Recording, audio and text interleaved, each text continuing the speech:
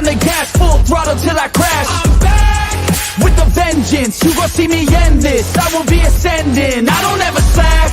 I got my eyes on a prize. What I see for my life, I don't float, no I fly. Do or die, cause you gotta do or die. There ain't no compromise. Get ready for a fight. Do you wanna see what you're made of? What if there was no one to save us? Would you leave it all on the pavement? Would you die the ground with some stray blood? I just wanna find out my limits. I'ma put everything in it. I'm in this life to win it, and this is just the beginning. Do you want it bad? Do you want it bad?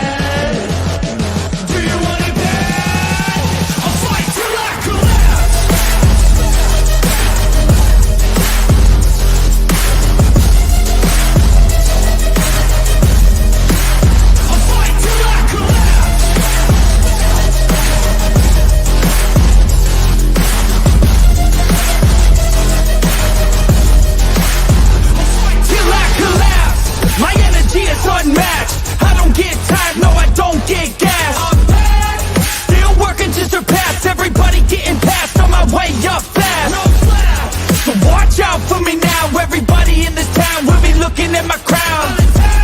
I got my knuckles all wrapped. Blood drips from the scabs, bloody fists from the jabs. Do you wanna see what you're made of? What if there was no one to save us? Would you leave it all on the pavement? Would you die the ground with some straight blood? I just wanna find out my limits. I'ma put everything in it. I'm in this life to win it, and this is just the beginning. Do you want it bad? Do you want it bad? Do you want it bad? I'll fight till I collapse.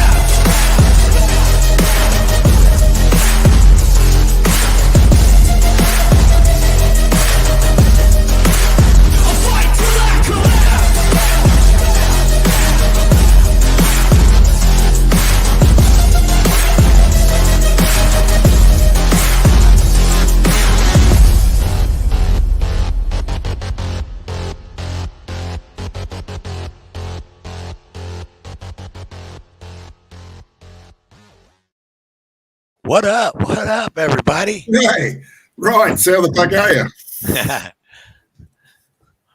You're muted there. You're muted there, right, Crispy? What's up, everybody? What's up, Farlap? Hey, man. Tote for life. Thanks for having me on, brother. What's up, bro? Welcome in. Welcome in. We just out here on these streets on a Friday night, trying to see what's going on with you. Let me run down through the chat real quick, see who we got in here. We got X, Denver Metro, Girl with Camera Armchair, Michael Copeman, Jeffrey Simp, and Girl with Camera keeps popping up. Pink Taco, welcome in. Angel Cacique. Yeah, what's up, Angel? Denver Brandon Metro. Mitchell. Make stupid people famous. Kevin Freed. What's up, y'all? Welcome in. Welcome into the Lou Garcia. What's up, man? Welcome into the family news show. Which I really don't have no news tonight. It's just kind of, I went live last weekend. Going live this weekend. John Denicola. Joko, what up? D. Johns, Oklahoma. Damn, everybody's popping in. Hello, everybody. I know all these people. Yeah, what's up, man? Thanks for watching, everybody in the chat who's watching now and in the future. Yeah, I am Toe for Life. That's my boy Farlap, my other homie. Howdy, fuckers. There, Wrights Crispy. So, Wrights, man. So you had some good shit going on this week, man. You had some friends over. What's up, Nabbin? Yeah, it was pretty crazy, man. A crazy few weeks. I went up to Georgia with Rogue Nation for his trial that he had. If you guys don't know, he was found guilty by a jury of bootlickers for a crazy law that they came up with in 1906 and they've never used since. No. Yeah, that'd be right.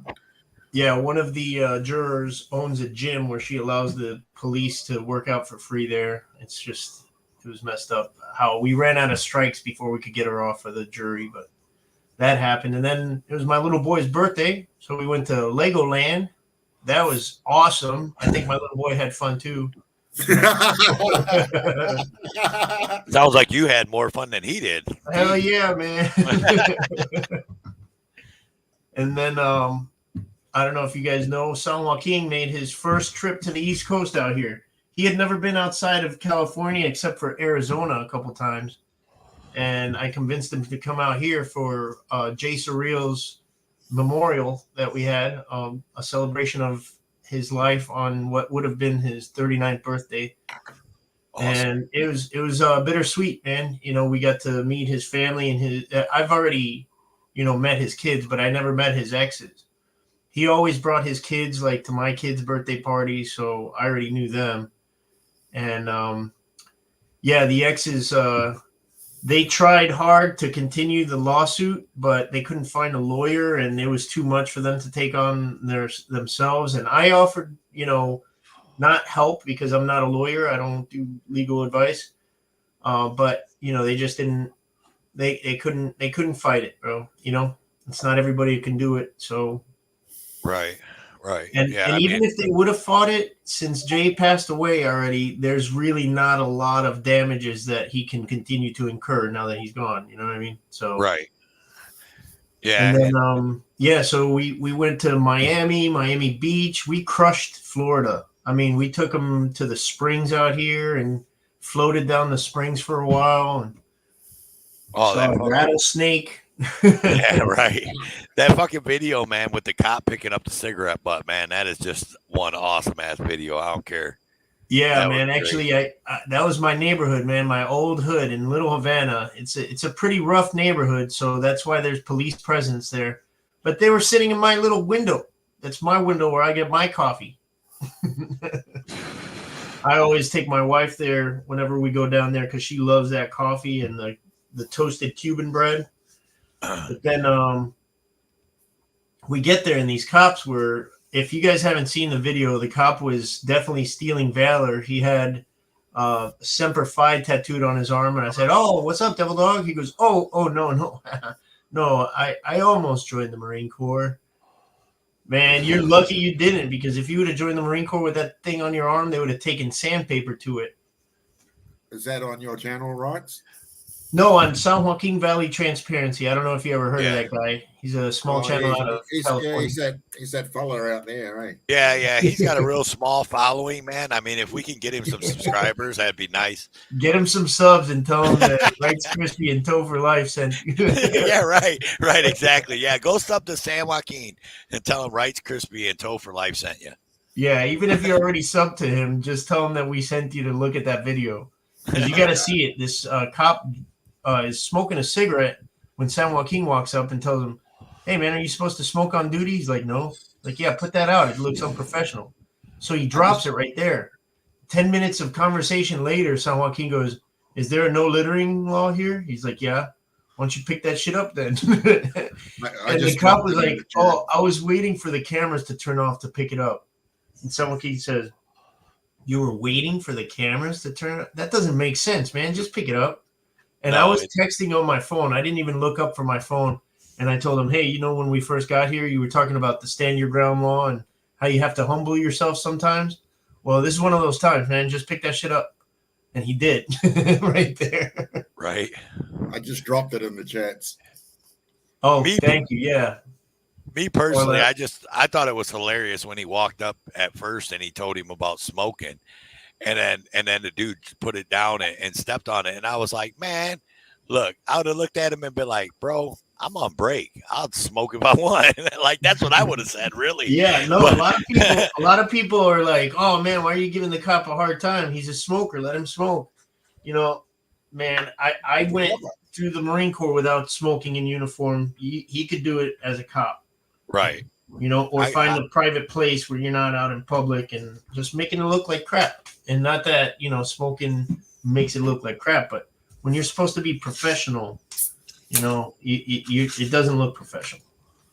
And not for nothing, it's not a big deal, but we're going to find any little thing just like they find any little thing. So True. cutting slack, that's not our job. Right. Well, I just thought that was funny. I was just like, man, really? Cigarette? He's obviously standing there getting him a coffee. Like, yeah. Brandon Mitchell, what's up, brother? Good to see you. Brandon Mitchell's a big supporter over on my channel. right. Yeah. I just heard, I heard tell through the grapevine today that there was somebody in the auditing community, or, well, I won't even say in the auditing community, but there's someone that's a new person in the auditing community, and they were like, oh, I need to check this Brandon Mitchell guy out or something. I was like, what? Yeah. Like, what? Like, y'all don't, you haven't been here long enough to know that Brandon Mitchell is good people, man. He's all over the place. Brandon sells gerbils with poop stains on them. That's funny. Right. What's up, Desert Goat? Welcome in. There's the Desert Goat, y'all. If y'all don't know, that's somebody, you know what? Any mods in the chat, put Desert Goat's link in the chat. If y'all don't know Desert Goat goes live all the time. And slap the like button, y'all. There's 12 people watching. Yeah, there's 19 total on both channels. Oh, okay. But yeah, hit that like button. But yeah, go over and check Desert Goat out, man. Because Desert Goat, he'll be going live, man, at the police station and stuff, man. And he'll only have like 3-4 people in there. Like, Desert Goat's good people. I've went out and filmed with Desert Goat before, man. Desert Goat's funny as shit. I think I'm sub to him. Yeah. Desert Goat's been around a long time. Like, I think he's filmed with people like Freeman and Bow, and I know he's filmed with like Sheepdog and all them guys, all the San Antonio guys and stuff. Yeah. So. Hey, man, but I can't stay for long. I did want to apologize for my last appearance here. Not for what I said, but when and where I said it. I'm sorry, okay? That wasn't your last appearance. You've been on here since then, bro. Yeah. Oh, I have? Yep. Okay. Well, for that one that just got spread on a stupid channel. The one that went viral. You know what? Hey, look. On the Liars channel. That guy's a freaking liar. He lies so much. I'm glad that they've doxed him and they're showing his stupid booger eating face. He looks like such a booger eater. So check this shit out, dude. When he stole that video, and someone, I think it was, honestly, I think Heather Holt's the one that told me about it. And I was like, what? Really? So I went over there and I watched it, and I watched the whole video. And you want to know what the only thing I got out of that? I was like, that fucker never said my name. He never told everybody where he got that video from. But then I looked at it and watched it again, and I was like, oh, my name's right there at the top of the StreamYards. It says Toe for Life when I'm on camera. Oh shit! Look at this guy. Here's your buddy. Wrights, don't jump out yet. Yo, what's up? Hey, damn, hey, how the fuck are you? What's up, Farlap? Good, how you doing? Oh, what's up? Great. What's up, Rice Crispy? Oh boy. What's up, brother? How are you, man? Just chilling. How you doing? See you, brother. Yeah, you too. Yeah, don't worry about that last shit, man. It's just, sometimes that's just how some people just get a little sensitive, man. You can't tell them anything, so I don't want to, get into it or anything. But I know what you're talking about, dude. Right. Thank you for understanding. Don't even worry about that, man. Yeah. Right on. Yeah. So. I'm only trying to help people in this community, and but that's that. Cool, man. Good to see you again. I hope to work with you again too, man. Why don't you come out to Florida, dude? I got a lot of places to go, dude. I would like to go to Florida. But I know the next place we're going, Sweet Tea and I are going to Massachusetts. Oh, nice. So, give her a big hug for us. Okay. Yeah. So we're going to be doing some stuff with Banana and AFA. And then, but yeah, dude, I already know, we definitely want to go. When we go out to Florida, we're going to hit you up for sure. So cool, it was fun when we were out here in Denver, man. We had a good time.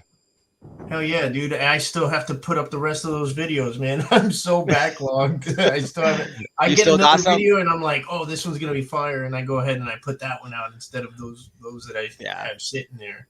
Everybody everybody wants to go to Florida until they get there and they figure out that humidity and shit, and then they're crying about it. Yeah, but that's what the springs are for, man. Jump into the nice 72-degree springs, you're good. Just watch out for gators. I'm not kidding. Yeah, hey, but they're like squirrels. DMA, how's that Acevedo working out for Aurora? The what? Is he the chief, Art Acevedo? You know, I'd ask KDOT. He's kind of the one keeping up on that Aurora stuff. So I don't know much about that. I just know that there's this Sergeant Douglas over there in Aurora that I had an issue with, and he was trying to solicit a harassment charge because I was recording in the police station, and some Karen was getting upset about it, and he tried to like solicit a harassment charge on me. And then I saw a video that he did where there was that same sergeant, and he was, I guess, there was an officer that fell asleep on the job or something like that, and he like lied and was protecting him and stuff like that. So just Aurora is it's a nightmare, man. It's how it is over there. So some of the worst in the country. I hate to, just jump in and out, but I promised I would be somewhere. But you guys, I'll come back if it's still going. Yeah, if I'm still going, man, come back, dude. Yeah. Did you get my last text message? Yeah. I'll let San Joaquin know that you're on live too. I know he pretty much kicked out his work for the day, and he said he was kicking his feet up. So maybe he will, maybe he won't. Yeah, tell him pop over. All right, brother. Hey, thanks again for having me. Thanks to everybody in the chat and watching now and in the future. And Farlap, high five. Hold on.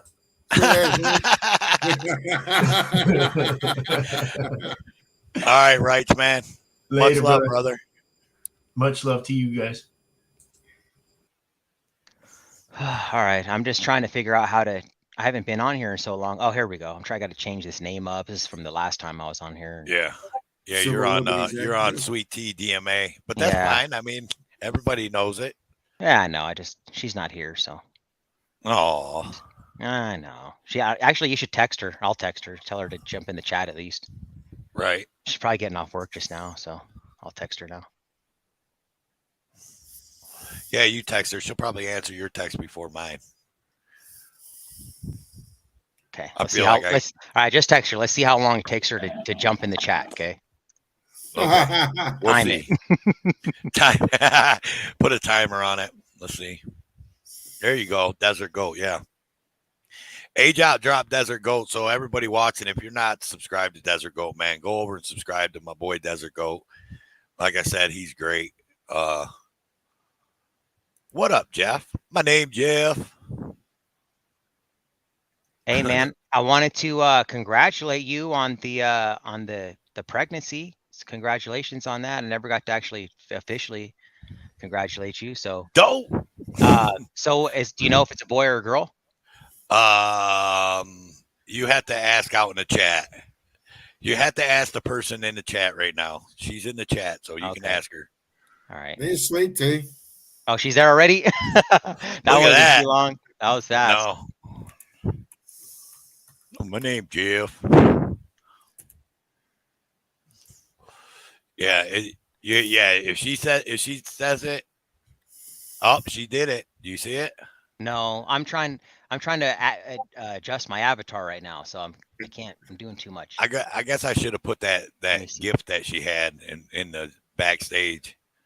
It's a girl, man. Oh yeah, girl. It says girl. Yep, I see it. Girl. Right on. So is this your first or what? My first girl, yes. So you have a boy. I'm excited. Already.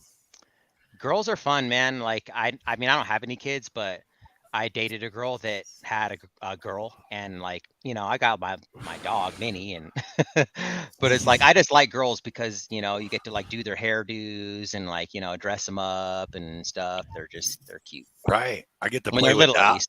I get to play with dollies, and can't no one call me right, any bad names. You get to fulfill your inner wishes that you like to do. No. I mean, I was pretty ecstatic when I found out it was a girl, man. I'll be honest, it brought tears to my eyes. Aw. Yeah, because you don't have a girl, so you want a girl now. You know what I mean?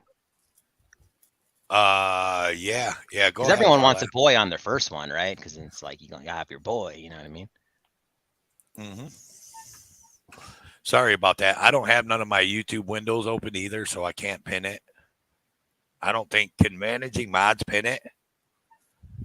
I don't know. Try to see if you can pin it for our lap. You should be able to drop it and pin it because you are a managing mod on both channels. I can drop it. I don't know how to pin it. Hang on. You click the little 3 buttons next to it. The little it should take. Oh, it won't let you. No. Son bitch. All right. The link is there if anybody wants to jump up and say hello. Sweetie, come on up here. Let me go over and pin it in the chat.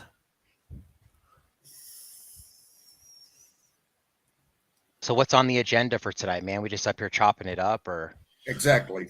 Yeah. Yeah. Right on. Yeah, man. I mean, sports zooming around all over fucking YouTube. Yeah, I mean, we're just talking. I mean, what you got going in the pipeline? Oh, dude, I got a bunch of stuff, man. I actually decided to take a break I got you, from brother. uploading videos. What's up, Jeff? Yeah, bam.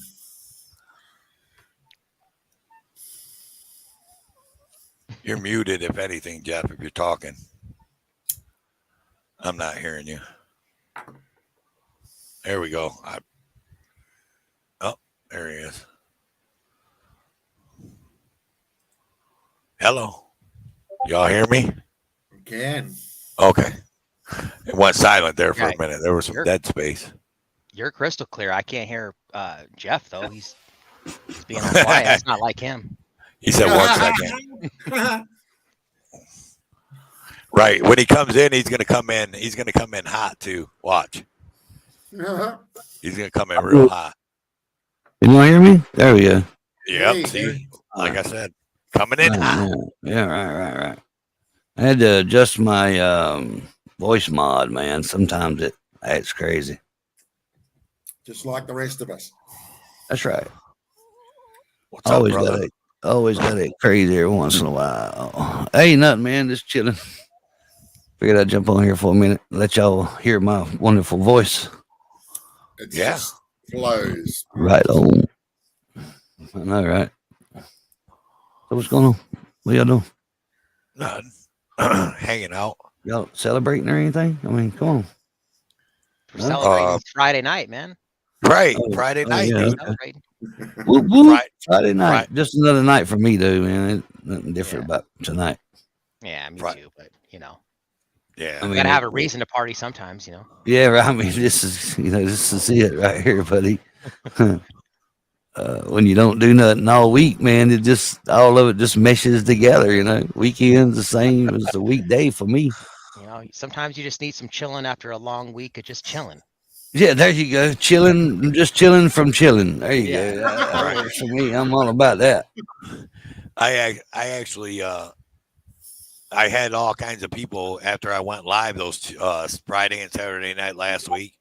I had all kinds of people, you know, saying, "Oh man, you should go live more often, man. We miss you being live." So yeah. And I was sitting here bored tonight, so I was like, okay, well, even though I got some videos to edit for my electrical channel, but I'm just when I do editing, man, I just have to be in the mood. You know what I mean? Like I can't just open the editor and just do it. I have to be like in the mood, like in a zone to do it. You know, just boring as get out, man. No, I know the feeling, man, but it can be boring. But for me too, I can get like really focused and I'll just edit. Sometimes I'll edit for like 8-10 hours straight, man, and I just keep going. And like that's when I like it. Like I can like it too. There's certain parts that I like and certain parts that I hate. Like the very beginning part where you're just like cutting out all of the like boring parts and stuff like that. I hate that. But once I get all that done and then I can start like actually being creative, you know, then I really enjoy it. So yeah, I gotta ask Jeff how to actually he's gotta show me how to make something into a picture, you know, the format for a picture. because I tried to like make a thumbnail in my JPEG? my editor. Yeah, I need to make it a JPEG, and I tried to make a thumbnail for this live stream, and I couldn't figure out how to make it a JPEG, so it wouldn't upload to YouTube as my thumbnail. You put it. You can put anything in the editor and take a picture of it, and then put it in a folder you can find, and go back to it, and then do it like that. Yeah, but when I export it out of the editor, it shows as an MP4. You know, you could No. You know that you can cheat too. You can just like do a screenshot of it and then upload it that way. Yeah, you can do that. In the Discord, Ty, there's a thing in there in the help channel, PC help channel. There's something in there to help, which you can use. Yeah. Because I had a cool ass thumbnail and shit all made up in my Wondershare, dude. I was like, all right, I made this cool ass thumbnail, and I tried to upload it, and it wouldn't upload because it wasn't a JPEG. And then I tried to change it to a JPEG in my editor, and I couldn't figure it out. Right. If you like my thumbnails, I don't actually make my own thumbnails. I have a guy that does them for me, so I'll give you his info, dude. Like if you want like a badass thumbnail for like a show you're doing or something like that, he can do it for you. It's not that much. You cheater. Hey, you cheater, man. He's like so good that I'm just like, why even mess with it? I don't even want to start over. Like, it's worth it just to pay him to do it, right? Yeah, and it's not like he charges a shitload of money too. You know what I mean? So, and he's like the best in the biz, dude. Like Jeff, your thumbnails are badass. Like there's a few people that have really good ones, and I think this guy's like he's up there with the top. So my thumbnails suck ass. What thumbnails are you looking at? I like your thumbnail. You got the thing that's cool about your thumbnails is like people when I see your thumbnail, I know it's your video. Oh yeah, they're unique. Badass is maybe not the right word. they're unique. Right. Yeah. Yeah. No, I started doing that, man. When something about one of the creator studio videos or something from YouTube told me it said in there bright colors, man, and I just went, you know what? You can't get much brighter than that. So I just been running with it, and it's been working. And I think about changing it, and I'm like, you know what? If I do that, man. Because everybody knows when my thumbnail pops up, everybody knows NC Tiger Hunter's video. Yeah. There's no denying it, man. Yeah. That's your brand now. You know what I mean? Right. Yeah. You've straight branded it. Yeah. So, but I mean, Lackluster made some fucking killer thumbnails. I can name off a bunch more, but he's got badass ones. Yeah. You know who all else the San makes good Joaquin ones? family. Junkyard News makes good ones too. Yep. Yeah, he's pretty good. News. Yep. Yeah. What's up, JC News? Yeah, they always jump out at me. Like Jeff's jump out at me, Lacklusters jump out at me, San Joaquin's jump out at me. Like that bright color does do it, and that's why I do the same thing. I try to use the bright colors when I can. Yeah, that's what YouTube recommended one time before, and I'm like, I ran with it, dude. Let me share my screen right quick, and I'll show you.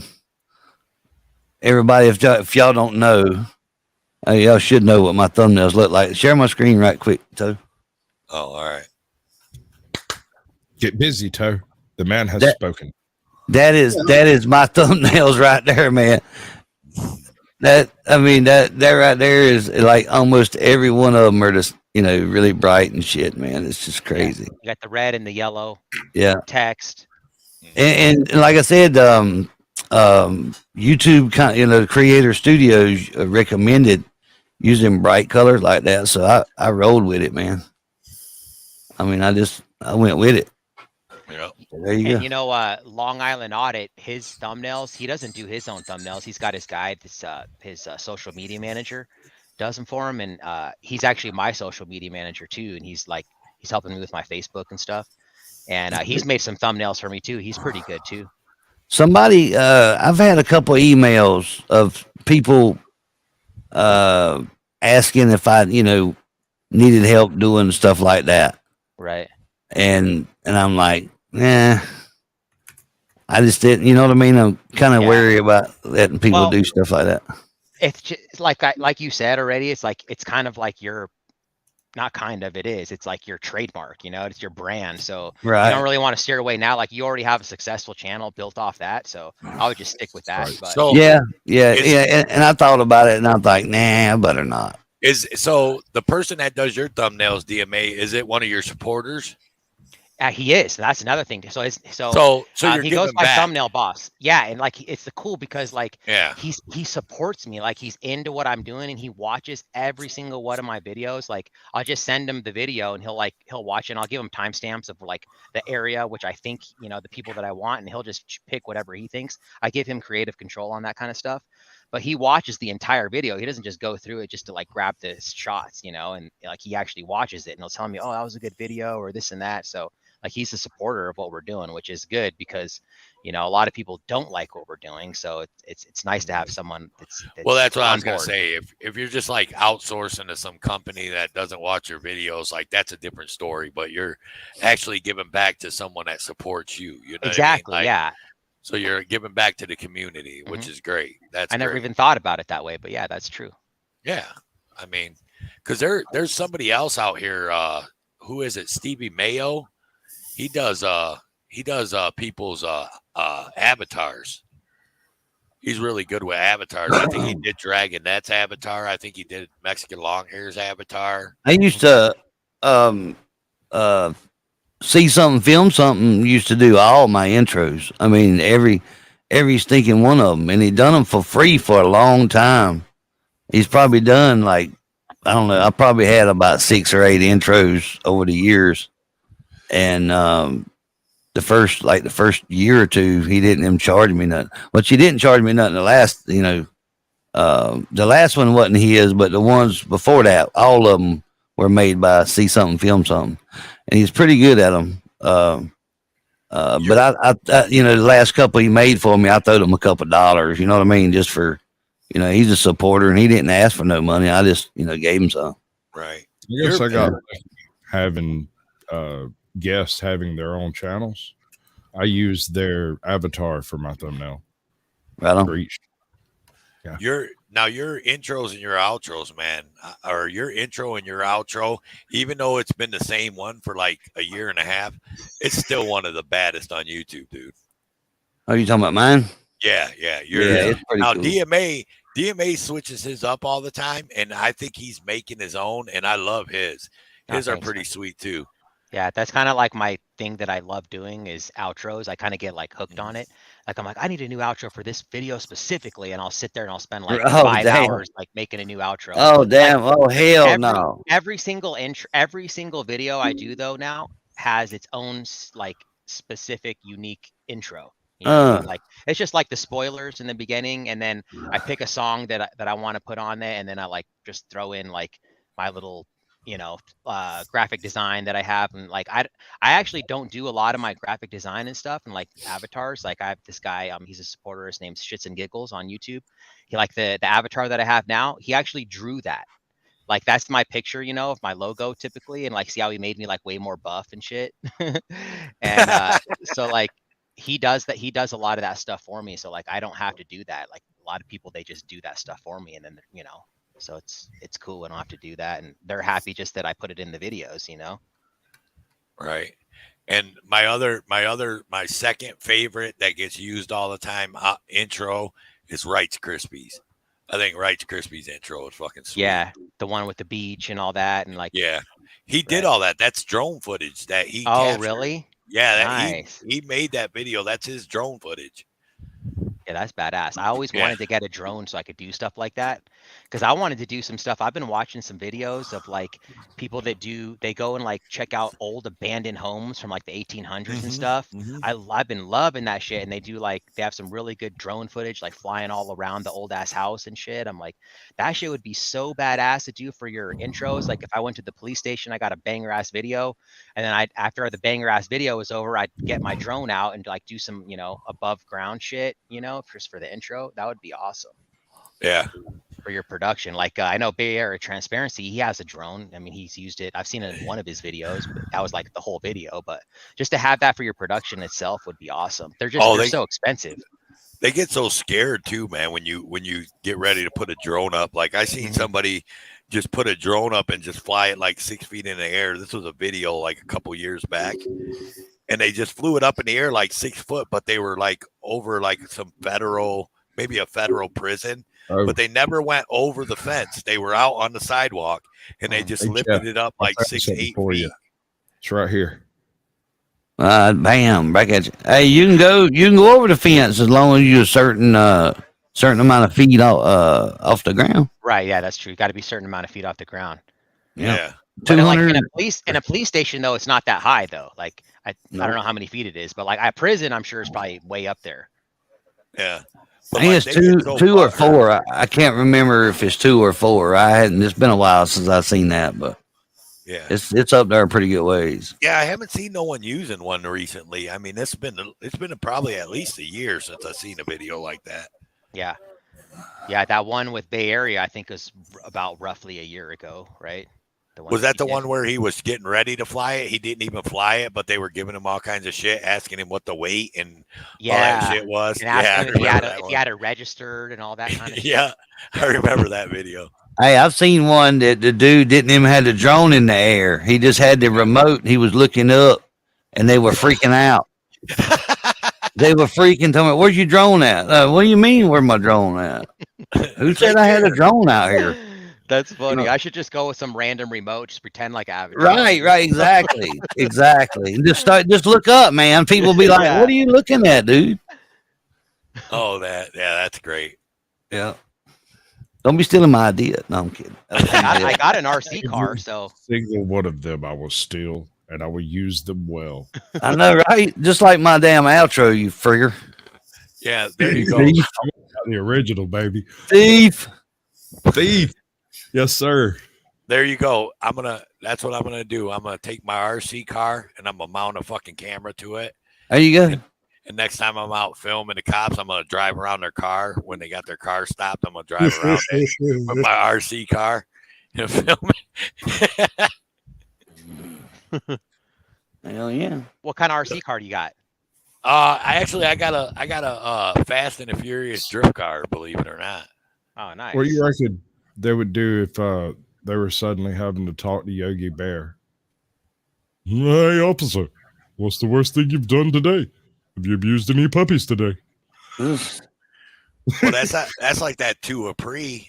Ain't that his name? Tuapri, the dude that's like, what? I'm just in here. Butterfly boy. Butterfly boy. Yeah, Butterfly boy. Dude, he's fucking great. Boy. I could do it with Foghorn Leghorn or Alex Jones. I don't know. Alex Jones probably get me arrested. Why are you putting that man in headlock? That's not appropriate. Quit it. Yeah. Right. Yeah.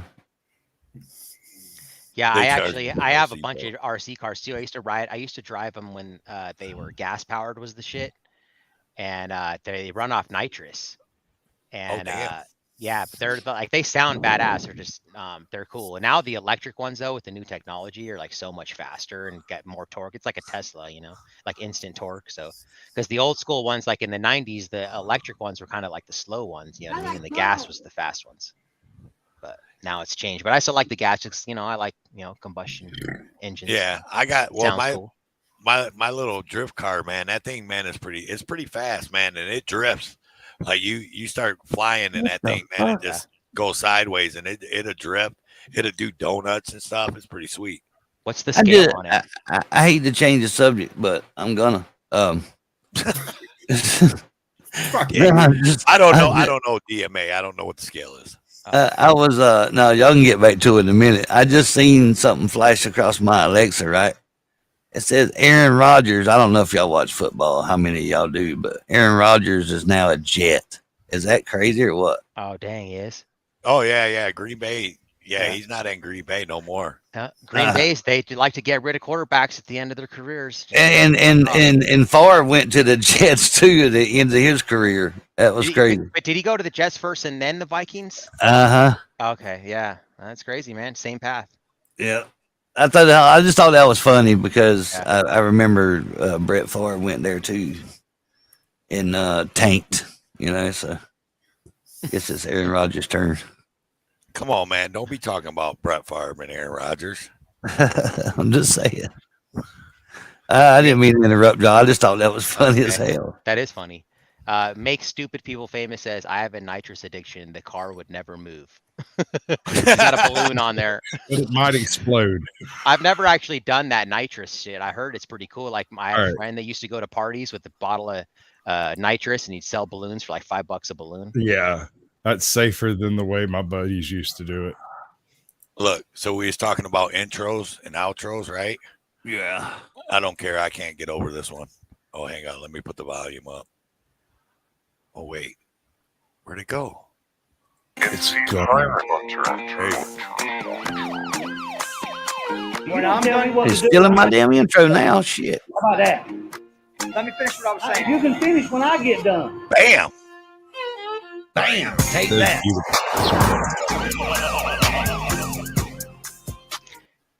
Yeah, I love that. Okay. It's got like that country, like hip hop to it, like, you know who Yellow Wolf is?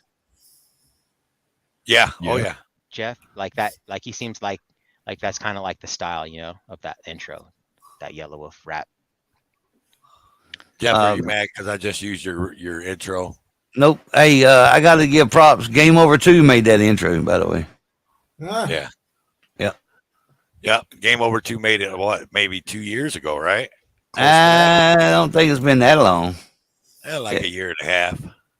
It could have been that long. I don't remember, to be honest with you. And anybody that runs around in different areas of the YouTube drama pockets, the laugh, and that is authority check. But I mean, I got to give him props. But he done a damn good job with it.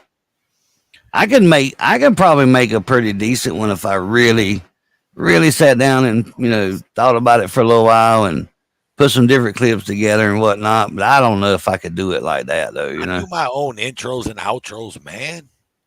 I know, but I just think I ain't never tried. To be honest with you, I ain't never tried to do it.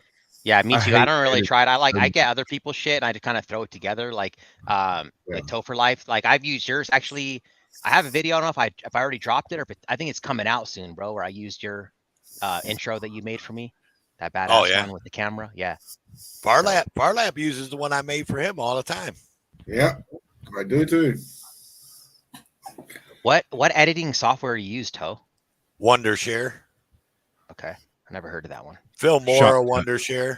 I actually pay a lot of money for it. Oh, really? How much is it? It's $49 a year. Oh, that's nothing, dude. I pay $30 a month for Premiere Pro. Yeah, Premiere Pro, but you have to have an engineering degree and fucking you had to have a damn doctorate in psychology. You got to have a PhD.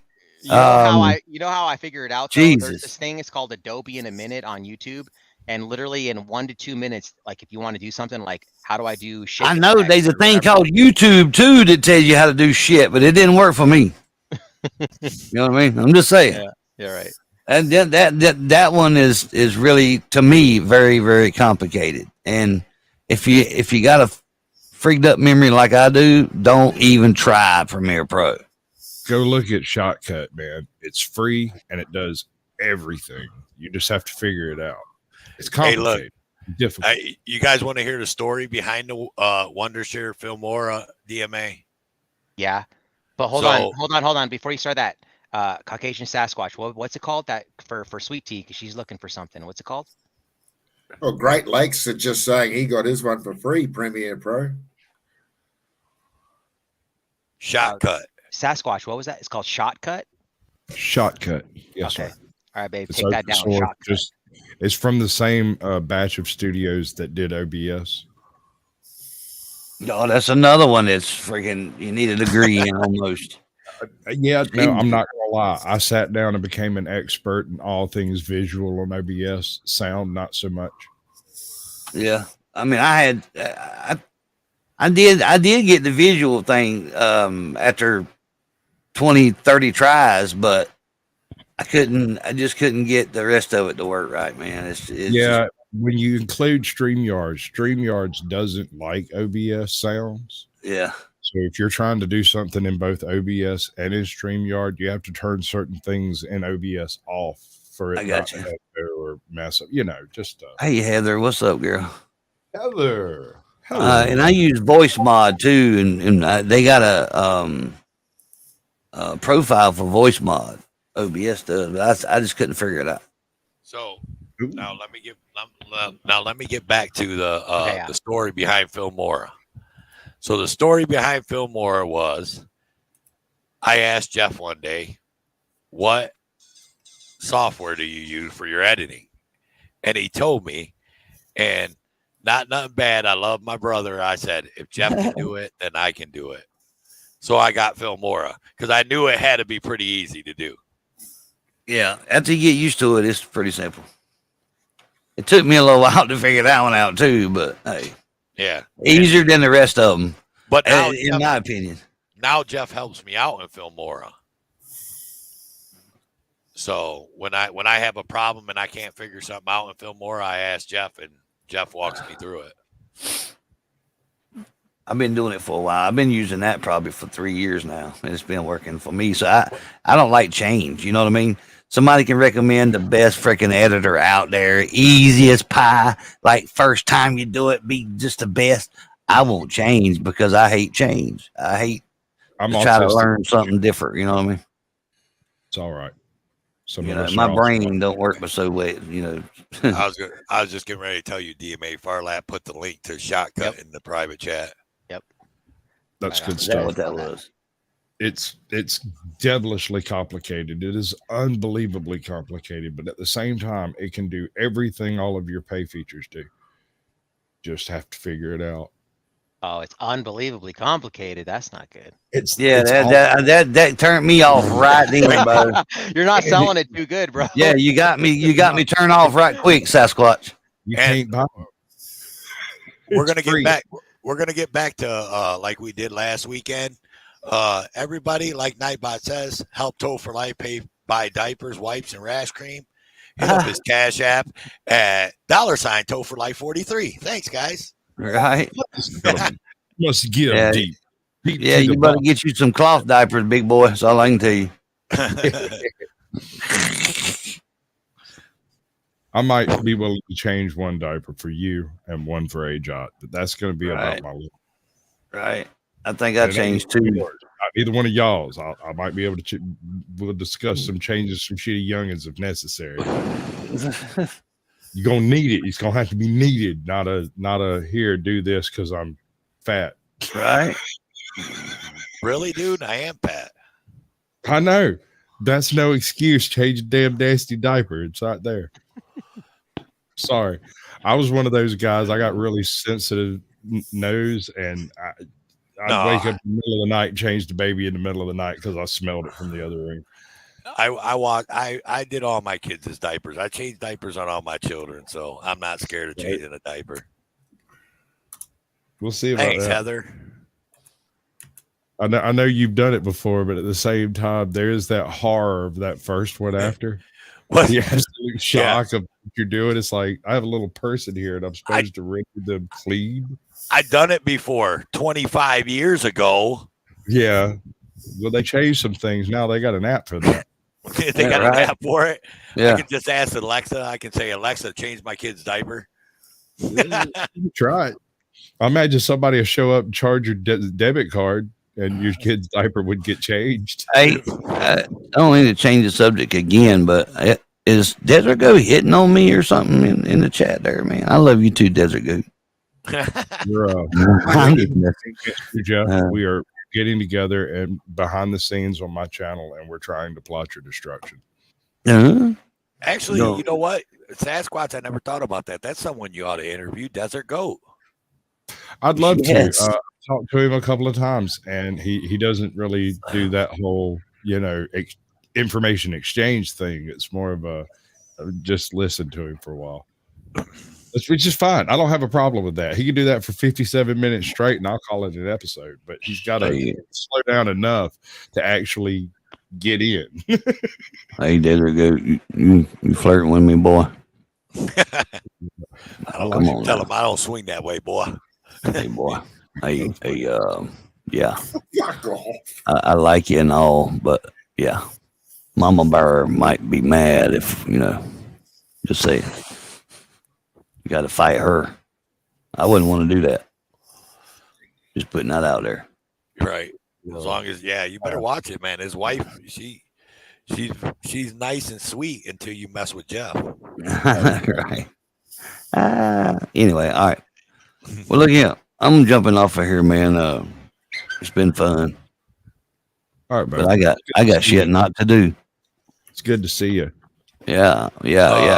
Your alarm's about to go off. It's time for your medicine. I got shit not to do, y'all. Well, that's just like the rest of us, Jeff. Huh? It's just like the rest of us. Lots of time with nothing to do. I know, right? I ain't got shit to do. Oh man, I don't know. I ain't got nothing to talk about really, man. I just feel like sitting up here acting like a damn idiot, not nothing to say, That's what we're doing. Well, I mean, y'all can master that shit. Y'all got it. Y'all got this. Y'all don't need me to be up here too. I mean, I have something to say, but I'm not going to say it clearly. It's 9:30 p.m. Listen. Yeah, it's medication time. Ain't that a pretty alarm? You know I'm good friends with Jeff when I know what time his alarm's going to go off. Right. Medication. I think everybody don't bullshit. Everybody knows what time I take my medicine. Heather, come on now. Don't Heather call you at like 9:31? She used Jeff, to take your medicine. Your medicine. She used to text me all the time until I told her I had 3 alarms set. See, now my Alexa's going off. I got 3 alarms set. It'll go off again in 5 more minutes just to make sure I didn't forget on the second alarm. You know what I mean? So I got 3 alarms set. Which you do all the time. Huh? Yeah. I mean, I gotta listen. I gotta set an alarm to take a shit sometimes. You hear me? I'm just saying. That was a joke, but hey, all right, I'm getting out of here. Y'all have a good one. Listen, all right, man. Peace. Here's my other alarm going off. Told you it went off 3 times, didn't I? Y'all thought I was lying about that, huh? No chance of you forgetting about it. Huh? No chance of you forgetting about it. Oh well, I you know what? Be honest with you, I still forgot. Cause I be doing this right here, like talking, not paying attention. I got the medicine in my hand this time though, so I don't forget. But I've actually forgot. I be talking on the CB radio or something while my alarm's going off. I just swipe it and shut it off, right? And then end up laying in the bed until 2 or 3 o'clock in the morning, wondering why I can't go to sleep. And then I'll get up and say, you know what? I know why I can't go to sleep. I didn't take my damn medicine. It's my life, though. All right, y'all have a good one. I'm out of here. You too, mate. Fuck this shit, I'm out. Fuck this shit, I'm out. No thanks, don't mind me. I'ma just grab my stuff and leave. My text. All right, I'll check my text. Fuck this shit, I'm out. Nope. All right, y'all be good. Fuck this shit, I'm out. All right then. Right on. I don't know what the fuck just happened, but I don't really care. I'ma get the fuck up out of here. Fuck this shit, I'm out. Right, I'm out. Bam. Okay. Now I got my show back. Jeff's gone. Yeah. The boss has left the room. We can now play freely. Right. It's free reign now. So, yep. The cat is away now. The mice can play. Right. And dude, I actually had to ask you, how come your avatar is like your whole screen like that? Okay, so I didn't learn. What's up, eyes wide open? I didn't learn how to do that. My wonderful love of my life, Ajot, taught me how to do that. She, it's actually simple, dude. What you do is you upload something in your StreamYard's background. Okay. And like you go to settings in StreamYard, you upload a picture to your background. And then if you're on a PC, you either cover up your camera, but in my case, my camera, I can just flip my camera down and it shuts my camera off. But you have to have your camera on StreamYards, and then it'll show the background without you in it. Okay, so but you can only do it if you're hosting the show, right? No, you can do it too. Oh, look at this guy. He came after Jeff left. What's up, Goat? Not too much, man. Not too much. What's going on with you? Oh, I just thought I would pop up since you guys mentioned me. Oh, we man, did mention your name 3 times, and that's how you summon Yeah. you. Yes. Yeah. Beetlejuice, Beetlejuice, Beetlejuice. Yeah. Might as well, huh? Right. What else you gonna do? Caveman. You need to go on Caucasian show, Desert Goat, man. Get you some more subs and shit. Caucasian hook you up. Do it. I'll do the best I can, man. Yeah. I even have like some extra stuff I do in After Dark where folks can bring in problems or issues or like was it Heather?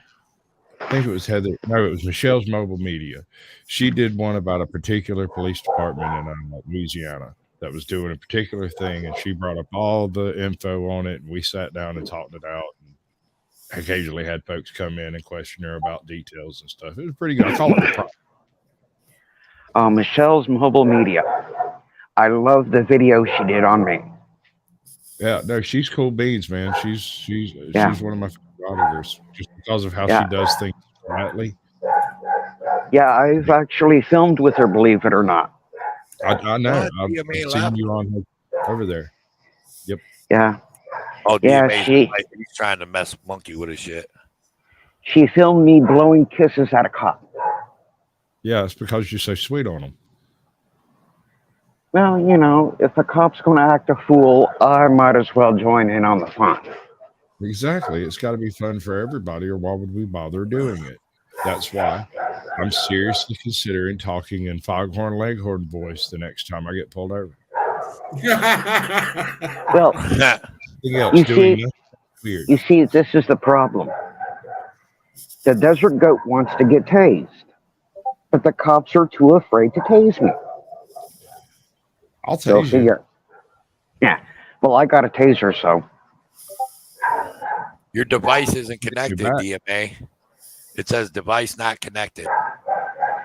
Or I would. You're in the basement still.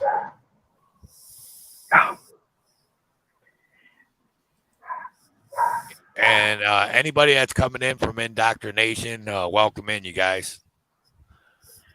But yeah. I see Indoctrination sending people over. So, hey, you want to hear? Look, one of my favorite stories out here on YouTube that makes me laugh all the time is fucking Caucasian Sasquatch when last time he got arrested. Oh my God! Tell him what you did after when you were walking out picking up all your stuff, Caucasian, because that is the funniest shit I ever heard. All right, so all right. After a bunch of other stuff had freaking happened, these people were already kind of on edge because I'm a really weird guy. You know, they got the really tall sergeant's desk up there where they got all the prisoners.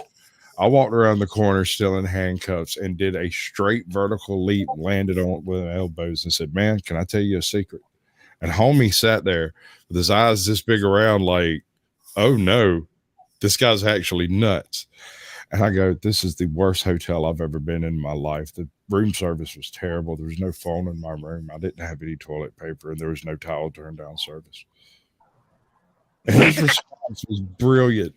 He sat there for a second, blinked at me, and leaned back and bumped the door and said, "Barbara, this motherfucker says he's going to leave us a bad Yelp review."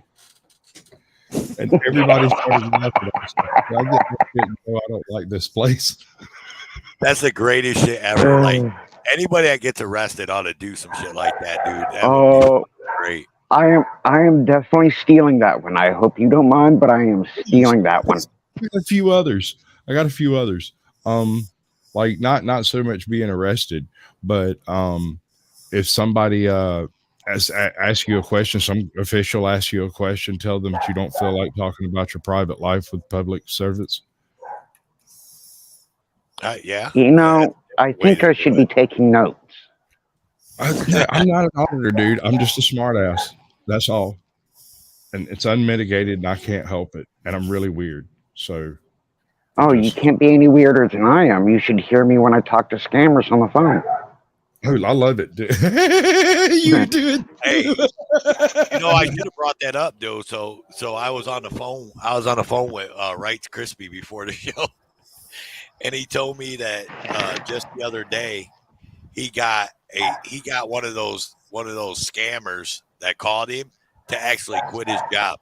The dude literally told him on the phone, "This is my last phone call I'm making. I can't do this no more." Right. Dude, I have a short up. I have a short up of we were actually at Aurora Police Department, and somebody called trying to get donations from the police department while we were doing the audit. Oh shit. Yeah, you should play it, dude. Where is it? It's a short on your channel? It's a short, yeah, of them trying to get donations from Rice Krispie as we're doing an audit. It was hilarious. Oh my God. Let me see. Oh wow. You remember what the name of it is? Hold on, let me see. Let me see. I'll figure it out. You probably see on the thumbnail, it says it's just a picture of Rice Krispie. It's kind of an older one, so it's like kind of a ways back. All right, let me see. Yeah, I know, because you put up shorts all the time. So yeah. Desert Goat, get my emails at some point. It's CaucasianSasquatch@gmail. I'll bring you on the show, and after that, we'll do all the stupid stories that I've ever heard of people doing. There it is. That's a lot. Yeah, it's called "Will You Donate to the Police?" Yeah, I had one of those recently, and for some reason they rudely hung up on me. All I asked was for cocaine and whores. Yeah, I don't know. It's not so much to ask. Yeah. It's like, well, you guys got the good stuff anyways. Might as well do it. Or I gotta wait till it ends.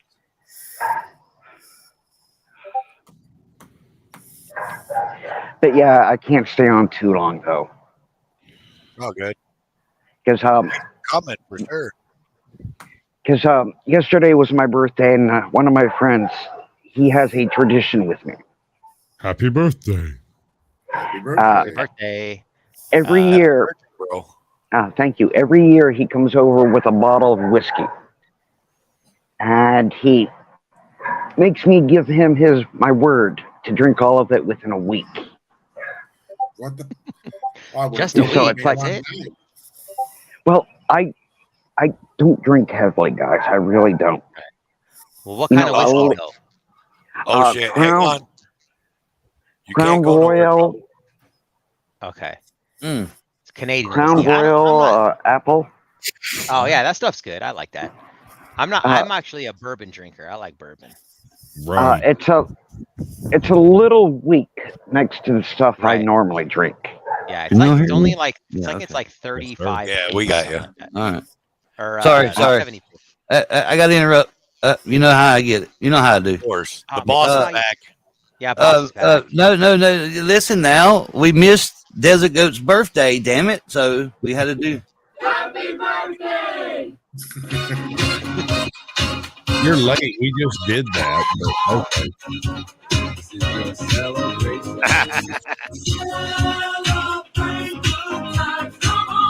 All right. Happy birthday, Desert Goat. Thank you, Jeff.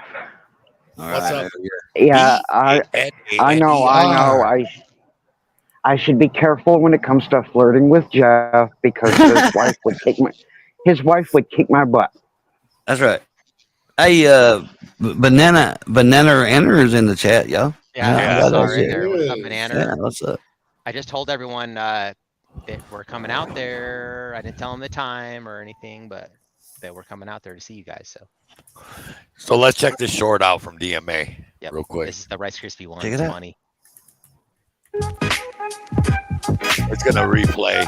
Yeah. You can't ever go back on a short. Hello. It's hard to understand you. It sounds like you're underwater, but you're talking about officers who've died in the line of duty, and you want money for that, and you're wondering if we should keep them safe? Would the officers cover you to return a one-time donation for the drive? Yeah, I'm saying, like, what do you think? Do you think that they have enough taxpayer money? Do you think those officers' families are actually going hungry?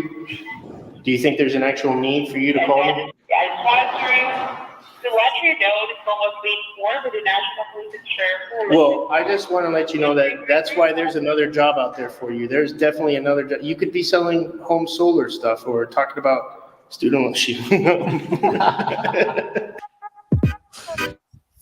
Good man. Dude, he'd be ripping people, man. That was like the perfect time for them to call. It's like right there and we're recording. So yeah.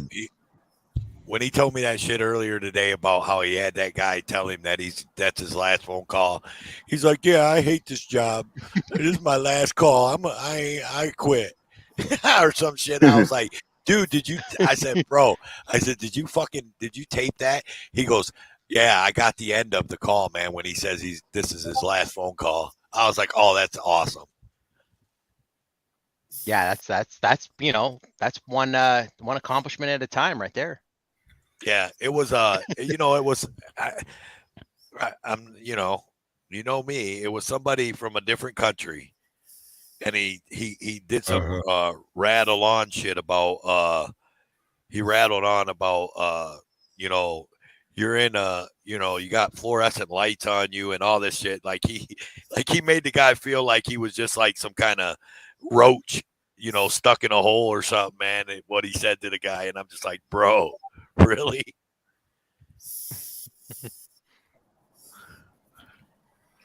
Yeah, I do have a favorite line with him, though. What is Thank you for calling the CIA. Please hold on as your call is being traced. I see my one. My I seen a Wi-Fi video. setup is FBI surveillance van 3. Oh yeah. I seen a video where it was a woman cop. It was either a video or a short, and it was a woman cop. She was like a sergeant or a captain or something like that. She was big up, and they the called chief her. Of police. Yeah, and they called her on the phone, and they told her that she was, that she had a warrant because of her Social Security number or something like that. Social Security was looking for her, blah blah blah, man. And she reamed him up, and the dude ended up cussing at her at the end, and telling her "fuck you" or something like that, and hung up. Yeah, and the part I found funny is the address she gave him. What was it? The police station? No, the White House.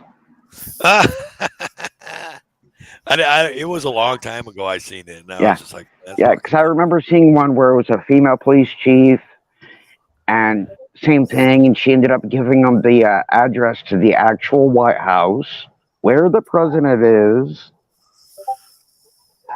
And it's just like, yeah, you're telling that to a police chief.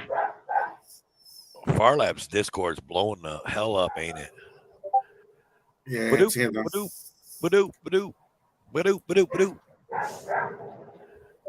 All right, hey Toe, real quick, dude, because I really want to copy you right now. So what do I do? I got my thing uploaded, bro. Okay. What do I do? So are you on your PC? Well, I have a Mac though. Or whatever. Yeah. So you're on your laptop? Yep. Okay. Take and go to settings. Yep. Go to virtual. It's in the virtual background, right? Yeah, I got that. Click on it like it's your virtual background. Okay.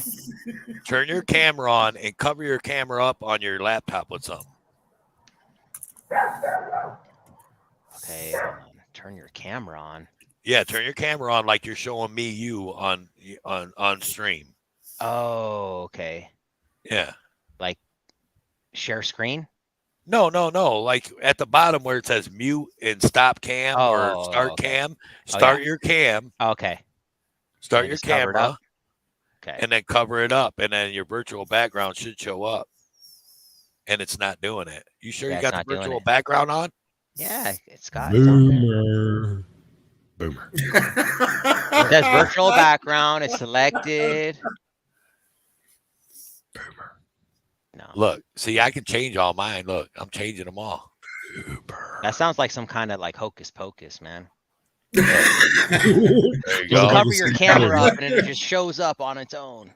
Yeah, because it's the background. Your camera's still on, but it's showing a background. It's got a virtual. Oh, I background. see what you're saying. So you got to like keep it permanent on there, covering it. Yeah. Oh, okay. Let's see. Let me try something.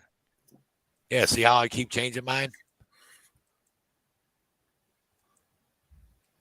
I'm just changing them in my virtual backgrounds. Yeah, mine's not working though. I don't know. Maybe it's different from mine. Yeah, because it's an iMac. I mean, I don't know shit about fucking Apple crap. Yeah, Apple crap. I don't know shit about Apple crap. Yeah, you know, it's crap, man. There's your problem. I love Apple, man. Oh, it works. Problem. And some people like being beaten. I mean, it's a matter of taste, I'm sure. I got the new device every 2 years. Strongest computing power that there is over here. I got the MacBook Pro, so I mean. All I have to say is I rock with Bill Gates, baby.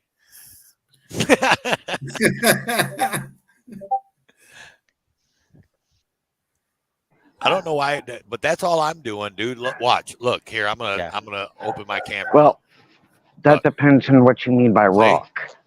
Oh, okay. Right.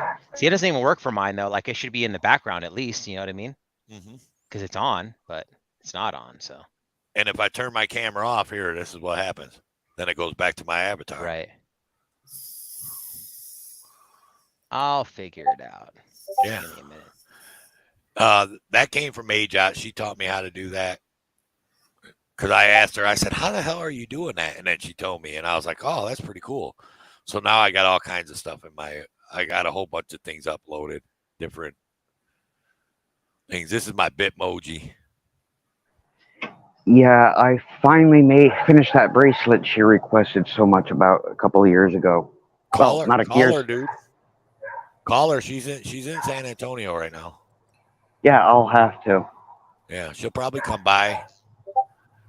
Yeah, the last time I spoke to her, some idiot tried using her name. You know, Really? they tried. Yeah, they were doing a don't say Cash her App. name. Yeah, don't. They were doing a Cash App scam in her name on Facebook. On Facebook, and Yeah, yes, I'm being vague. Yeah, her old Facebook got hacked. Yeah. And I was having fun with that scammer. Anybody who knows me when it comes to scammers. Oh, she's in the chat right now, Desert Goat. Yeah, anybody who knows me when it comes to scammers. Oh, look, okay, I got it. Keep in mind, Figured it out. I have too much free time on my hands. All I see is black. Okay, so when a scammer openly starts a conversation with me, okay, you just initiated the whole fun rights. And yes, AJOT already knows about this because I spoke to AJOT about it. Is that really Mr. Bodell? Yeah, that's Mr. Bodell. Oh, there you go, DMA. You got it. Yeah, I know. I'm just looking for. But he trashed doing it. Hey, Robert. Someone can check that in the chat, but I'm sure that's Mr. Bodell. He stops by. That's Mr. Bodell.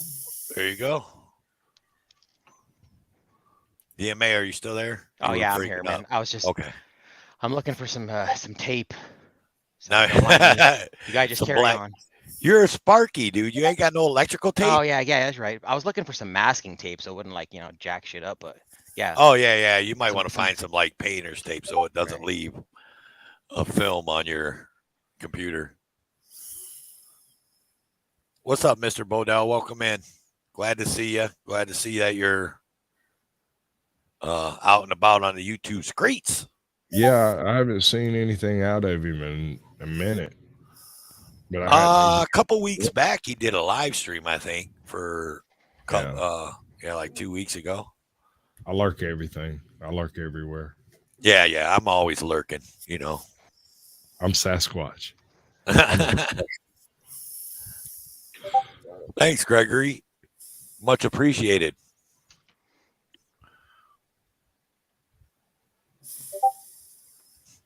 Yeah, you guys can drop links, man. Drop anybody's links you want in the chat. Anybody's in here, someone can drop Mr. Bodell's link.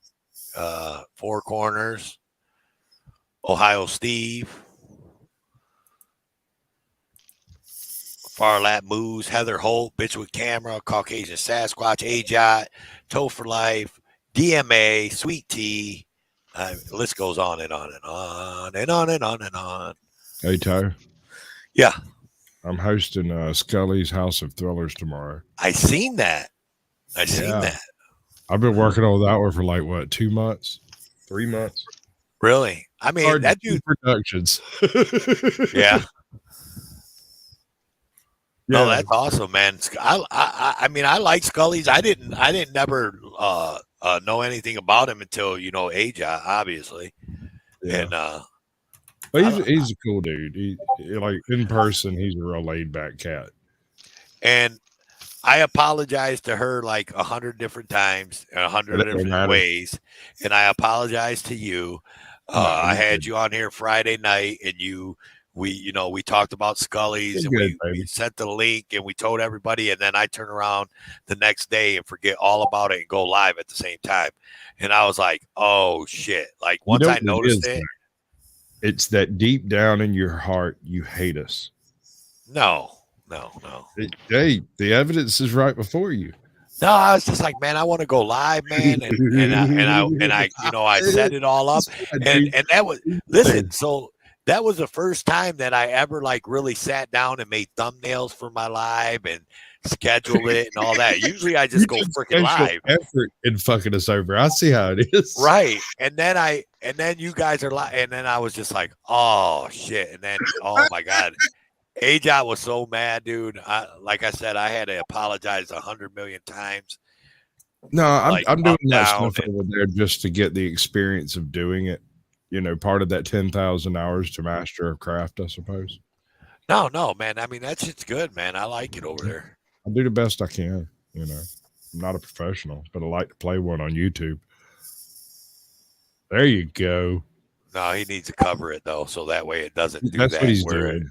But he figured it out to the point where as long as it's covered, it's good. I like that. I love that cartoon DMA. That's pretty cool. That is a pretty pimp cartoon. I want somebody to do a caricature of me. Like something, I don't know, worthwhile. When I start this whole traveling thing that I'm fixing to do real soon, I'm gonna find one of those sidewalk artists to do one. Okay, I just read the comments. AJOT, the next time we meet, be sure to call me and remind me about the bracelet. Because if you don't remind me, I will forget it. Sometimes you need to get a shot collar and put it around my neck and zap me a few times. And she's definitely watching and lurking, because she supported me, unlike I did not support her on Saturday night. I am a bad person. Thank you very much. Hey, thank you, Toe, and thank you, AJOT, for teaching me that, because that shit's gangster right there. Yeah. I'm loving this shit. Toe for life, and AJOT, good people. Yep. They are the third cutest couple on YouTube. Oh yeah, yeah, because me and Sweet Tea are first, and then AFA and Banana, and then you and AJOT. Oh, okay, all right. That's good, man. Okay, that's bronze. Out of that top 3, one can be eliminated to top 2. Oh, damn. AJOT and Toe for Life are in the top 2. Thank you very much. Yeah. And don't ask me on who I'm dropped. I already know. Because I've already given my word to somebody else that I would not bring these other 2 couple up. Okay. Well, we'll leave it at that because we don't do that kind of stuff here. Yeah. Well, that, and I like to try to keep my word, so we're all good. Anyhow, as we were talking. Go ahead. What you got? What you got for us? No, I'm just on watch tonight, considering this morning my neighbor's car got broken into, so if you're wondering, if you guys ever wonder why I'm so quiet, Goat is on a mission. What's up, eggplant? Welcome in. Eat my eggplant in the house. What's up? Oh, eat my eggplant slash Angel. Angel. I still didn't. I got your email. Actually, FarLab gave me your link, so I still need to change that, or like unblock you. I guess you're never blocked, but sometimes people just get blocked on my channel, and I have to go to the YouTube Studio and put it in. What's that? Approve all users. You know what I mean? And then all of a sudden they're unblocked. It's weird. Hey, that having some kind of issue. I got blocked after I did that video on the YouTube grifter. We won't mention his name, but after I did that funny video I did to the YouTube grifter, yeah, I got blocked on his channel immediately. Oh, yeah. Hey, boring. ABS, what's up, bro? Gregory, thanks for liking my videos, man. I appreciate that. Boring sandwich in the house. Yeah. Yeah. ABS said he was going to come up. He said earlier he'd come up. I don't know if he's still going to able to come up. Angel, you can come up too. You know who I was talking to earlier today? Is Lucky 225. Who is that? You guys seen that lackluster thing that he just did? He's showcasing Lucky 225. We did a story on the Pueblo Police Department where I guess there was some like homeless guy who was, you know, a lot of homeless people are mentally ill. And I guess he like spit on a teacher and like punched her in the face, which yeah. Well, that's obviously not cool. We're not condoning that, but right. The husband like found the guy on the street. And he's a major bootlicker. Yeah, he tackled him and put him in citizen's arrest, which is fine. But then him and his son started beating the living shit out of him, like vigilante justice, and just like beat the living crap out of, punched him like 40 times or something like that in the face. And the cops are just kind of colluded and acted like it was all good, giving them fist bumps and stuff. And thank God that Lucky 225 did this story. And then Lackluster picked it up and, got, hundreds of thousands of views. And finally they had to acknowledge it. And they actually charged the guys with felony charges, which was assault with a deadly weapon. And so it was a class 4 felony. And the homeless guy only got charged with a misdemeanor 3rd-degree assault. So, I mean, of course, we're not condoning that anyone use violence on any person. Don't punch a woman in the face, but when you find that person and you detain them and you put them in a citizen's arrest, you don't tackle them to the ground and then beat the living shit out of them to a bloody pulp. You know what I mean? Right. That's just not cool either, especially when obviously this person has, mental health problems. So not in public. But anyways, I was talking to him. Yeah, not in public. But I was talking to him and so he said he might come up here. So we'll see if he comes up because I'd like to. Oh, okay. Cool. But yeah, he's been. I remember seeing his channel, like he was in my comments, like in the beginning of my channel and stuff. So he used to live out here in Colorado, but he had to move out of here. So, but I want to go to Pueblo now because that's like, I don't know, maybe an hour and a half away from my house, and just kind of go into the police stations, do a little follow-up visit, see what they have to say. Did you guys see that Lackluster video though? Yeah, I seen it. I know exactly which one. Where they tackled the guy and held him on the ground and beat the shit out of him. Yep. People were calling the police saying that they were kicking him in the head and all that. Yeah. And then they lied to the cops and said that they just tackled him and his face got busted up because he hit the ground or some shit. Yep. Yeah, exactly. That was some wrong ass shit right there. I went over to their Facebook page and dropped my comment in there. Yeah. And they've been like, deleting the stuff on Facebook too and not putting stuff up on there. So yeah, that's some fucked up shit, dude. They did that guy wrong. I don't care. Mm-hmm. Like you said, I don't condone him spitting or hitting a teacher or anything like that. Yeah, the son is an MMA fighter. Yeah. Mm-hmm. That's what Phyllis. Yeah. Phyllis Peterson said. Yeah. Yeah. So and because they were he was the guy that did it, the husband, he was a medic for the SWAT.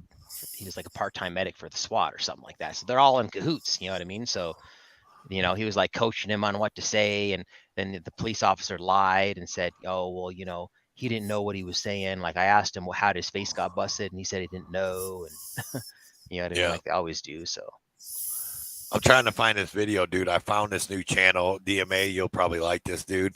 He's funny as shit, and he's always making shit, funny videos about like contractors and shit. And he's got this one about an electrician that's trying to get a job as a framer. It's fucking hilarious. I gotta find it here, and I'm gonna pull it up. Dude's got like 60,000 subscribers, but I don't. You know that? Have you me ever seen that guy? He had that channel. It's called like the Sparky channel, and he had like, I don't know, a shitload of views and a bunch of subscribers, and then all of a sudden his channel just got like deleted, and then he had to start over from scratch. Do you remember that guy? Yeah, I used to watch his videos. He's, you know, he's like a good, like do like tutorials, like, you know, how to do a 3-point saddle or whatever. You know what I mean? And speaking of such videos, I gotta share one with Two for Life. Yes, sir. I got a good video to share to him. What you got? I want to hear about it. Okay, everybody who's anybody who has seen Back to the Future. There's a guy out there who built a guitar,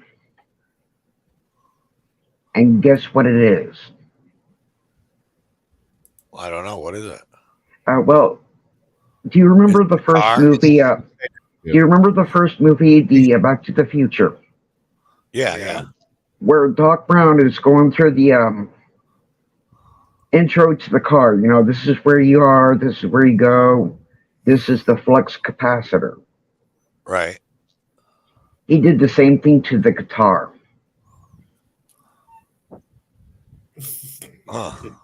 Yeah, it shows it powering up just like the car.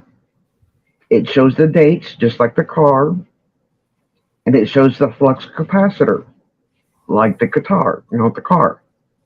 All on the electric guitar. I thought it was pretty cool.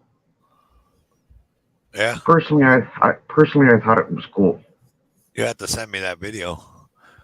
So DMA, check this out. So this dude's name is Marshall Patrick, right? He's got 58.4K subscribers, right? You got to watch this video. Now, anybody that's in the chat, it's a time traveling guitar. That's what someone just said in the chat. Good Desert Goat. So anybody in the chat that doesn't know, even though my name's Tow for Life, I'm an electrician now. I used to be a tow truck driver. DMA is a former electrician, so we're both Sparkies. But so this one, DMA, it's called Electrician Interviews with a Framer. Okay. This shit is so fucking funny, dude. Just wait. You're gonna laugh your ass off. So you're the Sparky trying to get a job. You know we do framing. Yeah, well, my name's Marshall. You can call me Marshall if you'd like to. I see you got a bag. What kind would you bring your tool bag with you? Yeah, I got all the tools I should need in here. So made by Klein. Pretty good bag right here. Let's say you hammer. You got a hammer? Can you give me 1 second here? Let me just. Is that sunscreen? Yeah, it's bright out here. What the hell you got sunscreen for? I ain't trying to burn. Put that shit up, Sparky. Damn. Whatever. So, y'all hiring or you got a hammer? Hammer. Yeah, oh yeah, I got a bag full of hammers. I got more hammers than anything, really. I'll tell you what, I got a piece of wood here, just a little scrap piece. A little 1x6. Why don't you grab your hammer out of your little backpack? Yeah. And see if you can drive a nail in this board. I just want to see how your technique is. All right. You want me to do nail it? Oh yeah. Easy peasy, bro. Go grab a drill. Easy. I know this use I got a couple staples here.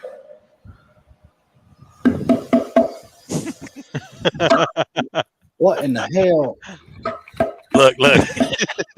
Fuck it, I didn't know damn hammer. That's so true too. I didn't realize I wasn't prepared for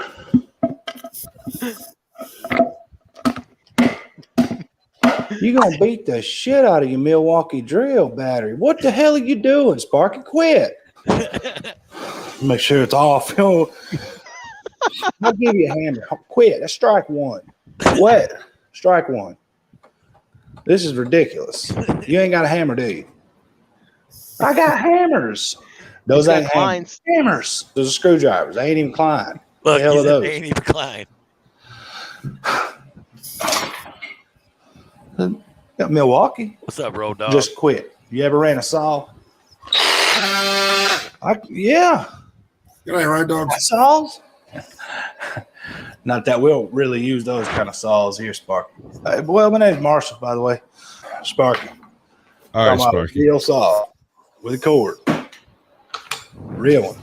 You ever use one of these? You plug it in? Why? Strike two, Sparky. You need extra battery? I got extra batteries. Strike two. Put that shit up. Whatever, dude. Ever seen one of these? You know what these are? That right there is, those are triangles. Those are triangles. Those are framer triangles. Is what those are. What that is. Not a damn triangle. It's a square. Speed square. Not a square. That's a triangle. That's not square. Okay. Yeah. It's a square. Hey, new guy thinks a triangle's a square. I get it. That's funny. That's funny. I know it looks triangle. It's called square.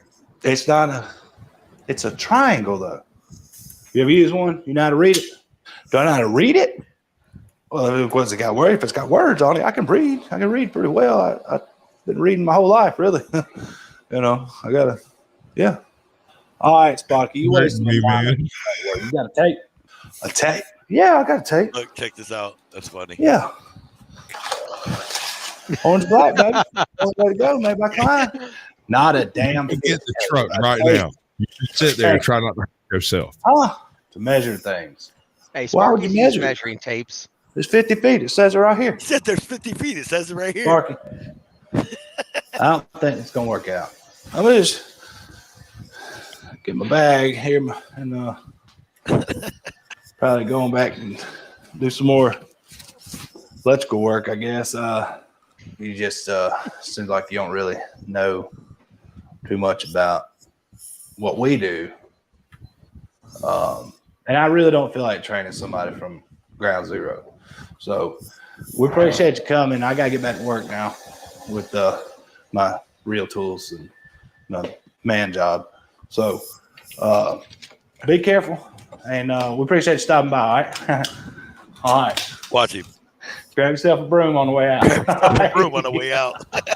I'm just messing with you. All right. Have a good day. Oh, that's funny. That was funny.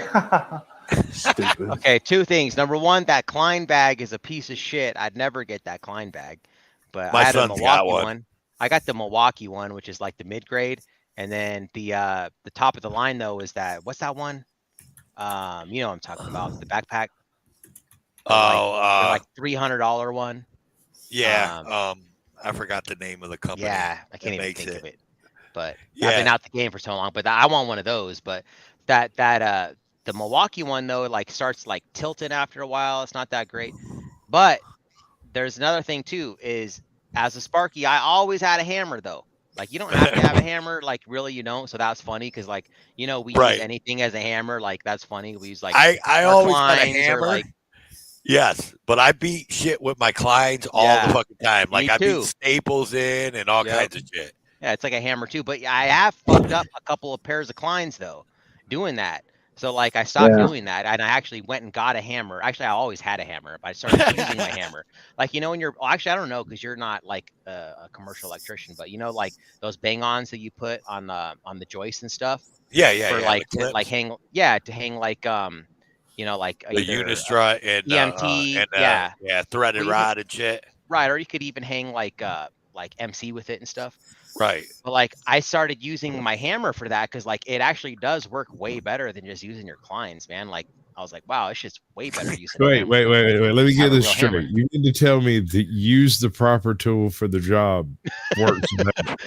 Yeah. Well, it's kind of like a thing. It's like a thing with electricians. Like we just don't use hammers. You just use your nines or your clines. I'm aware. I mean, so I was raised by an electrician. I was pulling wire through houses when I was 6 years old. The amount of people I've come across that don't know what the fuck a fish tape is boggles my mind. Yeah, but you want to know something funny about the trades? What? We all talk shit about each other. That's true. a fact. I hate plumbers. Yeah, fucking plumbers and AC guys. No, right. The AC guys, for some odd reason, the AC guys feel a need to put their goddamn vents right in the middle of the fucking room where I need to put a light. Like, get that motherfucking vent the fuck out of there, you stupid fuck. I got to put a light there. Because at one time I was a Sparky. At one time I was a plumber. Carpenter. Yeah, we all talk shit about each other. No matter who you are. Road dogs. No, I'm not talking about the fluke bag. It's Fluke is like testers and stuff, right? Like meters. Yeah, Fluke's meters and all that. Damn, I can't think of what the hell it was, man. It's like badass bag though. I really wanted one. I was jealous when people had them. What's up, last responder? Welcome in. So check this shit out, dude. So Milwaukee, I should have actually told you this on the phone, but so Milwaukee makes now a battery operated Romex stapler, dude. I got one, and I just wired that whole fucking house that I just wired the last couple of weeks, and that thing is the cat's ass, DMA. I'm telling you, bro. Cat's ass. It's a battery operated stapler. It's a battery operated Romex stapler. It's specifically for Romex. Milwaukee makes it, and the staples are cheap. You get like 600 staples for $16. Huh. And dude, it's no using your clines, or the only time I got to use my clines to be the staple in is if it's like close to a doorway and the studs aren't 16 on center or whatever. Right. Then sometimes you got to use it, but man, when you're just doing it like 16 on center studs, dude, man, it's great. See, I never really had to do much of that because I'm a commercial electrician, but I did do some like what's it called, resi-mercial or whatever they call it. Yeah. So I was doing stuff like that, but like I can't remember if we had actual battery powered staplers though, because I remember I was gonna buy my own. They had like a Klein like ratchet kind of one, but yeah, I got a Klein. That was already a thing. I got a Klein one. Go ahead, Desert. Go. I'll let you say what you gotta say. Quick question, Toe for Life. Yeah. Have you done commercial yet? Oh yeah, I do a little bit of commercial. I just don't mess with it a lot. I'll take a little bit, but I try not to mess with it. I'd rather do residential. Okay, that answers my next question. Which one do you prefer, residential or commercial? Residential, 100%.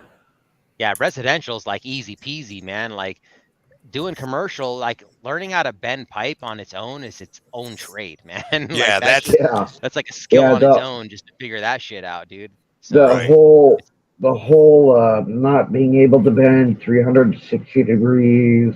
Yeah. On the EMT. Yep. Give me residential any time of the day. Yeah.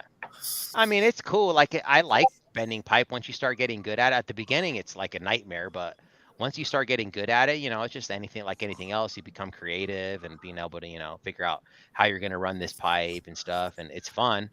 But like, as far as difficulty goes, like definitely residential. I mean, basically residential is just like roughing shit in, you know what I mean? Yeah. And I love that shit. I hate commercial. I really hate commercial because it's like, dude, you're making me think too much. Give me residential any day. And I give me new construction either way. I like wood studs too. I like to like drill through the holes and shit, through the studs. I don't know. I'd like with the whole hog and shit. Like I just like that shit. It's fun. Right. Like a weird thing. I don't like metal studs, man. I'd rather have wood studs. Oh yeah, wood all the way. But so DMA, I actually have a Klein stapler, and I also have I think it's a Commercial Electric. It's either Commercial Electric or Gardner Bender. And but those are going to start collecting dust nowadays, because that fucking Milwaukee one I got, it cost me $230, and that was tool only, no battery, no nothing, tool only. Yeah. But I'm telling you, it's 100% worth it. Right. Yeah, I remember loving that shit too. That's another cool thing about residential, is being able to use your staplers for every 6 feet, rather than doing what do we call them, CJ6s and all that shit, little one-hole straps. That shit is just easy as fuck, man. Just with your little stapler, man. Bam, bam, bam. Yeah, one-hole straps with a freaking with a self-tapping screw. Yep. But yeah, that Romex is easy, man. I was loving Romex, because the first time I ever did it, like we were doing like an apartments. It's commercial, but it was like an apartment complex. It was through like Section 8 or something. It was like a government job. Yeah, that's kind of borderline. Yeah. Yeah, so that's what we were doing, and like it was my first. I never had used a plastic box before. I was like, "What the hell is this?" We're like nailing them in with nails and stuff. Yeah, it drives you nuts, don't it? It wasn't bad. I mean, once you get used to it, it's cool. I liked it. To be honest, it's just different. It's just the main difference, honestly. Like anyone can go from like using a plastic box to a metal box. It's just the main difference is you're not running EMT. That's the main thing. Otherwise, everything else is basically the same. And you know what else I bought, dude, in the last couple of weeks? Well, I bought it probably about a month and a half ago. I bought a wire reel, the kind that you could put the Romex, like the 250-foot rolls of Romex on, or you can even put the big 1,000-foot reels on it. And man, that thing when you roll that wire out, dude, it's nice and straight, dude. Because if you know anything about Romex, if you just try to pull it out of that like 250-foot roll, that you buy at Home Depot or whatever, it gets all kinked up, and then you got to try to straighten it, and it's a pain in the ass. But I bought this wire wheel, dude. Oh my god, dude, it's a lifesaver, dude. Yeah. We had wire reels for I got MC, one for the MC also. Yeah, you could always tell the experienced ones from the new ones. Yeah, I got a wire See, wheel. back in the day, we used to get the little spindle, the spools from the electric supply house, and we used that as a wire wheel. We stretch it out across the grass, roll it up. We didn't have actual That's crazy, man. We got a whole bunch of like electricians in the house up here tonight. I didn't know you were an electrician. Boring sandwich. I'm not. My dad was, but like I just play with 12 volt myself nowadays. I don't like to get electrocuted. My dad turned on the breakers a few too many times while I was wiring in a receptacle as a joke, and I stay away from the 110, 240, whatever. Yeah. Well, dude, it's not electrocuted now. Everyone says electrocuted. It's shocked. So electrocuted means like electrocuted is a combination between electric and execute. So like when you get electrocuted, that's literally like the death penalty when they're killing you. It was shocking for sure, DMA.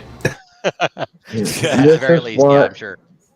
I got hit with 277 once. That shit was pretty painful. Like 120, I can take all day. That's nothing to me, but 277. He was a practical joker too. Another thing he used to do is put a Phillips head bit in the cordless drill and come stick it in your back and say, "Stick them up or I'll drill you." And then he pull the trigger on it. And, twist your shirt up real tight so your shoulders go back. Yeah. Oh.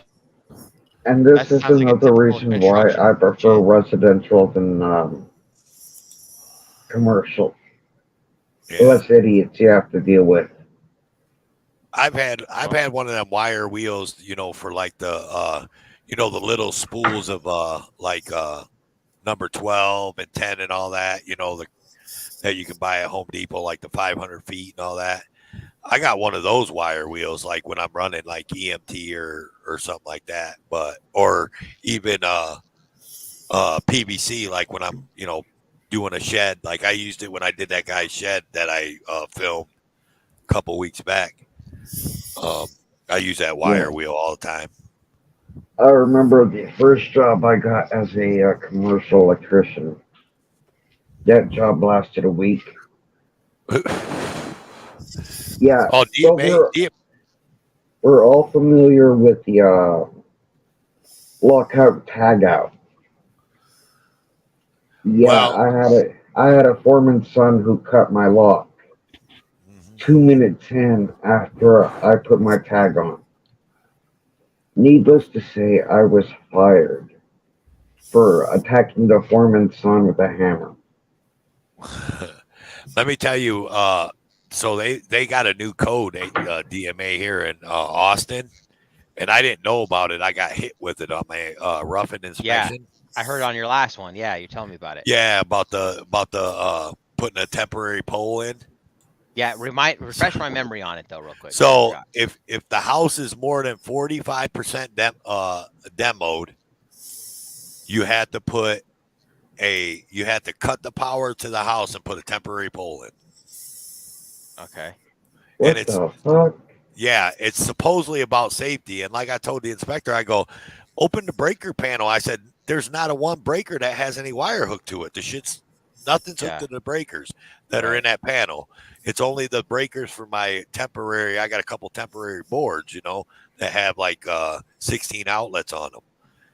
And he's like, oh yeah, man, no, it's about safety. So no other trades that come turn a breaker on. I'm like, if they turn another breaker on, it's not going to do nothing. Yeah.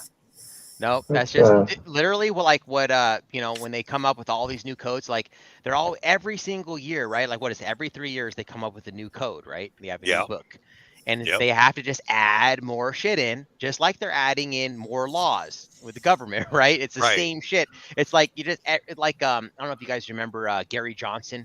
He ran for president like a couple times ago. He was the governor of New Mexico. And he said, he ran under the libertarian ticket, and he said, for every time a new law is passed, it takes a little bite out of freedom.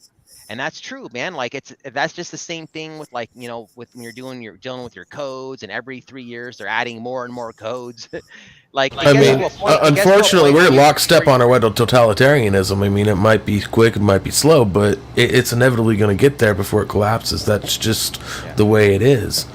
And fuck Gary Johnson and his fair tax. Just saying, taxation theft. Well, the ones that are making the codes, I just got one question. That's true. He's not a true libertarian in the sense of like Ron Paul is, but I mean he was definitely the better choice whenever that was 2016. He was definitely the better choice of the other two that were up. You know what I mean? But what I'm saying is like that's just the same thing like with the codes. Like every 3 years they got to add more and more codes. So they're just like for what? Like it's not really making you safer. Like at a certain point, it's as safe as you can get. Now you're just like trying to find stuff to come up with to keep jobs relevant, Go ahead, go. I know you're on a headset, man. It's hard for you to get through, so go ahead. Skreetz, I got 2 questions. What is OSHA smoking? Is my first question. Second question, why aren't they sharing? Yeah. Like we were talking about, I think on the other day, like in the 90s, when I used to see the framers out doing their, working on houses and stuff, they'd be with tennis shoes and shorts and no shirt, no hard hat. Shit, man. Like no safety glasses, none of it, man. And like when I was out there, I had to have safety vest, hard hat, safety glasses. I remember I hated wearing those safety glasses, like when it was hot, because I was so sweaty that I could never see shit. Anyways, man, I couldn't even see anything. It was all fogged up. So they got to come up with some kind of better technology, I guess, because I can't see shit. I'm a sweaty guy. Oh shit! The only PPE I was wearing in the '90s when I was framing was steel-toed tennis shoes. Yeah. I'll have to bring up that picture of you and all your PPE, dude. Oh yeah, bring it up, man. People don't even know. Like they think that I'm just like some kind of girly man or something like that. But yeah, hang on. I have that saved in an external hard drive now. So now I gotta go. No, now actually, don't play that. You should play the intro for our show. They were. Yeah. That's what I'm gonna do. Okay, I gotta find it. I gotta find it first. What's up, AC? Welcome in the shit show in the house. Oh yeah, so I wanted to give a shout out to Lucky 225's in the house. He came through. Yeah. Authority check. Hello, you sexy beast, you. Oh my God. Throw up. Hey, can you throw up the link in the chats in case Lucky wants to come up here? Yeah, it's pinned to the top of the chat. It's pinned to the chat. Oh yeah, I forgot to say hi to Last Responder and Patrick too. Shoot, man, this is gonna be hard to find. Yeah, that shit was a while ago, man. Let's see. I know I marked it like DMA something like. Hold on. Yeah, so if anybody likes drama and shit talking, go ahead and hit that link and subscribe to the shit show. That's my buddy AC. That's what he does over there on his channel. Damn it, where's it at, DMA? ID. Holy shit, I don't know where it's at. Yeah, see, Lucky is another he's good man. He's like an anarcho-capitalist, man. He likes that shit with Ron Paul. We're talking about, Libertarian Party. Oh shit, he was the man back in 2008, 2009. Like, really, they kind of he was so popular. That's why they used to do so much stuff to him. Like when he was in the debates, is they would everyone else would get 2 minutes to speak, and they would cut his time to 30 seconds, and they'd cut him off. They did that shit on purpose because he was gaining so much traction, and they didn't want him to, he's a threat to their agenda, so they didn't want to let him say anything. So, old Rothbard or new Rothbard, DMA? What's that? I said, do you prefer old Rothbard or new Rothbard? Talking about anarcho-capitalism. Oh, you know what? I don't know what is that? You're not. Oh, sorry. Yeah, Murray Rothbard, the author, the founder of the anarcho-capitalism. You were talking about anarcho-capitalism. Anyway. Right. No, you know what? I don't know. I kind of feel silly because I don't know what you're talking about. I don't mean to put you on the spot. My bad. No, his philosophy changed over time. He became a little more of a statist at the end there, and a lot of people kind of resent that, considering he was very foundational in that whole, right anarchy push. So, I found it. I just believe in the foundation, the theory that that it's a fundamental principle that you just don't hit, right? It's something that we were all taught. Yeah, the non-aggression principle, right? Non-aggression principle, yeah. You don't hit, right? So just because you're government doesn't mean that that all of a sudden we can hit. It's just a fundamental principle that we learned as we're children. That I just so many people think, well, who's going to build the roads, or without government we can't do this and we can't do that. And it's well, the government's already not doing a good job at keeping up with these things as it is. So, I think that all the things that we think that we have to have government for, those things can be accomplished peacefully and cooperatively through the free market. And, it's just if there's a paradigm shift happening, I follow Adam Kokesh. I know you sound like you probably know a lot about him too, but it's just I was helping him with his website prior to him doing that little shotgun event in DC back in the day. Yeah. Oh, were you okay? Yeah. So yeah. You want to know an old farm saying about the government? Huh? Always rely on yourself, because the government ain't worth shit.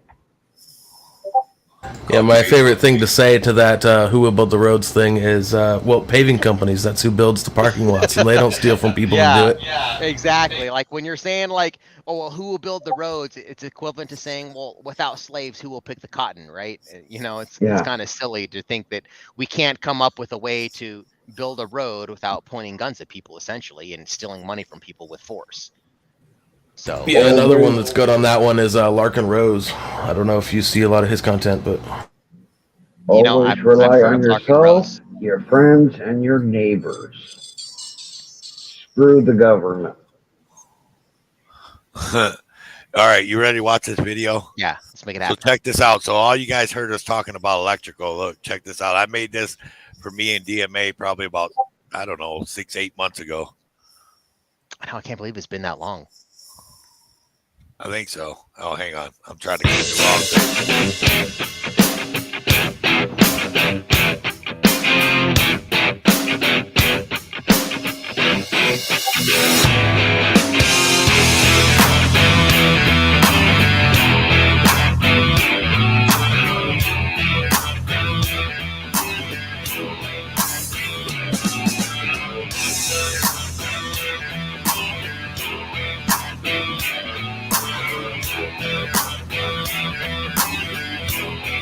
That's me in the shitter.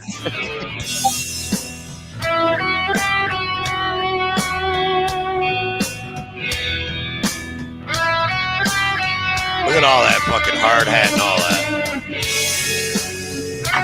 That's my pipe run. That looks good, man.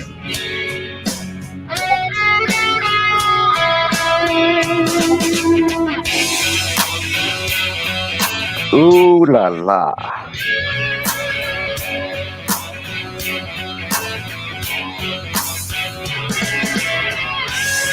Oh, look at that big sexy guy there. Yeah. I should probably turn the volume down. That's pretty loud. There we go.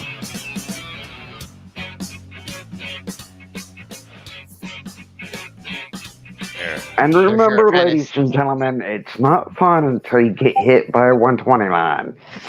There you go. 120. I was just about to say, that was perfect timing, showing the receptacle and then showing the breaker. You know, the dude with the breaker was just about to turn it on for the guy putting in the receptacle, right? No, I'm just kidding.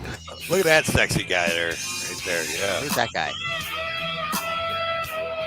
And all that sexy guy needs now is a sexier guy standing next to him. More preferably AC. Man, I didn't put AC stands for alternating current. No, I'm just kidding. Yeah, authority check. Yeah. You put toe for life and authority check together, that's how you spell sexy. I don't know about all that, bro. Don't get jealous, H-Hot. Don't get jealous. And if you do get jealous, H-Hot, you can tase me. There's another one in here I wanted to show real quick. Oh, it's right here. Tell me if you guys see that full screen. Right now. There you go. I love this one.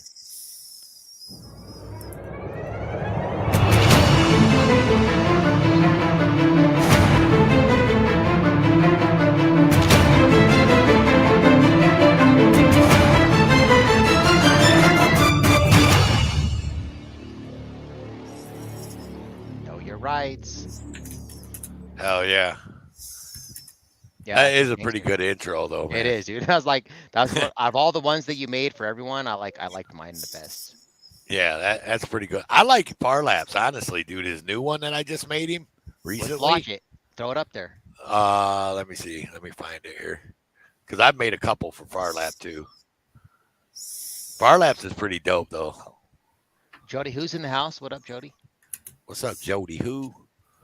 Jody who? I'm not seeing Jody it who? actually. AKA Jody LL.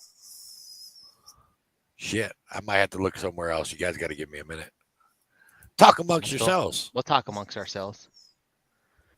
So, boring sandwich, man. Let's talk about. So you said you were helping Adam with his website and stuff like that. Yeah, I was a moderator on the forum, and then I was helping a couple other people out to revamp the website. I did the graphic design work behind that. So nice, dude. Nice. Some icons, some headers, some artwork for some of the other moderators, things like that. I didn't know you did stuff like that. Yeah. I called into a show back then a few times. There was a big shift in the way Adam presented himself and did things, and I kind of backed away after a certain point. But I mean, it's a different time, so it is what it is. Yeah, man, I've noticed kind of a lot of people after the whole thing that was going on, kind of like just they turned their back on him, and I'm just like, you know what, man, I don't really care what's going on with Adam's personal life. Like, his message is what's important, man, and that's kind of where I'm standing with Adam. You know what I mean? And so like really, to be honest with you, like a lot of people that watch my channel, they know that I'm a huge Adam supporter, and he's my number one influence, dude. Like, without Adam, there'd be no DMA channel, period. You know what I mean? Like, he was like the first audit, like quote unquote audit that I ever saw of him was that one that he did at the Parks Police, where he was trying to film on a sidewalk, and they tried to tell him he had to have a permit to film on the sidewalk. And that was like it's not even an audit.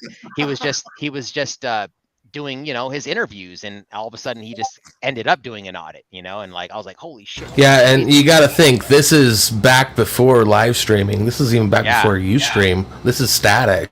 He's uploading it later. It was like 2012, I think, is when that video came out. And oh wait, it was later than what I'm thinking of. Then yeah, no, okay. Yeah. I mean, it was still like there was. I know there's a lot of shit that he did like pre 2004, even you know, when he was still you know just getting out and whatnot. So right. Yeah, that was like before like YouTube times and stuff like that.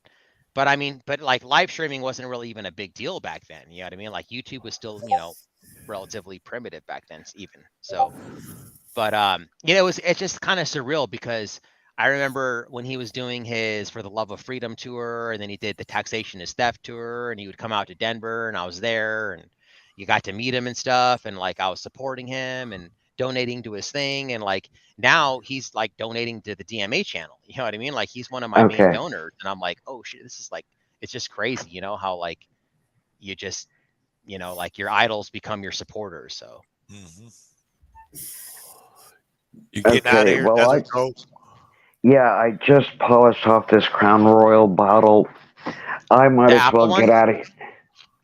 Yeah, I might as well get out of here before I say something stupid and crash. Because I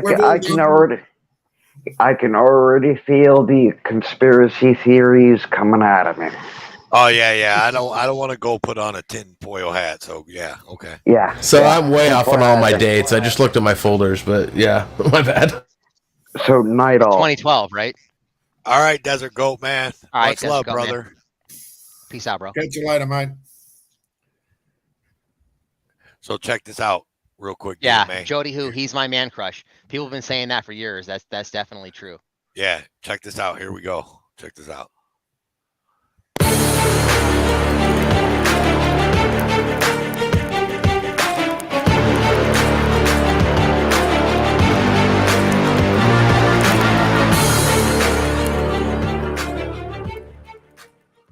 Yeah, it's just gangster. I love that music, dude. I love that like what's it like the classical, like, you know, like hardcore Beethoven style. It's pretty dope.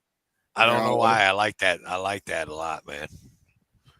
Oh, hold on, Lucky 225. You don't like the dance with the protests in DC? They talking about the one at Thomas Jefferson Memorial? Is that the one you're talking about? No, that was great. That was fucking excellent. Yeah. Yeah, I love that one. That was crazy, man. I couldn't believe that. When he got body slammed into the ground. Yeah, like when he was gonna do that whole shotgun thing in DC, that's when I kind of backed away. I was like, you know, that's just not smart at all. Like it doesn't move the Overton window in the right direction. I think it does. It'll cause more backlash. I don't know. I think he believes that, you know, the Second Amendment should apply all the way to the front steps of the White House, and I agree with the same thing. But nobody that didn't watch it remembers it, and he's a felon now. It sucks. Right. I just think it was too big of a cost for what it was.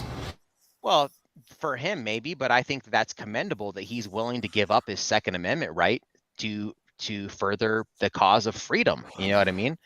And I think that's excellent. So yeah, you're absolutely right. You know, now he's a felon and he lost a lot of his freedom, stuff like that. But that just goes to prove that, you know, this man is here for your rights. He's here for freedom. He's not just up here for views like a lot of people in this community are. He's actually out here for real, and he's doing these things, and they actually literally sent more men after him than they did Osama bin Laden to arrest him because he racked a shotgun in Freedom Plaza. So you know, sometimes it just takes taking a stand, you know what I mean? So you have to fight for something. If you want something that you've never had, you have to be willing to do something you've never done. Well, I've never seen that. I must have. Oh, you should play that video, bro. Can you play that? So, actually, where he racks a shotgun on Freedom Plaza. So prior to that coming up, there was a lot of discussion, and I was kind of in support of a different idea, a whole camp, you know, of his followers that were suggesting that, you know, they do an armed march to the other side of the bridge on the Virginia side, just to show a force where it's still legal, right? And I think that, you know, a lot of people would have been on board to go do that with him. As it was, he was all by himself, and that's never a good idea. Right. I see what you're saying, being strategic about it, and, you know, for the best results. I understand where you're going with that. So, but I still think that what he did was commendable, and the fact that he's willing to do that, you know, as a former Marine who was a veteran, Iraq war veteran to do something like that. You know, it gives him a lot of credibility, and I just think it's very commendable, the stuff that he has done. I don't want to sound like I'm all on Adam's nuts or anything like that. I mean, obviously, I do just think a he's great, swing in. Well, I don't even know what video it is. Like, I can't. Oh, dude, you got to look up. Okay, so look up Adam Kokesh Rax shotgun. Probably just type Washington D.C. Okay. You know, yeah, like no doubt it's a DC ballsy move, but I just think the cost was too high, even if it's just his cost, Right. Yeah, because he lost his ability to defend his family and himself, and that's another thing too, is that there's so many people who are felons that didn't commit a violent crime, like if it's a drug crime or something like that, and now you lost your ability to defend yourself and your family, and that's a God-given right ever since like tribal times when you're a caveman, right? Like if you can make yourself up a spear or like a knife or something like that to defend yourself and your family, that's a God-given right that you have. And for somebody to take that away because you are like in possession of a plant, you know what I mean? That's just so immoral. Lucky, is that you? Yeah. Yeah, you got to turn off your YouTube, bro. You gotta click off that YouTube. Just close that Just hit the button. I got you. Sorry, it was on my cell. I didn't realize it was even playing over there because I got my headset on. What's up, man? No, you're good. All right. What's up, man? Thanks for coming on, bro. What's going on, man? Yeah, for sure. Yeah, dude. I dropped a link of the DC shotgun thing in the private chat there. Okay. Yeah, right on. Yeah, dude. I saw today in my members only chat, Loose Cunt. I don't know if you know him. He dropped that Lackluster video, and I was checking it out, and like I'd seen it before, the original one that he did, and I was like, oh, Lucky 225. I was like, I remember him, like, because I remember you like in my comments and stuff in the old days, like in the dog park days and stuff. So, I was excited, man. Like I was like, that was really some great reporting, man. I really enjoyed that, and like that's like some really good, holding them accountable and exposing that tyranny, man, that they're covering, for themselves. And that's some straight bull. Like we said, man, we don't condone anybody like hitting a woman or using force on any individual unless they initiated force on you. Hey, Cindy. But to straight up just turn into a mob mentality and vigilante justice and just beat the living shit out of someone, that's not cool either. So yeah, and I mean, look, the dude was accused of punching that dude's wife or whatever that was a teacher, but I mean, there's no evidence that she has been punched, and she laughed about it. She laughed about it in a 911 call. Like first she called 911 and said that he was about to smoke some drugs and that he supposedly spit at her and some of the other staff members and had took off down the street. And then she calls 911 back when they didn't come fast enough and says, oh, well, he returned and, he struck me. And then she's laughing about it. And then so the school resource officer had already left because this was after hours. Like there wasn't any kids there. The staff was going home when this happened. So the school resource officer busts a U, doesn't have his body camera on because he left it, in the building charging or whatever. So he goes down there, interviews him with no body cam, doesn't take any witness statements, doesn't photograph her. They didn't pull any surveillance video to see if he had actually hit her or anything. And she declined medical. She didn't go away in an ambulance, but that dude that got the shit beat out of him. Oh yeah. Did. Yeah. Right. Yeah. Cause she definitely wanted to press charges, but she declined medical. And, and you're absolutely right, man. They have no evidence whatsoever, you know what I mean, to back up their claims. And and certainly if he did that, sure, he should face the consequences for that. But I don't think the consequences is being beat within an inch of your life and being judge, jury, and executioner for it. Yeah. I mean,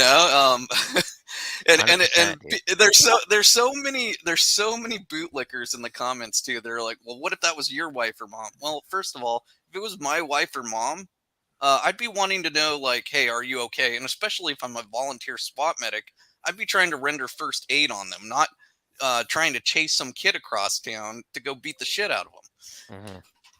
Yep. Absolutely, man. And, you know, it's just like having some love for your fellow man. You know what I mean? Like, yeah. Of course, we don't condone beating up women or putting hands on any individual, but we also don't want to. Obviously, I mean, just look at the guy, man. Like the guy he was a kid himself. He's a young man, and he obviously has mental health problems. That's clear. That's evident. And it's not like it's a fight, you know what I mean? It's not like it's some other big man that you can brawl with. It's just you holding someone down and beating the living shit out of them. You know what I mean? And that's what it was. And it's hard for me to even take seriously their 911 calls because on every 911 call they said that he was about to smoke some drugs, that he had drugs on him, and they saw drugs. But yet, when the police arrived over at the parking lot where he got the shit beat out of him, there's no drugs. And, you know, yeah. Like you know what I don't get is like when you consider that like what the hell would be the name of it? Almost like premeditated, like just exactly because it was intent. It was the woman that supposedly got hit. It was her. What's up, Leroy Truth? Welcome in. Yeah, Leroy in the house. It was Leroy. The link's at the top of the chat, man. If you want to come up, it was supposedly the woman that supposedly got hit. It was her husband and her son. So like, right, that's like retaliatory, right? Mm-hmm. Not only is it retaliatory, the son, before this hit the news and I was investigating it, I had given the YouTube link to someone during my investigation, and that person gave it to someone who posted it on Facebook publicly while I was still investigating this. So it went viral, and at the time my Facebook like profession said journalist. So so Nate Collison, the son, literally thought I was styling myself as a journalist and messages me and said, "You're a piece of shit journalist, bro. You know exactly why we retaliated." Like self-admitted it right in my DMs. Straight admitted it, yeah. Come on. Yeah, dumbass. That's crazy. Yeah. And you know, dude, like I can understand. I can understand like the emotional response. You know what I mean? Like, like this happened to my mom. Blah blah blah. Like I totally get that. Yeah, you want to kick someone's ass that mess with your mom. It's not no longer okay. We're not in tribal times. It's no longer like who can pick up the biggest rock is in charge. You know what I mean? Like we're a civilized society, right? You don't just go and beat the living shit out of a disabled homeless person who has no self-defense. You know what I mean? And it just well, is a better way, man. Your dad's restraining him. I mean, God, dude. I mean, let's assume that the actual like accusation is legitimate, right? What you do is you use proportional force to restrain the person. You bring them in front of some sort of arbitration. You know, I mean, this is even the same thing if you don't have government. You know, you have to have some sort of system in place that's there to prevent people from just kicking the shit out of each other. Right. Yep. Absolutely right. Or you'll just be having people kicking the shit out of each other everywhere. You know what, like they say, you know, like even like self-defense. So self-defense is defined as using enough force to get out of the situation. It's not like, you know, if somebody punches you and then you just beat them to a bloody pulp. That's not self-defense. You know, right. The point is to stop the threat, whatever that means at the time. Exactly. So it's just like the same thing with that argument of who was it? Here's the Deal just did a show on it of somebody that hit a woman. Remember? That cameras. Who was that? Cameras on. Cameras on, and it was like, you know, like, when are you allowed to hit a woman? When are you allowed to hit a woman? Well, you know, of course, like there is a time where you can hit a woman. You know what I mean? Like Here's the Deal said, like, well, what if she's, you know, stabbing you to death? I mean, can you hit her then? Like, of course, like there's a time to hit a woman, but like, should you always just jump to that? No. I mean, like, okay, if like I'm going to use enough force to get out of the situation, you know what I mean? I'm not going to just like, oh, well, a woman slapped me in the face. Now it's on like it's on like Donkey Kong, like a man hit me, and I'm just going to beat the living shit out of her. Like the same thing though. You know what I mean? Like with this guy, you know, use enough force to get him under a citizen's arrest and get him in the cuffs, and that's it, man. That's all you need to do. Do I believe do I believe what happened? What you were just talking about, easy camera on, was illegal? No, but was it morally wrong? In my book, I wouldn't have handled it like that. To me, I would not have handled it like that, and that's all I had to say about that situation. I got you. So if we're gonna talk about that, I mean, after he got the shit slapped out of him, he walked away. He came back for the spitting. I think at that point, like you already walked away. It's on you that you came back. But he didn't walk away. He kind of stayed in the same spot, but we slowed that video down. I'm not gonna tell you where, but a few of us slowed that video down, and he actually didn't like go at, because a lot of people say that he went back up to her. No, he didn't. He actually zoomed. If you slow the video down, he zoomed his camera in on her. He didn't go actually up to her. She came back to him and then spit in his face.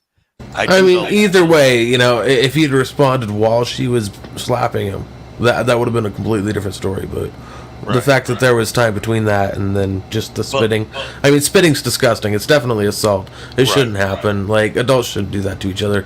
But at the same time, you know, it doesn't really warrant punching somebody, knocking them the fuck out. Or a government official and see what happens. No shit, right? That's a felony assault. That's not a misdemeanor assault. That's a felony assault. Some people might consider that biological warfare. Yeah. Well, I mean, yeah. Especially with the the thing going around and all that, you know. Yeah, thing you don't want to talk about. Yeah, the thing we're not gonna say. Yeah. That thing, yeah. Hey, ABS, I got a question, dude. Were you on? Did you make public comment at Sheridan when we did that first one? I did, yeah, more than once actually. I got to sneak in and call them cowards too. Like, they brought me on to comment for some side thing before the public comment that they got rid of. Yeah, and I got to call them cowards. Yeah. And Whitaker was like, you know, I'm a coward with a real name. I was like, yeah, you are.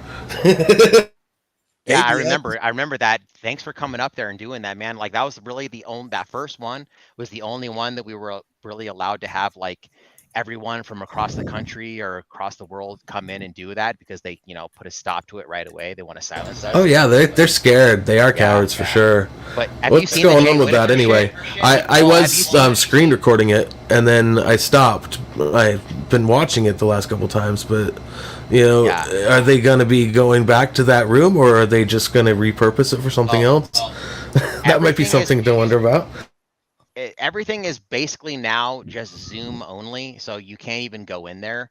And then also they have basically got rid of public comment completely for the time being. I don't know how long that's going to last, but but actually Cache Valley came with us I think it was the last time I was there, and Jay Whitaker got I don't know if you saw the video, but he was like calling Cache Valley homie, like, Dookie, get out of my face, homie, and all kinds of shit like that. Like, totally acting like a stupid dumbass. I can't believe that's how a city council member like would talk to them. Yeah, Whitaker's embarrassing for sure, and to say nothing of his girlfriend. Anyway, I'll leave it at that. An elected government official at that. You know what I mean? Yep. Yeah, the amount of instigation of that wino on Sweet Tea that first time, man, that was fucked up for sure. Yeah. But my thing is, like, maybe we could like do a public records request of some sort, figure out how much they're spending on having that room go unused, you know? Right. Can I be the elephant?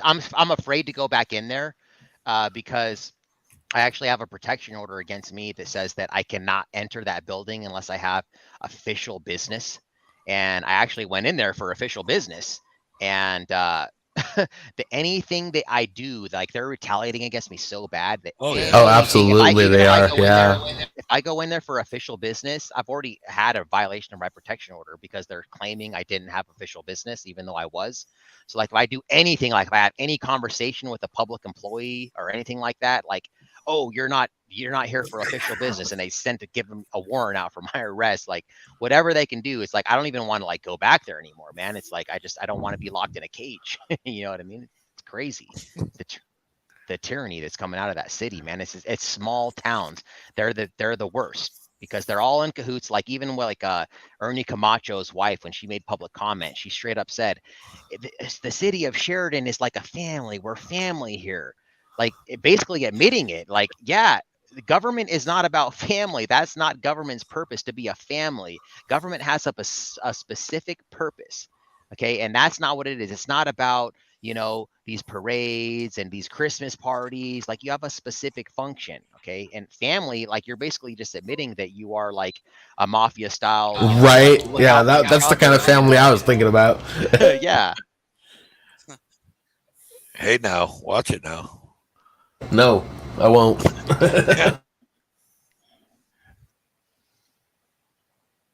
All right. So you got that, Yeah, I got it pulled up. I just I just pulled it down because it's I don't know if it's my PC or whatever, but I keep seeing the scrolling across the chat screen is stalling a little bit.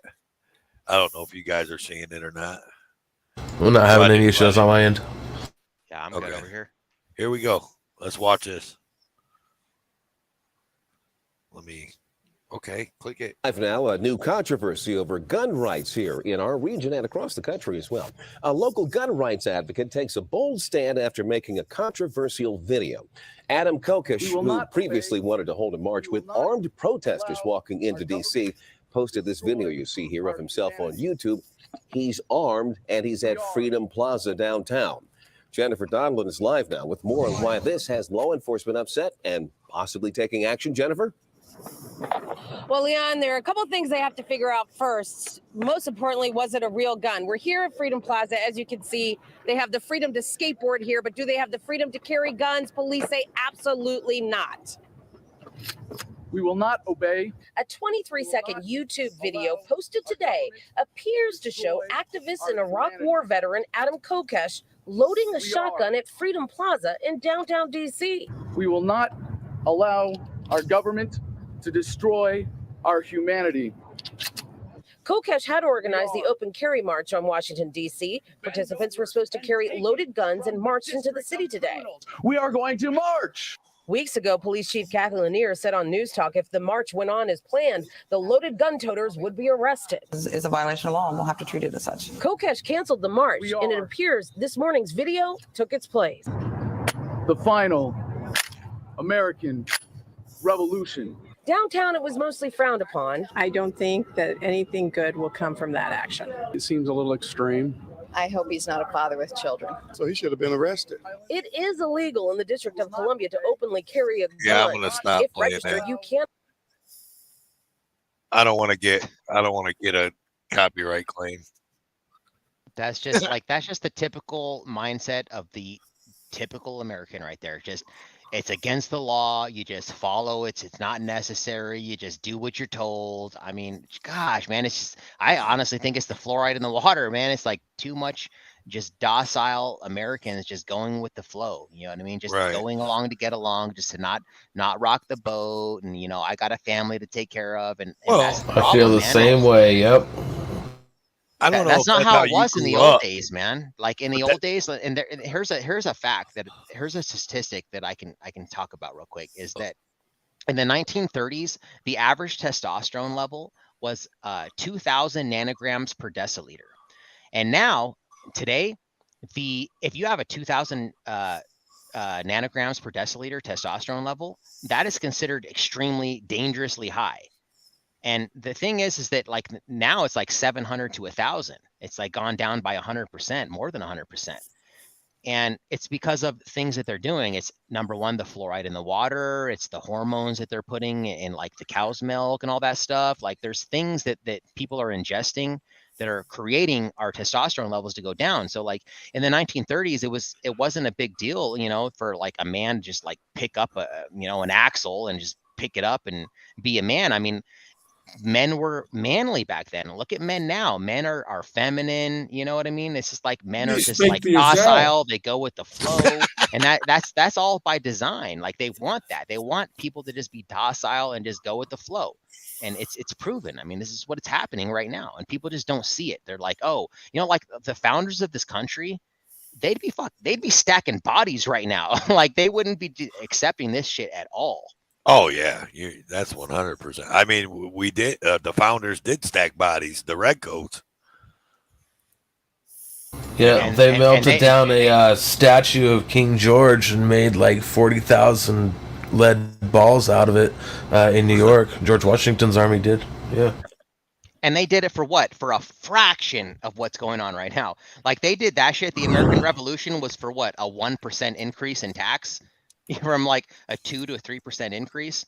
And well, now, arguably, the attempted confiscation of arms at Lexington and Concord was a big deal, but yeah. But there, I mean, I'm just saying, like, a lot of it, like now, most Americans pay 50% of their income every year to the government, right? And like, people don't blink an eye. It's like, oh, it's the price you have to pay to live in a civilized society. And like, to me, it's like when I think of taxation, I think of, well, it's the price that I have to pay to not be locked in a cage. You know, if we were a civilized society, we wouldn't have the defense budget we do. Yep. I mean, what is it? I mean, even if we cut our budget at the national defense budget by like 6%, that would be enough to eradicate all homelessness in the United States. So, like the United States, which is a country of vast wealth, they choose to have homelessness. Right. It's all about like priorities, right? Like people say, oh, well, I don't have time to work out. That's why I don't work out. I don't have time to work out. Well, you think that these people that are like physically fit and they're like, you know, really lean and buff, do you think that they have like all this extra time? No, they make time for that. You know what I mean? So like the United States government, and I don't say we, because a lot of people say we bombed Syria and we did this and we do that. No. I'm not going to associate myself with a member of a collective. I'm going to be the alpha of my own life. And so when I say the United States government does this, they choose to have homelessness. They choose to put the money where they want it to because it's going to increase the racket, right? Like war is a racket. It's going to increase their power and the flow around money. That's what they want. They don't give a shit about homelessness. There's so many more good things that they could do with the money that we are forced to pay, which is theft. It's that Hegelian dialectic. Create the problem, orchestrate the reaction to it, and you know, have the solution ready. Yeah, manufactured controversy. Yeah, Farlap fell out. I see Batman in the house. What's up, Batman? I haven't seen you in like a long time. Yeah, she's been in the Discord. She just has. I'm not much in the Discord person. We got Jody FJ in the house. Yeah, we know you're not a damn Discord person. Whatever. I know. I created my own Discord server, though. I don't really do much with it, but I'm in there. I know. You don't do much. You should invite me over. I don't. Yeah, I got to invite some peeps in and start doing some stuff with it, but I'm so busy with everything else. It's too hard to keep up with everything, but I got like 25 different unfinished projects right now. I totally get that. There's not enough time ever. Mm-mm. Hey, ABS, I mean, I know you're an IT guy, but can't you fix that damn echo you have, man? That's why he keeps muting his microphone. I know. I'm just not with him. No, my Bluetooth headset was dead before I started this up. Sorry.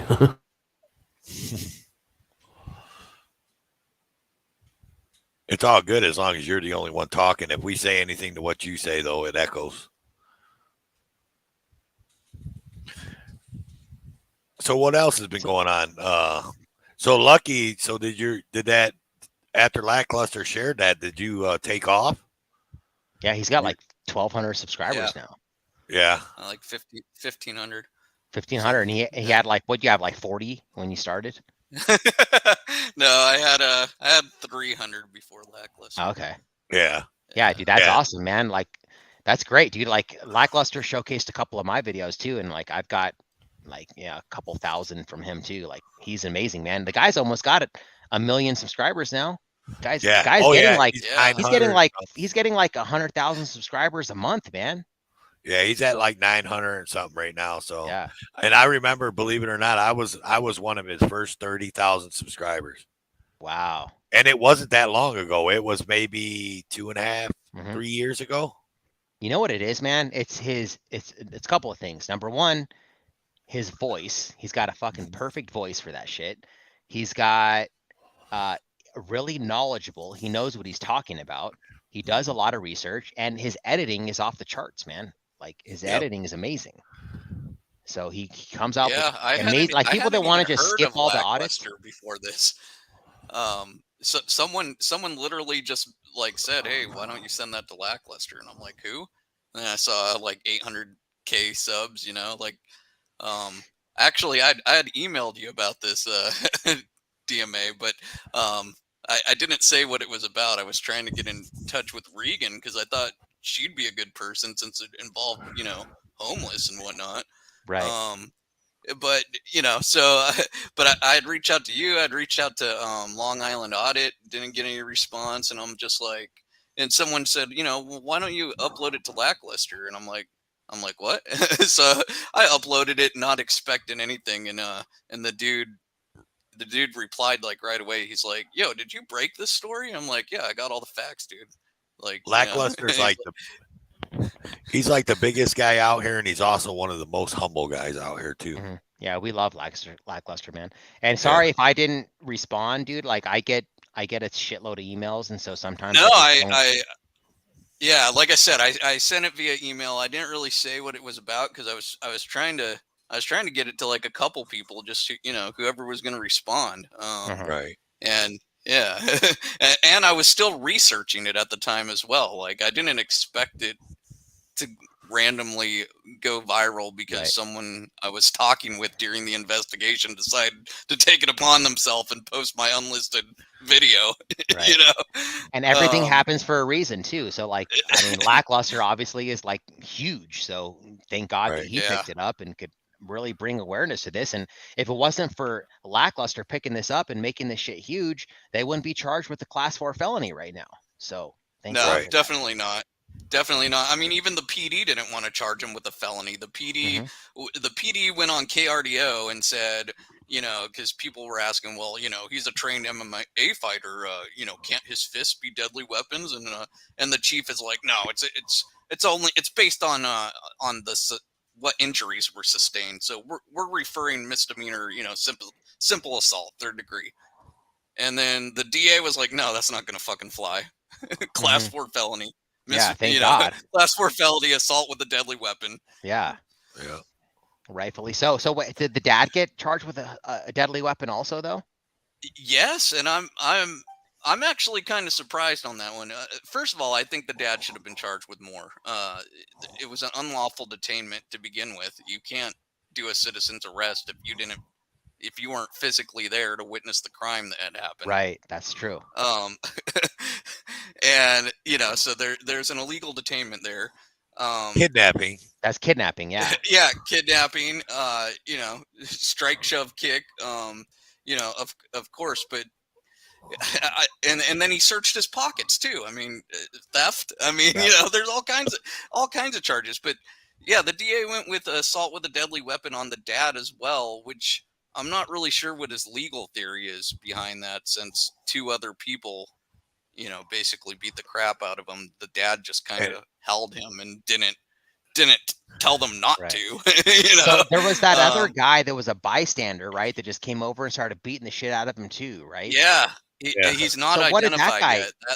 So was it just some random guy that said, oh, they like got told that he like punched his mom and decided I don't think it's random, because we have the full raw video, and what happened is Doug pulls up in his Jeep after he gets a text from the school crossing guards that the victim was at 9th and some other cross street. So he goes down to the Dairy Cream shop, which is right by those cross streets, and pulls in the parking lot. And he goes to the back of the business where there's not cameras in the back.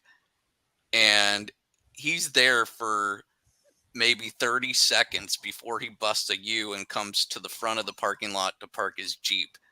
After he parks his Jeep, about 10, 20 seconds later, those unidentified individuals pull up with a lowrider bicycle, and they parked that bike right behind Doug's Jeep before walking over to Doug and the victim and start punching him in the face. So, you know, if they're parking their bike right behind Doug's Jeep, I mean, I think it's pretty obvious they know who these people are. Right. Crazy. That's man. crazy. And what's going to happen to the 3 or 4 idiot cops that dropped the ball in the investigation? Not a damn thing. Man. Nothing, man. They're gonna still have their job, everything, dude. Like nothing's gonna happen to them. They're not gonna lose their pension. None of that. No, they're gonna go. I mean, Oh, I've seen over here in Westminster, Colorado, cops literally murdered people, and there is actually a civil lawsuit that got filed, and it's a non-disclosure, but they settled. And guess what? Those cops still have their job. Like they literally murdered someone and got a civil lawsuit, and they still have their job. They're still working there as a police officer. Same thing's going on in Pueblo. Pueblo County Sheriff, who, you know, Doug was a volunteer for. You know, Chris McWhorter or Deputy McWhorter, you know, murdered someone, and that dude still has his job, and they gave him a fucking award, a Purple Heart, for injuries that he sustained in the killing of this individual. Oh Jesus! Yeah. And then at that same ceremony, they gave Doug a 2022 Non-Uniform Member of the Year award. Like they just hand out awards to whoever fucks up, I guess. Yep. That's insane. Because it's all political, and they're giving the awards to the people that are their buddies. You know, like these guys are all having, you know, lunches together, and they're going to each other's, you know, events. Like, you know, my daughter graduated high school. Let's invite this guy, and they're all buddies. You know. Yeah, for sure. I mean, you know, and I think the only reason Knoller even referred charges was because, you know, the media he got, but he only referred misdemeanor simple assault, you know, and I think the reason for that is kind of obvious. I mean, both Knoller and Doug Colson were both gun instructors at Pueblo Community College during the same years, and nobody's answered me on whether or not they knew each other, you know, taught in the same class or anything. But I mean, that's got to be a hell of a coincidence that the chief of police and Doug both were law enforcement instructors at the law enforcement academy at the local college there. Right. Yeah, they didn't know each other at all. Yeah, exactly. No conflict of interest at all. No. Yeah, conflict of interest. They don't even know what that word means. I was watching a live stream today, and it was you know who Good Guy Audits is? Yeah. Good Guy Audits. He was, you know, he did his regular old walk up to a police car in New York and film inside of it. And these fucking tyrant ass cops, dude, they just couldn't understand why he could walk up to the car and look inside of it. It went on for like 10, 15 minutes. And I'm typing in the chat, I'm putting plain view doctrine, man. That's all you got to say. Like, I mean, these dumbasses, you know, they use that they'll use it to their, you know, their advantage, but Afroman music video, what?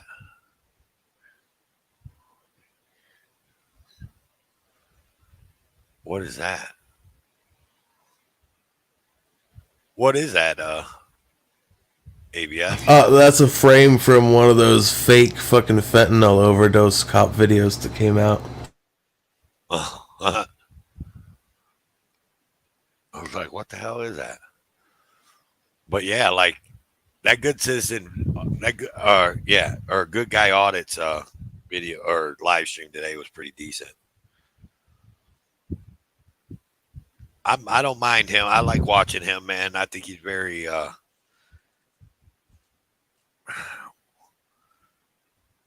think he's one of the better of the auditors out there in New York.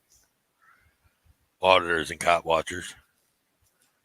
Yeah, I mean, I know. I mean, I like Good Guy Audits. I just, you know, he said something about Bay Area transparency. Bay Area transparency said something along the lines of, hey, you know what, guys, when you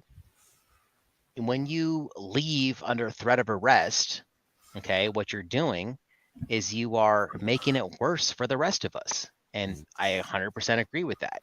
Like when you leave and you say, oh, okay, yeah, I can't be on the sidewalk, I'm going to leave under threat of arrest.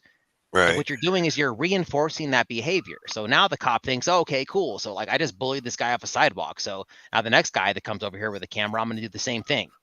Right. Yeah, the only reason you should be doing that is if you're trying to get standing and for a lawsuit, right? You have to stand your ground, man. Like if this is what you're out here to do, you have to do it for real, man. And if you get arrested for it, then that means you don't take a plea deal, man. There's like other auditors out here. They're like, oh yeah, I'm just going to, film on a sidewalk and I'll get arrested. And then I'm just going to take a plea deal. Like, what's the point, man? Like you're the one of those people that are out here like for clicks and views, just like the frauditor channels, like the, the troll channels say. You're the ones that are doing that. You're out here for clicks and views. You're not out here to make a change. The troll channel. I just remember that, what's his name? Good guy was saying, oh, well, he was clowning on Bay Area for saying that, that it's making it worse for us when you leave under threat of arrest. Well, I agree with that 100%, man. Like see, I've always agreed with that. It's true. You're making it worse for us every time you do that. And I've told people, man, like my friends, I'm not going to say any names, but like they know who they are. Like I've had conversations, dude, you can't do that, man. If you're out here to do this, then you're doing it for real, man. Like it's not for everyone. If you can't take an arrest, then don't do it, man, because you literally are making it harder for the rest of us, man. Listen, I welcome. I mean, I know there's not a whole lot of people watching, but I welcome. See, that's the problem out here, is that we have too much of this like that. You know what I mean? Like he didn't agree with what Bay Area said, and like you said, so he started clowning on him. Look, I welcome any auditors to come on my panel and talk it out, but that's what we need to do. So, cop watchers, auditors, 1A people, activists, whatever you want to call yourself, come on my panel. We'll talk it out. We're not going to have a shit show and a fight and all that. We can talk it out, and we can either come to terms or not come to terms. But the only way that it's going to do any good is if everybody sticks together. You know what I mean? So maybe Bay Area doesn't feel that's the way to do it. Good guy feels it is the way to do it, but they need to talk instead of just bicker about it. You know what I'm saying? And I'm not saying Bay Area was bickering, and I'm not saying good guy was bickering, but I mean I've noticed this out here, because everybody knows I'm not a cop watcher, I'm not an auditor, I'm just some dumbass guy with a computer and a couple mics and headsets, and you know what I mean? And I do go out and film, and I'm going to tell you what, man, I don't want to take an arrest. Like, I'm not scared to take an arrest, but I'm not also going to, like, make myself take an arrest either. Mm-hmm. I wish I could afford to take an arrest. Right, exactly. Like, I can't afford it, like, money-wise. Right. And that's the thing, too. And that's like the police know that, too. And the government knows that, right? So, like, and it goes all back to, like I say, like, tribal times, is that we've only had this population explosion within the last few hundred years, right? So like 99.9% of the human existence has been in like 50 to 100 people tribes. So in tribal times, it's advantageous for people to just submit to the alpha, right? Because when you submit to the alpha, it ensures your survival of you and your wife and your offspring. Because if you go against the alpha and you lose, then you're dead. So it's the same thing today, since we haven't evolved to live with, 8 billion people, where we actually are more peaceful now. Like contrary to what you might see on the mainstream media, we actually live in the most peaceful times in history since we've been recording it. You're the least likely to be the victim of a violent attack today than any other time in history. So what happens is like, oh, well, I'm just going to submit to the alpha. And like, what's the alpha? It's not no longer the tribal leader or the tribal leader's friends, it's the government, right? So I'm just going to submit because, I got bills to pay and I got a family to look out after and I can't afford it. You know what I mean? I can't afford it. So that's the problem. If you can't afford it, then don't do it. That's my opinion. You know what I mean? Like, We're out here trying to do something for real, guys. And like, if you're just going to like submit and be like, hey, you know what, I can't afford it. I understand that. I'm not saying every person has to be like, hey, you know what, I'm going to take this arrest for my freedom. That's fine. You know what I'm saying? But like, if you aren't willing to do, you know, to be dealing with, you know, gangster stuff, then don't be trying to do gangster shit. You know what I mean? Like, if you're not trying to, if like I'm an electrician, if I'm afraid to get shocked by electricity, I'm not going to become an electrician. You know what I mean? It's the same type of situation. Well, yeah. I mean, you got a point there. I mean, the only way I'm going to be filming cops is if I get pulled over, because I got a kid and I'm her only parent, so I can definitely not afford an arrest. And I can respect that, dude, 100%. Like I said, I can totally respect that. What I'm saying is, don't be a civil liberties activist, quote unquote, and going out there and being like, hey, this is what I do for a living. Like, I have a platform and I'm over here filming cops and doing this stuff. And then just let yourself get bullied off a sidewalk. You know what I'm saying? That's not doing any good. I'm more of a backup cam. You know what I mean? Like, if I go out, I'm more like a backup cam. Right. No, I got you. I see what you're saying.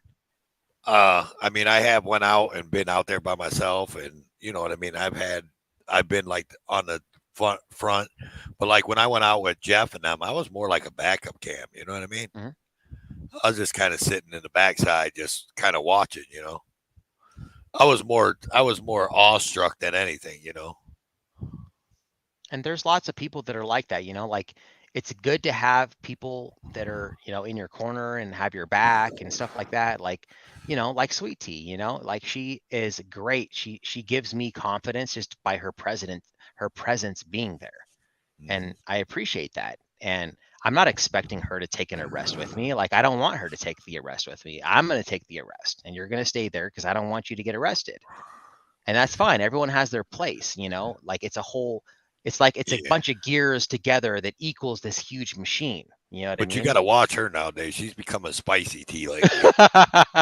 Yeah, you're right though. Yeah, she is becoming spicy tea. Yeah. I mean, and I've told her, you know, like it's there's no such thing as being a civil liberties activist and like not ever getting arrested in your entire career. If you do it long enough, it's just like, you know, just like driving a vehicle. Like if you are a driver and you drive and you have a driver's license, eventually you're going to get into a car accident. You know what I mean? It's just part of, you know, life, I guess. So she is going to get arrested no matter how much she wants to avoid it.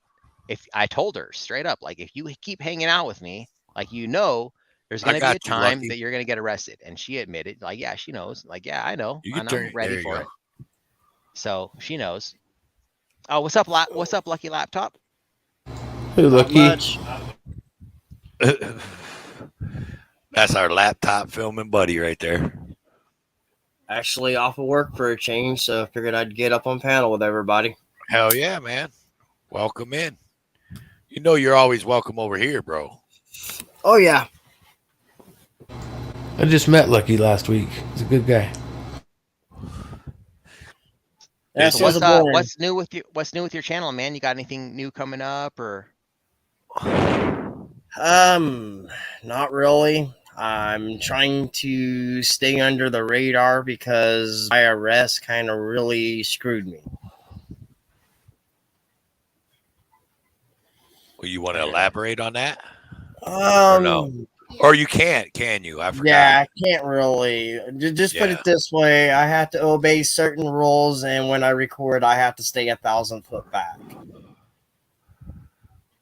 Yeah, he got charged and stuff. That's totally, you know, that's another thing, man. Like, they try to do that with Sweet Tea and I, where they say, well, because you're charged with this crime, you can no longer go into city council meetings and record. Right. Like in the city council meetings, that's a public forum. I mean, we can record in there. You know what I mean? But because I'm charged with this crime that I'm not even guilty of, Sweet Tea and I are not allowed to go in there and record. Like, we have a protection order that says if we record in there, then we'll be arrested. You know, it's crazy, man. I don't know, AJ. Not sure. Deprived of life, liberty, and property without due process of law. We're going for another At least another hour, right? Yeah, probably. We're going along in on this one. But I will state Sorry, go ahead. I was going to say, I will state I am kind of trying to push the envelope here and there. Well, is your case over with? It's over with, but I can't talk about it really until 2 years. So that's all that. So that's a different. So let me. I can talk about it all I want. So there's the difference, though, right? DMA, like they're trying to tell you that just because you're charged, you can't do it, but he's already been charged and convicted. Actually, no. That the thing is, once it's over with, those charges are gone. Oh. What do you mean? Wait, so I don't know much about your case. What do you mean charged and convicted? What were you charged with? I got arrested recording that state trooper. Yeah, when he got slammed. Yeah, when he got tackled. Yeah, okay. Yeah, I saw the video. They got me for willfully instructing a trooper doing his duties, resisting, and peace disturbance. So because of that, you are now no longer allowed to, while you're on probation, like while you're on paper. Well, technically, I'm not on probation. It's a plea deal. For 2 years, I have to basically obey by the rules. Man. So what happened? So then, did you plead to that? Like, was that a guilty plea, or how did you get charged with all these crimes? It's again, it's not being charged. It's a plea deal, basically saying that once 2 years are up and I don't get in any more trouble, those charges will no longer be able to be expunged. Yeah. So you pled guilty to something that you didn't do. Then is what you're saying? Not really. That's what the thing is. My lawyer said it wasn't pleading guilty. It wasn't pleading not guilty. Did you plead no contest? Pretty much. Cat said it. Yeah. I know in Ohio you can. I know it. So it varies from state to state. Some states have that no contest, and some don't. I know Ohio has plead no contest because I've had to do it on traffic stuff. You know, I pled no contest on traffic stuff, which supposedly says that you're not admitting guilt, but you're also saying that you don't have the means, or you don't have enough evidence to fight it, or something. But that's like what I was just talking about. We were just talking about this, like if you're gonna go out and like fight for something, then when the shit hits the fan, man, you have to stand your ground. Like if you're sitting there recording a traffic stop lawfully, and they arrest you and they charge you with obstruction and all these things, you have to fight. Well, what's the point? I did what's fight. The point? But you pled no contest, though. I fought for 2 years, and that was the best my lawyer could do. I got screwed. I got a lawyer that... And the thing is, okay, I didn't even have a public defender. I actually bought my own lawyer. But you bring up a very good point. It's like 98% of federal cases end in a plea deal. I don't know what it is state by state, but... But Missouri is also a bad state to be a cop watcher or an auditor in. Yeah, 8th Circuit, they've got precedents. You can't even film inside of a police lobby. And that's like stuff that if you want to fight it, then you have to fight it. Like just because they have precedents doesn't mean that it goes against the supreme law of the land. You know what I mean? Like that's how things are changed, is by challenging them. Like my stuff here with Sheridan. That's how, like, there's no case law that is in existence right now in the 10th Circuit for recording in City Hall. There is none.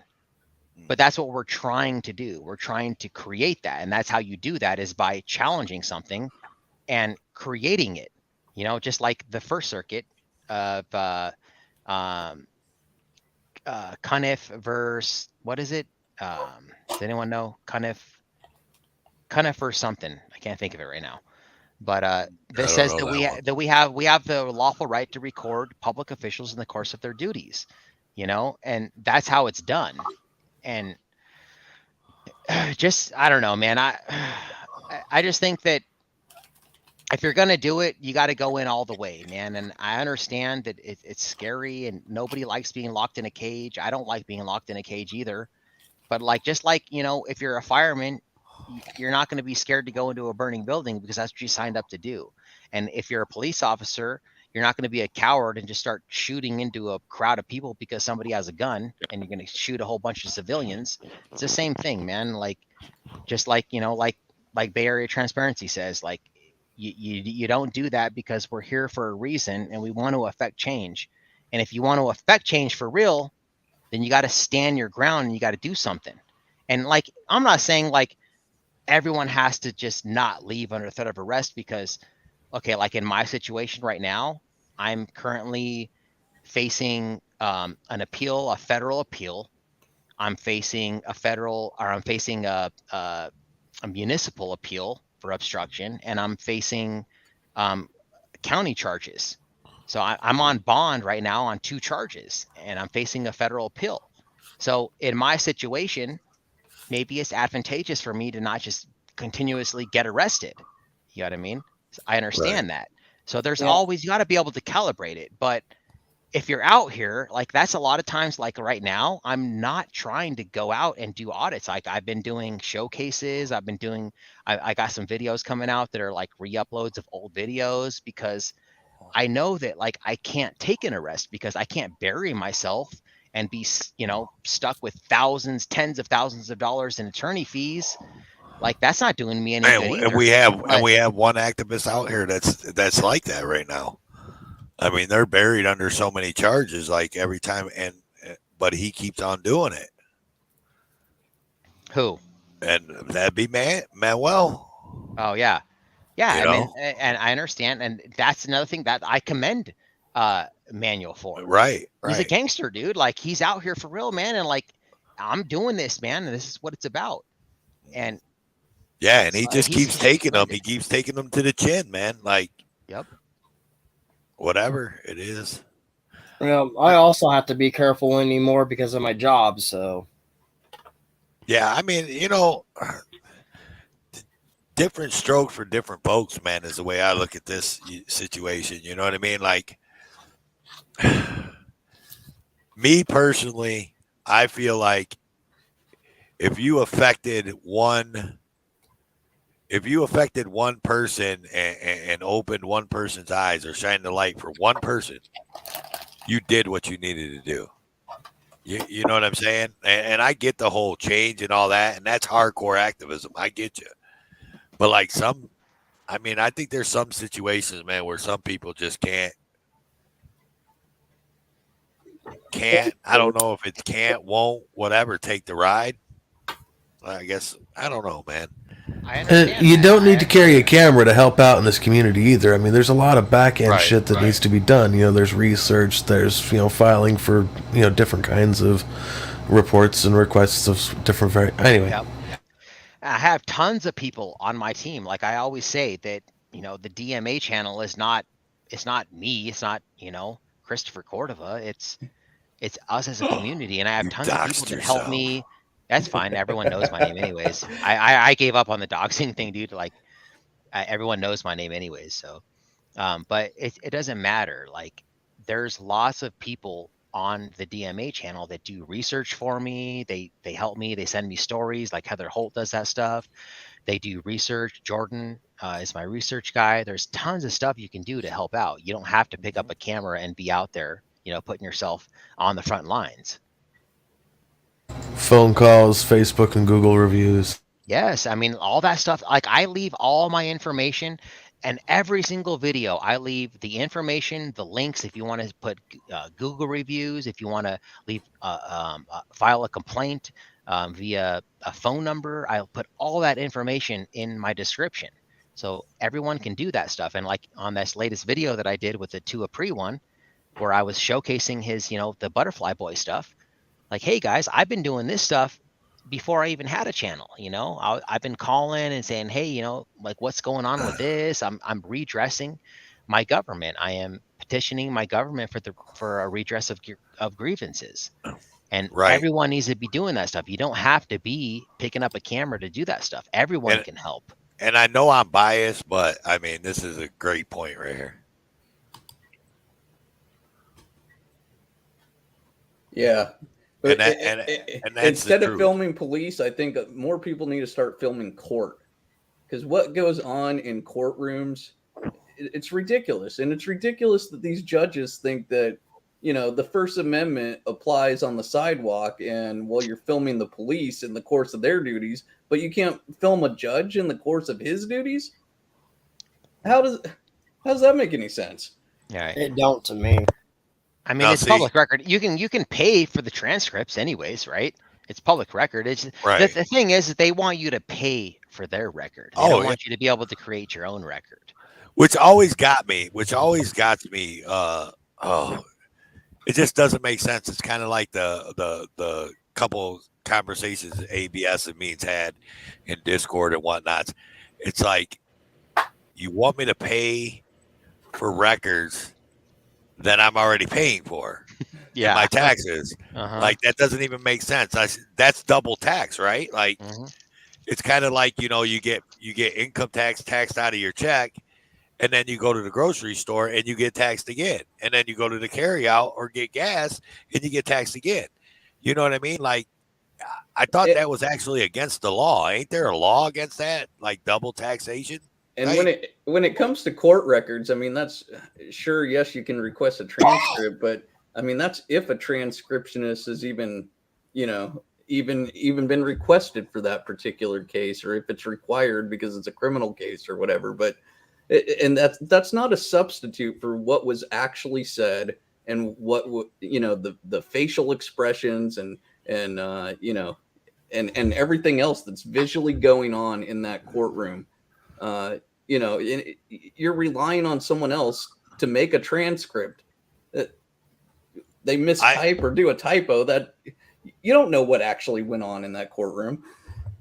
Right. I actually have a judge that's a client of mine, and he's a real good client. I've known him the whole time that I've been down here being an electrician, and he's a judge. He's an acting judge, and I actually threw at him about Manuel Matz's case when Manuel got arrested in the courtroom that day because they wouldn't swear him in, and he flat told me that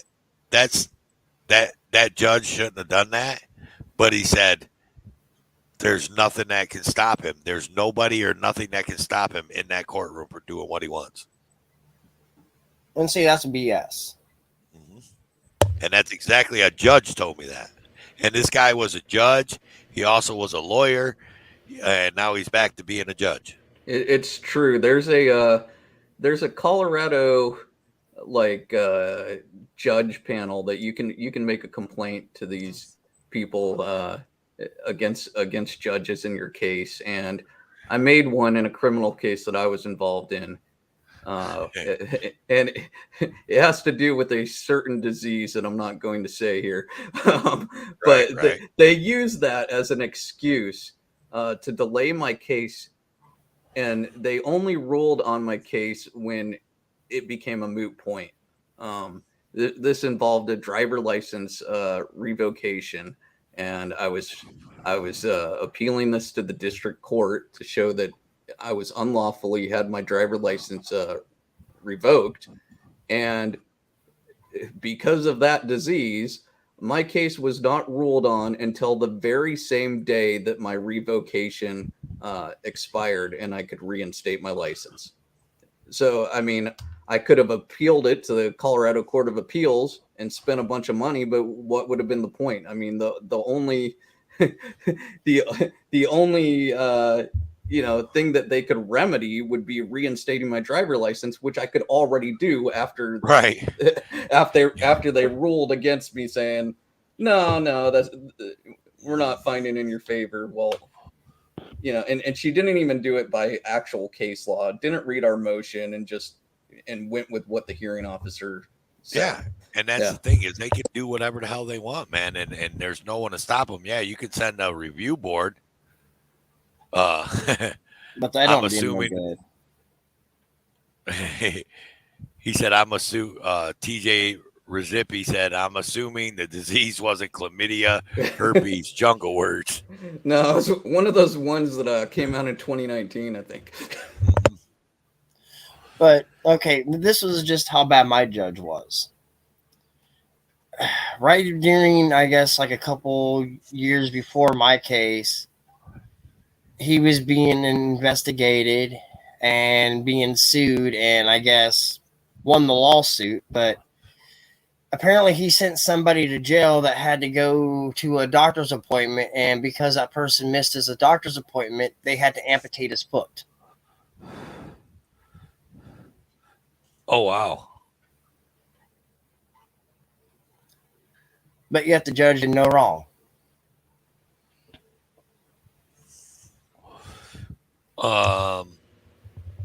Yeah, because there's no accountability to a judge. You know what I mean? That's what I just said. I mean, you know, they can do whatever they want. That's exactly what that guy told me. He didn't beat around the bush or nothing. He said, "What in that courtroom, that judge can do whatever he wants, and can't no one stop him.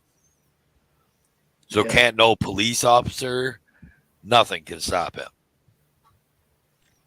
Yeah, exactly. And I mean, in my specific case, the judge knew when my revocation was up, you know, and used that as an excuse, that particular that particular virus as an excuse. And yeah. Well, that's I don't know if you've been following any of the auditors and cop watchers. It's kind of like what they're doing to people that are like filing lawsuits and stuff. Like they're holding back like body cam footage and all this other stuff because there's in certain states. I'm probably going to get this all wrong and fuck it all up. Excuse my French, but that's just me. But in certain places, you have a window of opportunity to get certain things. And what they do is they've been to a lot of these activists, they've been like pushing it and pushing it and pushing it. And then by the time they get the shit, they can't even file their lawsuit or nothing because they got all their paperwork too late. So that's been a growing thing around here. I've noticed just watching videos and stuff. They did it to for public safety and official misconduct. I don't know how much of the auditing community you watch, Lucky, but yeah. And I mean, Lucky 225. There's two. Yeah, I was gonna say there's two Luckies here. Well, I know Laptop watches the auditing community. Oh, Lucky 225 is big in the community too. Oh yeah, Lucky I've seen him in 225. chat. Like he's been with me since like the dog park days, right? Lucky. No. Hello. You there? Earth the Lucky 225. He's gone. But you know, like Manuel, wasn't he there just to like witness a public court proceeding, and they all of a sudden try to like call him up as a witness or something? Yep. I mean, that's crazy, man. He wasn't even on the witness list. Just call someone up and then just that's just. I've never seen a man arrested so many times for like standing on a sidewalk and like not doing anything. They wanted to get him out of the courtroom, and if he was a witness, he wouldn't be allowed to hear the testimonies. Yep. Oh, he said he'd be right back. Lucky 225. He must have had to use a restroom or something. You know, because I don't do a intermission no more. I know, man. We got to do some intermissions, like with that cool ass intermission music you had and shit. That whole thing. I still got them. I mean, they're still in the background, but I just don't. I like it. It seems like if we have a good show going and I do an intermission, seems like we come back and like half the people drop off. Right? No, that's true. You know what I mean? Yeah. And I don't want people to get uninterested in what's going on. You know? Yep. I feel that. Well, there you go. Hey, Jody, who? What kind of phone do you have, Jody? I think she's another one of them damn Apple craps. Yeah, you know, Apple's, you know, superior. So no, it's not. No, it's not. You know, there's actually one thing that I've noticed about Android phones is like the live streams are way better audio. For whatever reason, on my Apple phone, if I'm recording static, it's fine. But if I go live, this audio sucks, man. Unless I get this, like, I have a external microphone, and then it's okay. Like, it sounds I don't good, have to plug. Just saying, I don't have to plug an external microphone into my phone. I'm just. What saying. is up with that? I don't know what's going on with that. i14 Pro Max upgraded from a 12. She is. There you go, iPhone. Yeah, that was your first mistake right there. You think you upgraded, but you really didn't. Now, if you would have said S22 or whatever it is, the newest one, then I would have been like, okay, she upgraded. I like Apple. Yeah, it's a walled garden, but it works. It always works. Like, thing with like Samsung phones is you buy a phone and then like a year later, it takes a shit on you and you gotta like get a new one. Like, I don't know what Apple just works. I don't know what Samsung phones you're talking about. I know people that are still rocking S10s and shit. You know what I mean? Yeah. Like, and they still work as good as any phone out there. But I love my S10. What are you talking about? See, I had Samsung phones that sucked, man, and like I had a iPhone. What was it? The 5S for like. I literally just upgraded like a year ago, and I had that same phone forever and ever and ever, but it was so old that I could only get 4G with it. So the only reason I upgraded was so that I could get 5G, so I could get better live streams. Yeah, that's it. That's the only reason I upgraded. Otherwise, like, I didn't need to change my phone. It was fine. You think about 5G because I'm not impressed. Nah, I'm not. Like, No, I mean, eventually there'll be 6G, and it'll be even better than that, and you know. I just upgraded the 5G too, and I'm not impressed. Since we're all, I was gonna say, since we're all stating, what we use, my Acer Chromebook's Trooper proof. That's funny. I wish I had.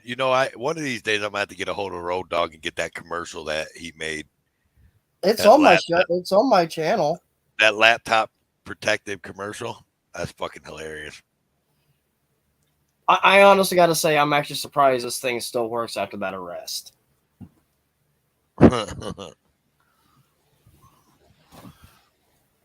Yeah, it fell from quite a great height.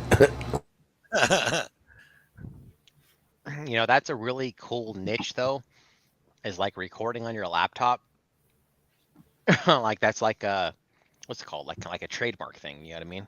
That people have. That's what I told him, man. That's what I told him. But with everything that he had going on in his personal life, where he was at the time when that all happened, like, he wasn't really even working. He was like working. What was you working, Lucky? 1 day a month or something? 2 days a month? No, I was working 5 days a week, but I was only making so much money because it was only like $400 a month. Yeah. So, at that time, man, he couldn't go back out and do a whole lot of filming, man. He didn't have the money.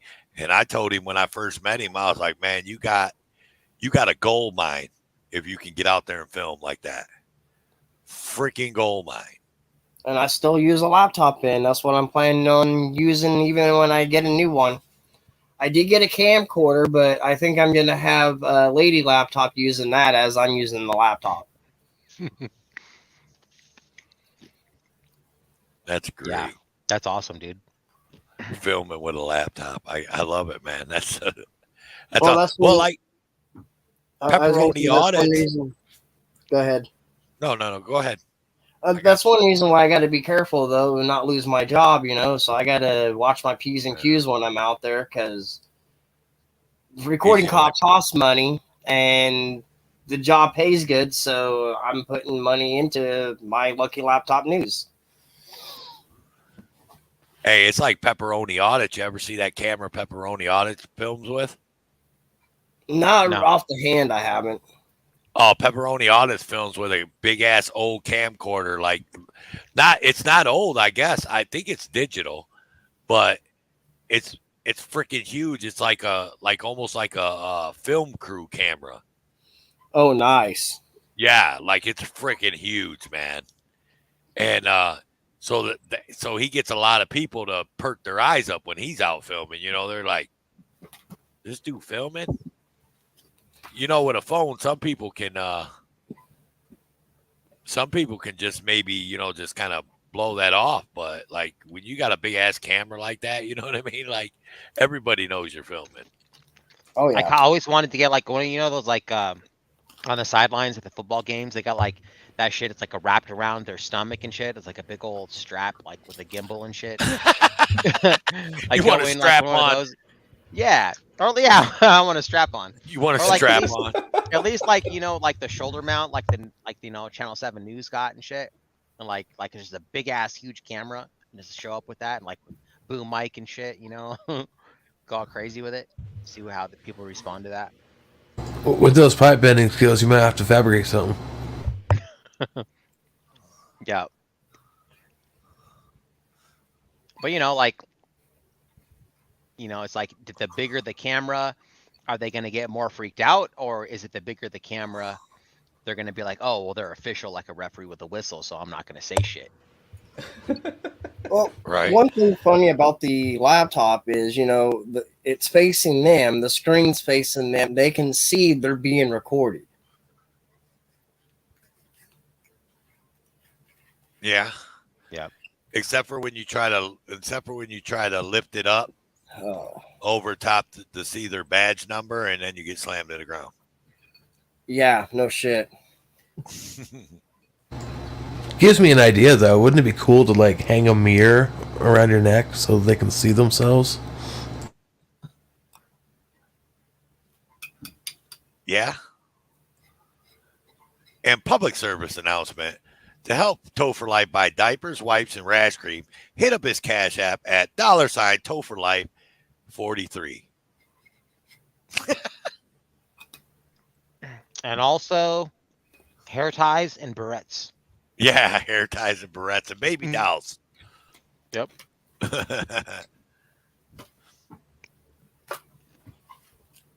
AJAC, go in there and change one and put your Cash App in there. That way they can send you baby stuff. Which I didn't know that like mods on my channel. I think it's only my managing mods. But I didn't know my mods could go into my Nightbot and change shit in my Nightbot. I didn't figure that out until Big Man did it last week. I thought I was the only one that could change stuff in my Nightbot. I don't even know how to do a Nightbot, dude. How do you ought to get one. You go to Nightbot and just sign up. You just link it. So you know how you used to link your channel to the Restream, and it would just send you an email and ask you if you know what it would want your email, and then it ask you to link to let Restream link to your YouTube. Yeah, that's the same way with Nightbot. You do all that. But you have to get the link, and it's give you a link in Nightbot, and you got to copy the link and then paste it in your moderators in your channel, because you got to make Nightbot a moderator in your channel. And once you do that, it's linked, and then when you go live, Nightbot will do it. But you tell Nightbot what to say and stuff? Well, you like as you see, like let's see. Like this, you can try to troll if you want. Let me see. Let's put Big Man. So you just exclamation point and then whatever you want. Oh yeah, AJAT just did DMA. Okay, cool. I see. Yeah, see, you're like, even when you're in my chat and you're not up here on panel.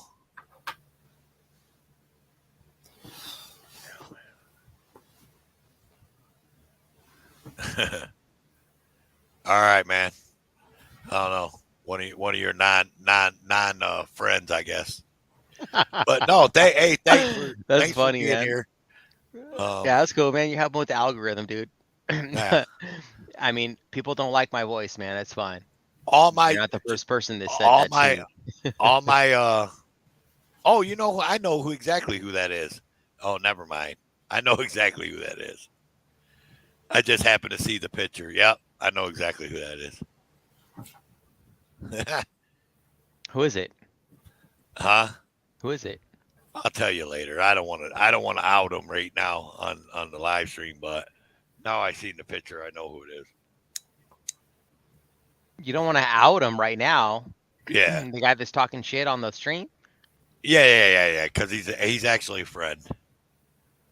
He's just fucking around. Oh, he's fucking around. So he doesn't really hate the sound of my voice. Well, he probably does, but I mean, that's his okay. personal. He doesn't hate the sound of my voice. Oh, okay. So that's fine then. So Yeah, it's all good. So who is it? What's his name? Who's that guy that everyone likes? It's a troll.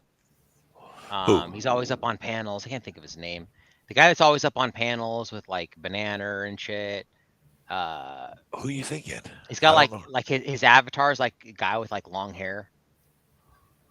You talking about Doc? No. Yeah, Doc Danger. Is that who it is? No, it's not Doc Danger. Oh, okay. No, see, he said, obviously, I don't hate the sound of your voice. He's just razzing you. Okay. Yeah, like I said, they're just fucking around. At first, I thought it was like one of the trolls that are probably lurking from like frauded or troll or something, you know. But then, like I said, once I seen the avatar, I know exactly who it is. Oh, hell, the trolls love me. Oh no, nobody loves me, or nobody loves anyone else more than me as far as the trolls go.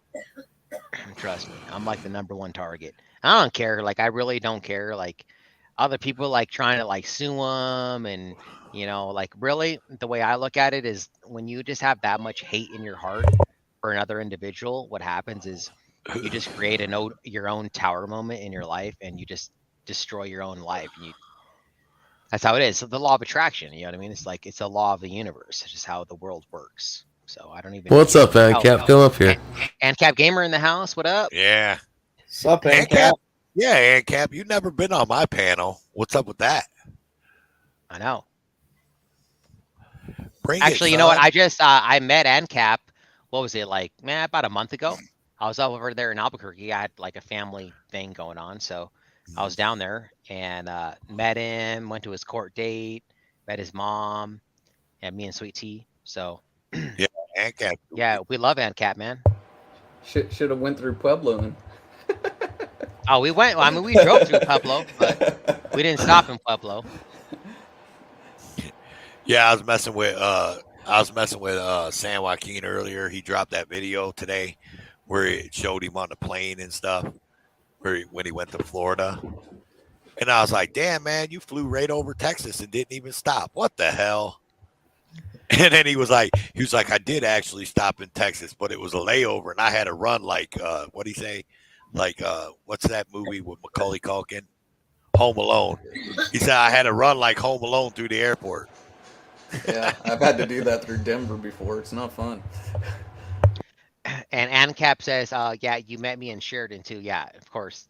Ancap actually flew down to Denver, to Sheridan, and recorded there at the Sheridan, you know, where 5 of us got arrested, and there was actually 14 of us there. We initially thought it was 15, but I think it's actually 14.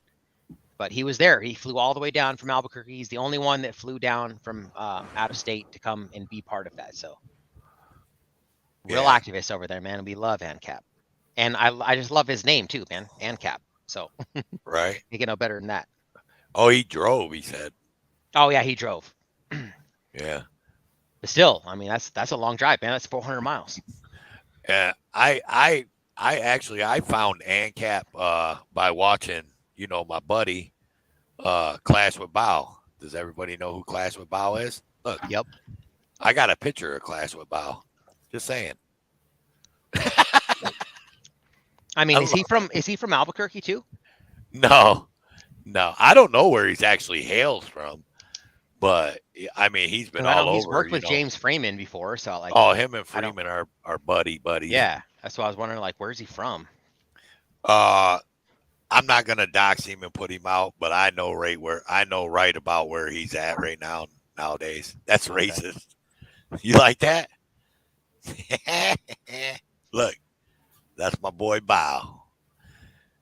No, I like Class with Bao, man. Class with Bao he's the GOAT. I always say he's the GOAT of auditing because ain't no one done it better, dude, with him running away from the popos and shit, dude. The way he trolls and like clowns them, like yelling and shit. It's just hilarious, man. The piggies are coming. The piggies are coming. What was that one? I remember that one that he did with James Freeman, where there was that black security guard dude, that like heavyset dude, and he was all trying to go hands on with him and shit. Remember? And he where he was. No, that dude did go hands on with Bao. Yeah, I know. I don't remember. I haven't seen. That was like an old ass video. It's like 3 years old, right? But yeah, I don't remember the details, but I remember that was like when I first started watching audit videos, and I was like, holy shit, this is fucking amazing, man. They have like pepper balls or something. I don't know. I just remember that black. No, dude Bao was crazy across the thinking street. He was a cop. Yeah, Bao was across the street. Remember, he like grabbed his camera and like. Well, he tried to grab his book bag or something. He grabbed his book bag or some shit. Yeah, it's so Bao's got a lot of his videos. He's got them unlisted or whatever. I don't know if they're private, unlisted, whatever. So if you go to his channel, you can't find a lot. He only leaves up certain stuff anymore. But yeah, all his old videos. I don't know why. I mean, I can't. I mean, he may be watching, just saying. I can't put a finger on why he does it, but, you know, it could be because, you know, YouTube, he's not monetized, so why let YouTube why let YouTube get the ad revenue when people watch his videos, you know? Right. So he's more like you know, if you watch it live, then you've seen it. That's why he does lives. You know, and that's why he privatizes his lives. Like, it's a live stream. It's not a live stream, and then you can go back and watch it later. Right. It's the proof is in the name, you know, live stream. But I could just be, you know, talking out my ass. Was Bao the one that was talking shit about me, or no? Because I don't remember somebody saying like, "Oh, Bao's talking shit about DMA in his live stream, and then he makes him private right away." Is that him? Because I don't know. I've always been a fan. I've been a fan of Bao, but I didn't know if that was him. I will be 100% totally honest with you, and you could take it. However, I'm not saying he didn't, and I'm not saying he did, but Bao is a very he speaks his mind on what he says and what he feels. You know what I mean? Right. And he doesn't hold. Yeah. Oh, okay, so he's talking shit about me. Okay. Well, he may have. Right. But I'm just saying he does it to everybody though. Right. And he's talked shit to me on live streams. Okay. AJ's got love for you. Look.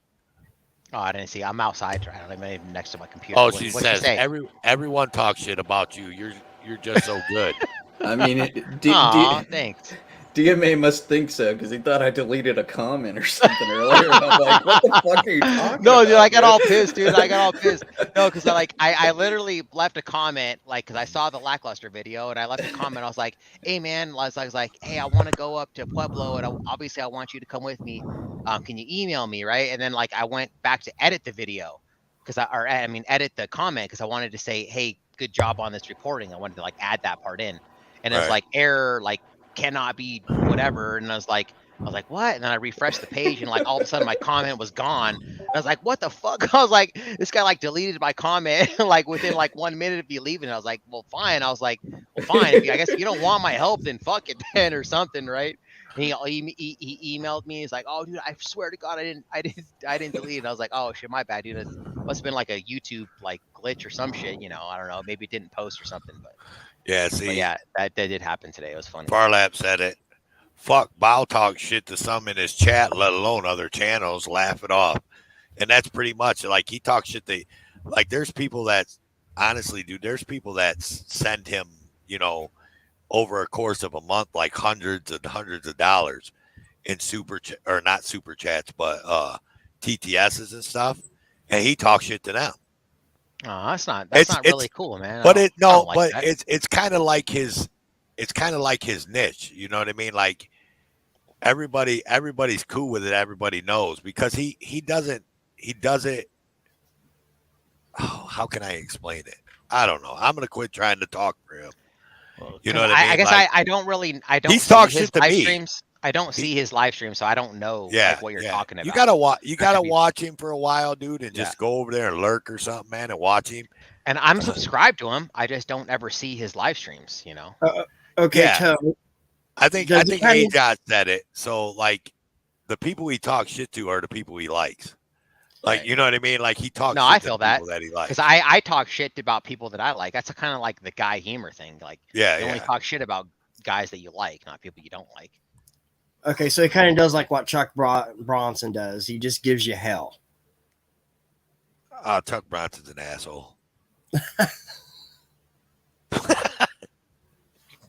I hope he's watching. Chuck's an asshole. I know Big Man Audits was Chuck Bronson before Chuck Bronson was Chuck Bronson. Just saying. Hey, you know what? Yeah, I mean, Big Man sounds like Chuck Bronson, dude. Like the same voice and everything. Honestly, they do. They sound almost identical.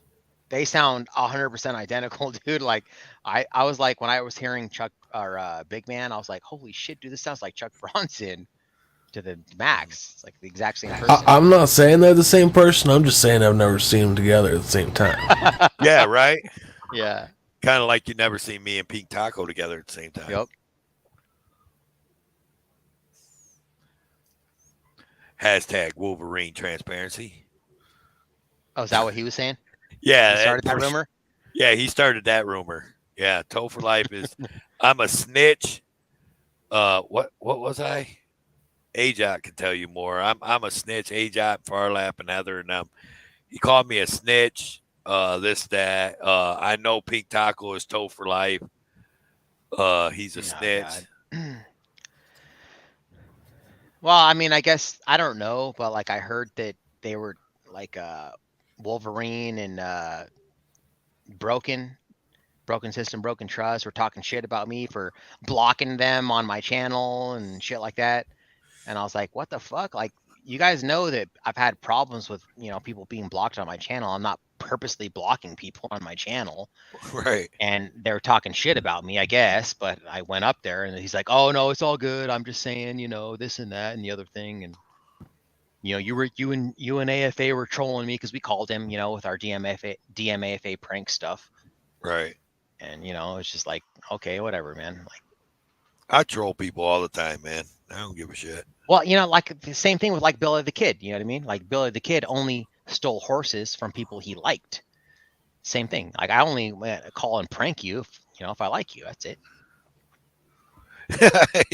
For the record, DMA, you blocked my Lord Buckethead account, but I forgive you. Lord Buckethead? What's that? It's somebody's sock account. Oh, okay. The same person that's in the chat as Count Socula. Oh, okay. Well, if I blocked you, it's because you said something dumb. That's why. Because you're trying to troll me. You're not being productive to my channel. So. Well, see what happens with Wolverine. Like when all that shit went down, and he supposedly clipped me talking shit about him on panel, and he'll probably, if he's lurking or any of his people are lurking right now, they'll clip me talking shit right now, but I'm not really talking shit. Right. Like I had a problem with Wolverine when all that shit was going on between him and Poor Dirt Farmer and AC and, you know, all that, you know, Ross Khan and all that big, you know, crazy drama.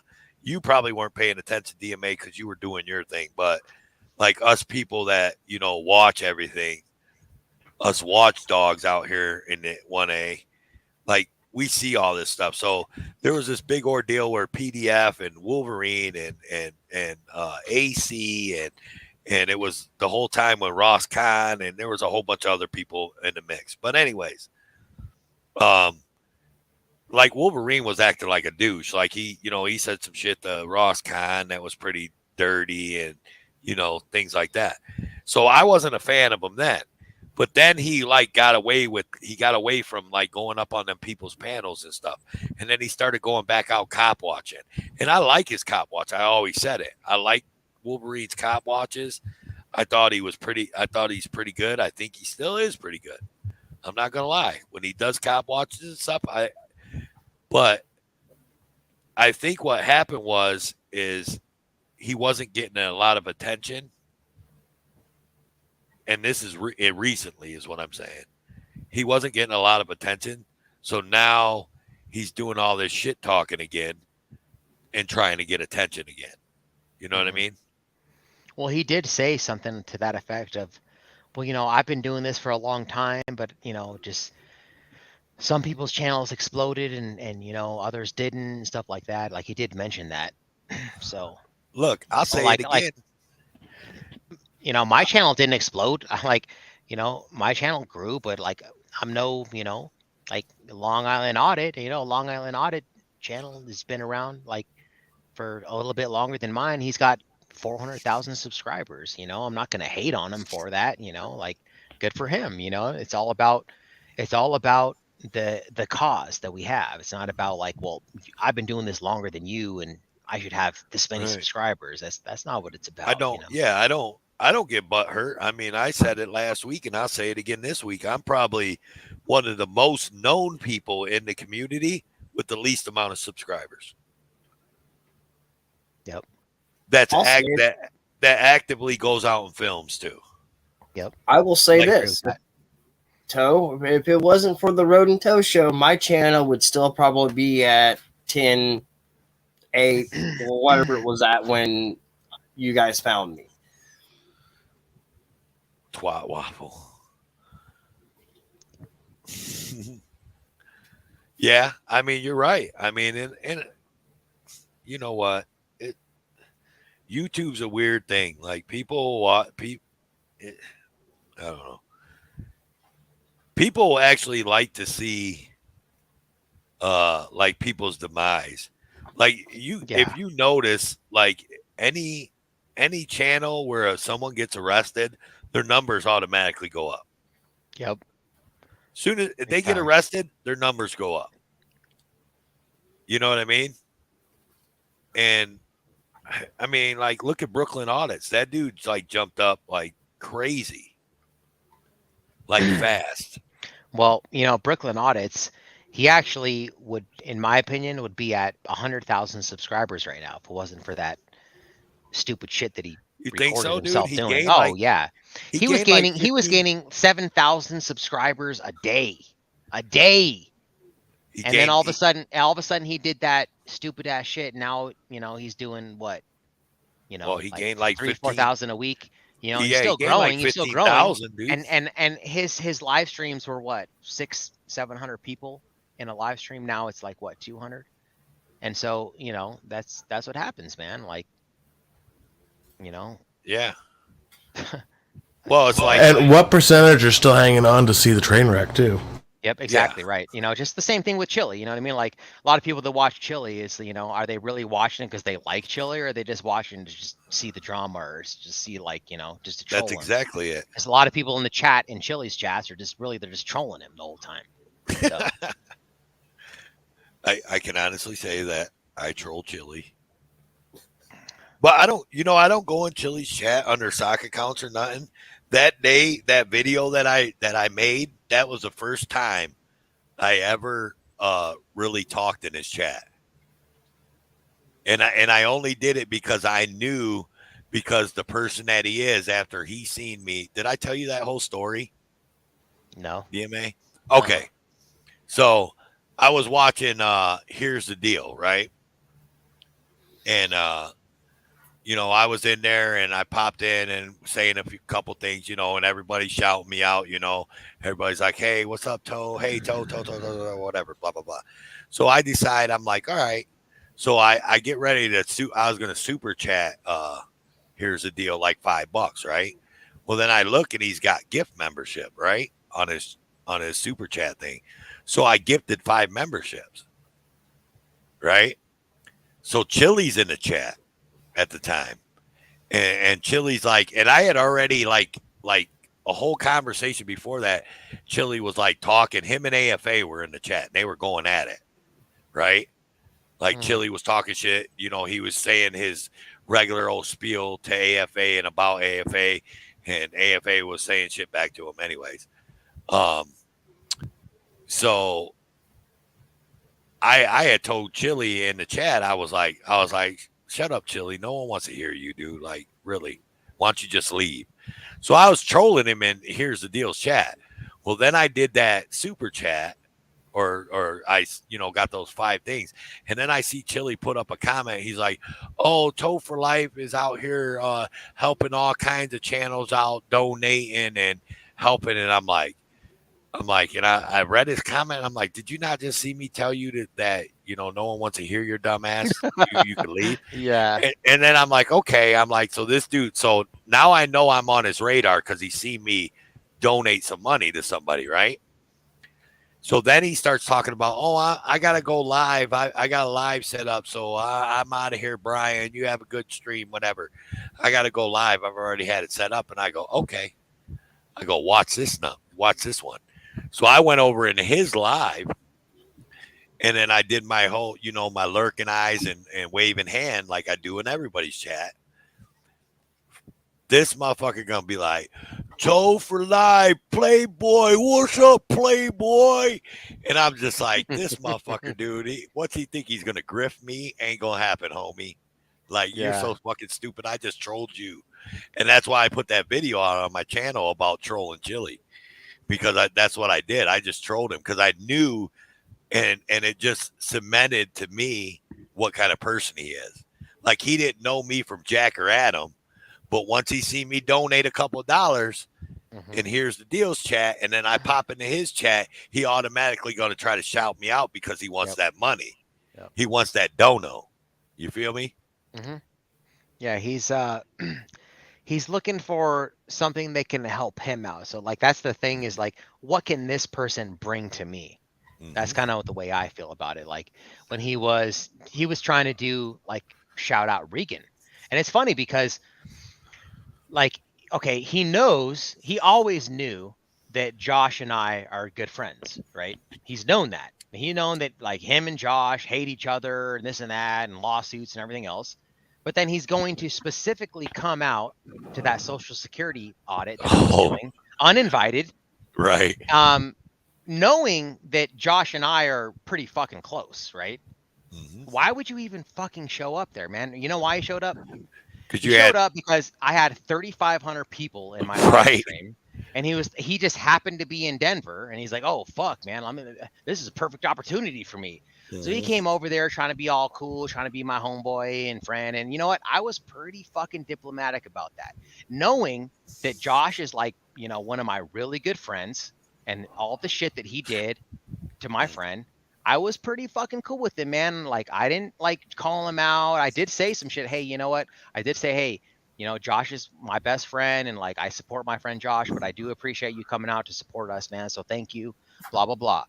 Right. And then when I did my panel that night on my own arrest, and I simply said, hey, if you guys are going to donate, don't donate to Chili. Chili is not doing a fundraiser for me.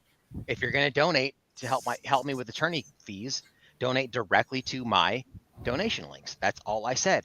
And like I don't know, however many days later, I get a cease and desist letter from him saying that he's going to sue me because I'm defaming him by saying that, you know, that he's trying to get money off of me. Yeah.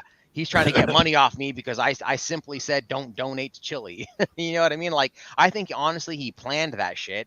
Like he literally planned it to come on to my channel and try to quote unquote help me just so that he could like fuck me over in the end. And I told Regan the same thing when he was trying to like shout out Regan. I was like, dude, this is what he's going to do. He's going to try to help you, and then he's going to fuck you over just like he does everyone else. You know what I mean? That's what he does. You see whose coattail he's riding right now? No, I don't, because I don't follow his channel. I saw him in Regan's channel, and he was talking her up, and then talking about how he was going to sue you. I was like, how the fuck are you going to do that? Oh yeah, he already told You're me. gonna, he's gonna talk sue somebody up and me then stab their because- friend in the back? What the fuck? I guess he's got some, like, apparently, like, he sent me some letter saying that I don't even know who it is, that I'm in cahoots with Josh, Kate, and some other dude, like, trying to conspire against him. Is it Turtle Boy? I don't know Or what the name, Ironton Auditor. I have no clue who the name of the person was. I don't know who it is. Like, I literally don't right. know. So I'm like, I know he's full of shit. Like, if you're gonna try to take this to court and sue me, he said, I'm gonna sue you just because you're a fucking weird. He's like, I didn't say fucking, but he's like, you're just a weird person or something like that. I'm paraphrasing. But he said like how creepy. I think he called me creepy or something like that. You're just a He's creepy projecting. guy. And I'm like, okay, like you're gonna sue me because I was conspiring with Kate and Josh and some other dude that I don't know to what was it, to like defame him or something like that. Yeah. And it's like you're gonna be sued. I'm just letting you know right now you're gonna be sued. I'm like, okay, fine, sue me, man. Like, go ahead. You weren't able to sue Kate. You weren't able to sue Josh. You're not gonna be able to sue me because it's all lies. I don't even know who the fuck you're talking about, man. I don't care about you. I don't watch your videos. I don't follow any of your shit. I don't care what you're doing, dude. I'm working. He's gonna send me a letter after tonight, I'm sure. I'm gonna Yeah. get one of those emails like you, but the bad part about it is, Chili, you don't even know who the fuck I am. So good luck. Yeah. And there's only a few people that actually know my real name, and none of them like you, so they're not gonna tell you. Yeah, I don't even think I know your real name, honestly, dude. Yeah, Like, I'm sure you you'd know tell my me. first name. You know my first name, but you Well, don't know actually, my. I think actually I don't know it. Like I literally just know you as. Oh Toe. my God, are you kidding me? No, I'm serious. Like I know you'd tell me if I asked you, but like I don't. I think in my phone you're just under Toe for life. Maybe. Well, I don't know. I know your real name. I know everyone knows my real name now because You know who told me? like I tried to keep it a secret for a while, but then like everyone just knew it because actually the DMV doxed me and then the trolls started doxing me. So I was like, fuck it, I'm just gonna embrace it now. Doesn't matter. Actually, it's kind of like Once you get an arrest, the trolls will know who the fuck you are. Yeah. Exactly. I was gonna say I know what your name is from Frauditor Troll. Yeah. No, I dropped actually, a link into the private chat. Actually, dude, in my phone, your first name is Toe and last name is Toe for life. I don't even know your name, bro. But that's funny because like people like out here in Denver, like when I work with like, Sweet Tea or Regan, or actually Regan calls me Christopher, but like Aurora Transparency or KDOT or MLH, like they all call me DMA, like just like the name they go. And like I don't call KDOT or MLH by their names. I just call them MLH and KDOT. Like it's just kind of how we do it out here. So like, I don't even know people's real names. You trying to get me sued, ain't you, ABS?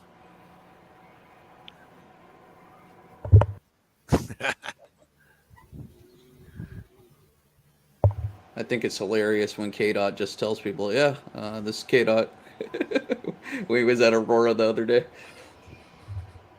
And dispatch was asking for his name to send someone out there. I haven't seen a KDOT. Nothing from KDOT. I mean, I see him going live like with MLH and stuff, but I'm never around to catch it. So he actually did a video that I just reached out to him for about this. I told you, I was saying earlier when Rice Krispie was on here, that same guy, that Sergeant Mike Douglas, who was covering for a subordinate of his who was sleeping on the job. And he went and called him out on it. And I was like, dude, I know that exact same sergeant. I was there with Regan when they were trying to like keep Regan's ID and her husband's credit card when she got arrested. They wouldn't give it to her because it was in his name. And that at that same incident, that Mike Douglas sergeant tried to solicit a harassment charge because I was recording this lady was like acting like a Karen because I was recording in the police station lobby. And so I put I wasn't recording her specifically, but if she's going to act like a fucking Karen, I'm going to point my camera at you and be like, dude, you know what I mean? What are you talking about? I can record in here. and he tried to solicit a harassment charge. Do you want to do anything about harassment for him recording you? Was that now? Was that the one where the girl said she had an issue or something like that? It was just some girl. I don't know who it was. It was a girl. And she said, that she's like, she didn't want me to record her. And I was like, I wasn't even recording her, but like I was recording and I was narrating to my audience about the rude public employee that was at the glass. And then she started to stick her nose in on it. And then I was like, okay, fine. I'm going to record you now too, since you're like engaging with me. And it was a big old deal. And then that sergeant came up and tried to solicit a harassment charge for me recording her. And I was like, yeah. And that's the thing too, is if you know the law, you can really, put them down pretty quick. I was like, yeah, I know the harassment law. It's CRS 18-9-111. This isn't harassment. Recording isn't harassment. And he's like, oh yeah, I got the book in my car too. I can pull up the CRS too. I was like, yeah, well, you don't have to, because I'm telling you the CRS, man. This isn't harassment, dude. Like, recording isn't harassment. And so, yeah, the guy's a clown, man. That Sergeant Mike Douglas from Aurora Police Department. And that's the reason why he's stuck in that police department, because he got pulled off of the streets because he got demoted for being a dumbass. So let's check this out. This is what Boring Sandwich put. Boring Sandwich is going to get me sued.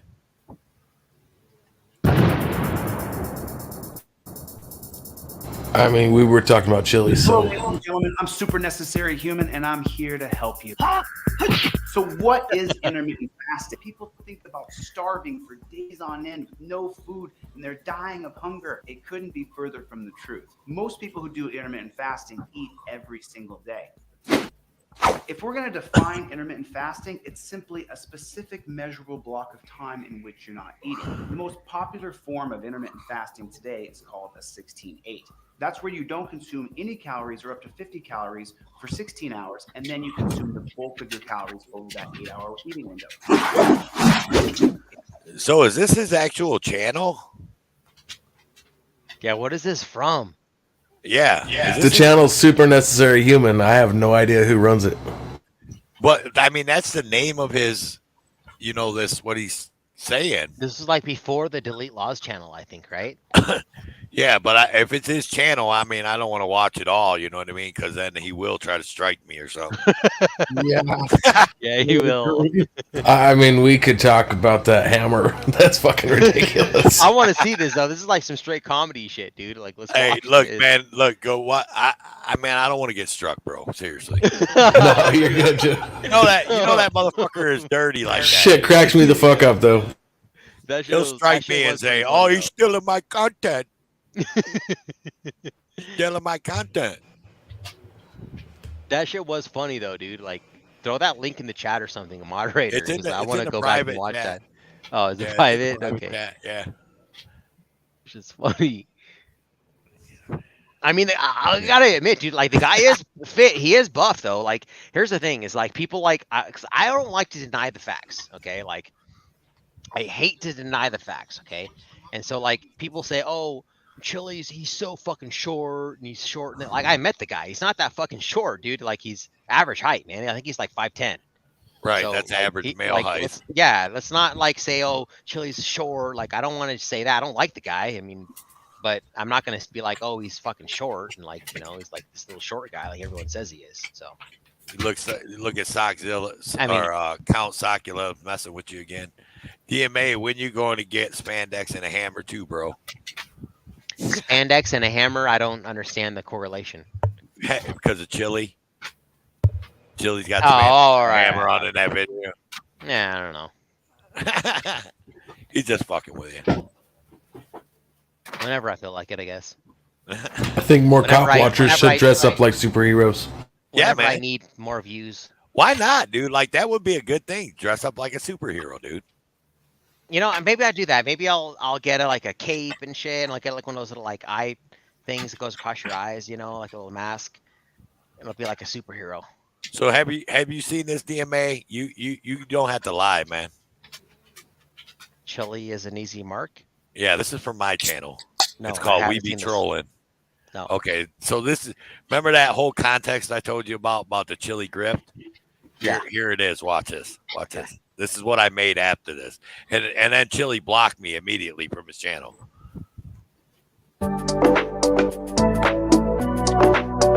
Is it playing? Yeah. Good to see you. Toe for life. What's going on, Playboy? Good to see you, man. Good to see everybody. Good to see you. Toe for life. What's going on, Playboy? Good to see you, man. Good to see you.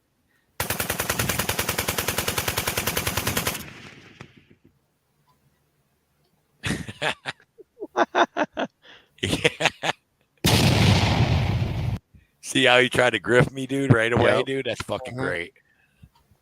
You know, I mean, like, the thing is that, you know, the guy's a narcissist, man. That's just basically what it is. He just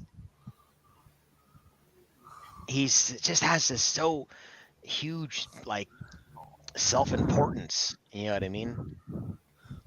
And I'm not sure if the guy's, like, on the spectrum. I don't know. There's something different with him. You know what I mean? There's something off with that guy. That's all I know. So when he came over from TikTok and he had those videos where he's in front of that big old wall with the timeline, I was actually getting into that shit. Like, if he would have stuck with that, I don't know. I probably would have watched it a little bit longer, but... A lot of people say that. I mean, even when his YouTube channel started growing, remember? He was fucking exploding, dude. He was like, he was like Brooklyn before the orange stuff. His channel was blowing up, man. I was like, holy shit, this guy's going crazy. And then all of a sudden, everyone started realizing the douchebag that he really is, and he just stalled. And he was stuck at like 48,000 subscribers for like a grip. And then now I actually just checked his channel like maybe a couple of weeks ago. He's already like past 100,000. I don't know what he's at. It's like 100 and something thousand. I'm like, how the fuck did this guy explode? Is he buying subscribers? Because like if you look at his views, I guess you can tell. Like you look at people's views. Yeah. And their views are still like 4,000 or 5,000 per video. Like how did you just explode, like double your subscribers, but your views are the exact same? You know what I mean? Like it doesn't make any sense to me. Exactly. Like, are you buying your subscribers? Like, what's going on, man? So he's at 130K. Yeah, no, I don't think so. There's no fuck. Because why was he stuck at like 48,000 for like several months when everyone decided they hated him? Because he went from like 10,000 to like 48,000 in like a couple of months, which is extreme growth. Well, he's got and then all of a sudden 22 million views. I don't give a fuck, dude. I got 25 million views and I have 75,000 subscribers. There you go. So how does he have, that many subscribers from his views? That just doesn't make sense, man. That numbers don't add up. Yeah. What's up, Melissa? Late night 702. Welcome in. Four Corners back. Oh, late night in the house. Melissa Stedman. And yeah, Four Corners. I don't know, man. That dude is a trip. We're sitting here talking about Chili. I don't know, man. We're gonna walk ourselves. We're gonna be walking into court now talking about. Yeah, it. I know, it's right? It's like I don't even want to talk about the guy, man, because being sitting in court because he's trying to like sue me for some stupid shit. So yeah, so like late night says, so now he's riding the coattails of News Now Omaha, if you know who that is. Yeah, I know News Now Omaha. Yeah, that's who he's hanging with. He's hanging with News Now Omaha, like one of the biggest grifters out there between him and Patrick. Yeah. You know what I mean? Like, come on, man. Whatever, We just gotta stay focused on our mission, and that's it. Yeah. Who cares what everyone else is doing? Like everyone else is here for these people that are just here for, like we say, clicks and views and like I said, and here's the thing here's the thing about narcissists. I was talking about narcissists, right? It's like narcissists, they don't care if they get good attention or bad attention. They only care that they're getting attention, right? And that's kind of how I see Chili. Like he doesn't give a fuck really if he's getting good attention or bad attention. He's getting fucking attention. That's why he stirs all this shit and tries to start shit with people. That's why he shows up to my audit on purpose at the Social Security Administration. And then within that same day accuses me of defaming him because I said, don't donate to Chili. You know what I mean? He's trying to get attention. He's trying to stir shit. because he's a narcissist, man. Yeah, didn't he try to grift San Joaquin too? I don't know. I know that San Joaquin thinks that Chili's a piece of shit. I do know that. And They they had some dealings before Chili got big out here, I think. Well, I know that like San Joaquin, one of the reasons why Chili got big is because, of course, San Joaquin showcased him and said, "This guy's badass." Right. And then just like just like what's his name, just like legalized drugs. Like San Joaquin, showcased legalized drugs. He's a good guy, and then you realize he's just a piece of shit. Sometimes people burn San Joaquin, dude. Like that's what happened with Delete Laws. He burned him, dude. He's a piece of shit, man. Like San Joaquin doesn't like Delete Laws. Yeah. I mean, look, man, I've said it 100 times on live streams. If you don't like somebody, just unsubscribe. It's that easy. It's as easy to unsubscribe as it is to subscribe to a channel. Like, there's no sense. Yeah. I agree. 100% agree to that. Well, because what happens when you just like try to perpetuate it and like, use your platform to defame this person and that person, like what you're doing is you're just perpetuating it even more, and like you're just creating more of a conflict, and you're getting away from what you're there to do. Like my channel is there for my activism, and that's it. So like, yeah, I mean, we're over here talking shit on the panel on the Toe for Life on Friday night. That's fine. But like, I'm not going to like dedicate my channel to like me versus this guy or me versus that guy, like the trolls and shit. Like there's plenty of stuff I could say in rebuttal to trolls and troll channels that talk shit about me and stuff like that. But why? Like and then I'm taking away from my viewers viewing the stuff that's actually important that I care about. The biggest thing about the troll channels, and there's nothing they can say that can change this, is that they always say that the auditors, the frauditors, are all about clicks and views. So the fuck are you? So the fuck are you? Count Chocula or Count Socula. That case didn't work out so well for me. That's true. But we are appealing that. So here's the thing, man. Just because something's a law doesn't mean that law doesn't equal morality. Okay. And so like, just because like let's say Rosa Parks, like it was against the law for Rosa Parks to sit in the front of the bus, and that doesn't matter. Like I'm here standing for something, and me and my attorney believe. Here's the thing. I don't know if you read that, but the judge's verdict, but the judge said that I was there recording in a space occupied by the tenant. And our argument is that that was not occupied by a tenant. They are doing business in a public lobby. Okay. Where I was recording, they have pamphlets, they have waiting areas, they have chairs for people to sit and wait. And in fact, the DHS agents several times in their own statements refer to that space as a lobby. So that's what we're saying, is that they are conducting business in a public lobby. And I am allowed to record by the DHS memo. I am allowed to record in a lobby. Okay. So yeah, it didn't work out well for me, but that's why we have appeals. Okay. So just because I was found guilty it's not over by that judge, which is a bench trial, it doesn't mean anything. I mean, we'll see what happens, man. Like even the judge said himself in his statement when he gave his verdict that he said himself that I am not against what Christopher Cordova is doing.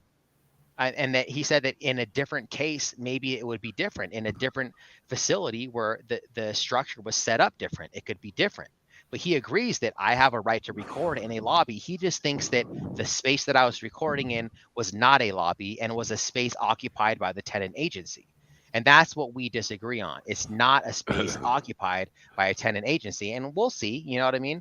We'll see when we go to the appeals, because we are appealing this. And I don't have my sentencing until September, I think. It's a long ways away. And I can't appeal it. We can't file for appeal until we go to sentencing. But we'll see what happens. And it doesn't even matter. It doesn't even matter if even on the appeal, if I get found guilty. It doesn't matter, because I'm standing up for something that I believe in. Okay. Law does not equal morality. Again, guys, at one point it was lawful to own slaves. Okay. That doesn't matter. I don't care if it's lawful for me to record in that area. I feel like I have a right to record in that area, period. It's a fucking lobby, man. So that's what I believe in. So now this is kind of like ABS's train of thought too. Like me and ABS have talked, and I don't mean to put you out there, ABS, but we've talked in Discord. But you see what he says? It says my morals mean more to me than any given law, any state given law. There is a right and a wrong, and DMA is right about a lot of his beliefs. Problem, he is asking a state to uphold his rights. So what I don't think we're asking for the state at all. I don't think that we have a choice whether or not to have a state. You live here, you can't really emigrate somewhere else, and why would you? You can't afford to do that. You don't know the language, the culture, all that. So you got to stay here. What gives government the right to have a monopoly on the geography? That's fucking bullshit. We're living, breathing human beings. Government's an idea, and a shitty one at that. Everything it spends is stolen. Yeah, he's not even asking the state anything. You didn't ask the state to cite you. The state cited you. You're defending against the citation. Right. But I think what he's trying to say is because I know where he's getting his thought process from, sort of, is what he's trying to say is if you sign up, like if you sign up and you, how do I explain it? I can't even. See, I'm a dumbass. So lucky 225, I'm a dumbass. Like, you're going to find this out. You stay on here too long. Toe for life is a dumbass.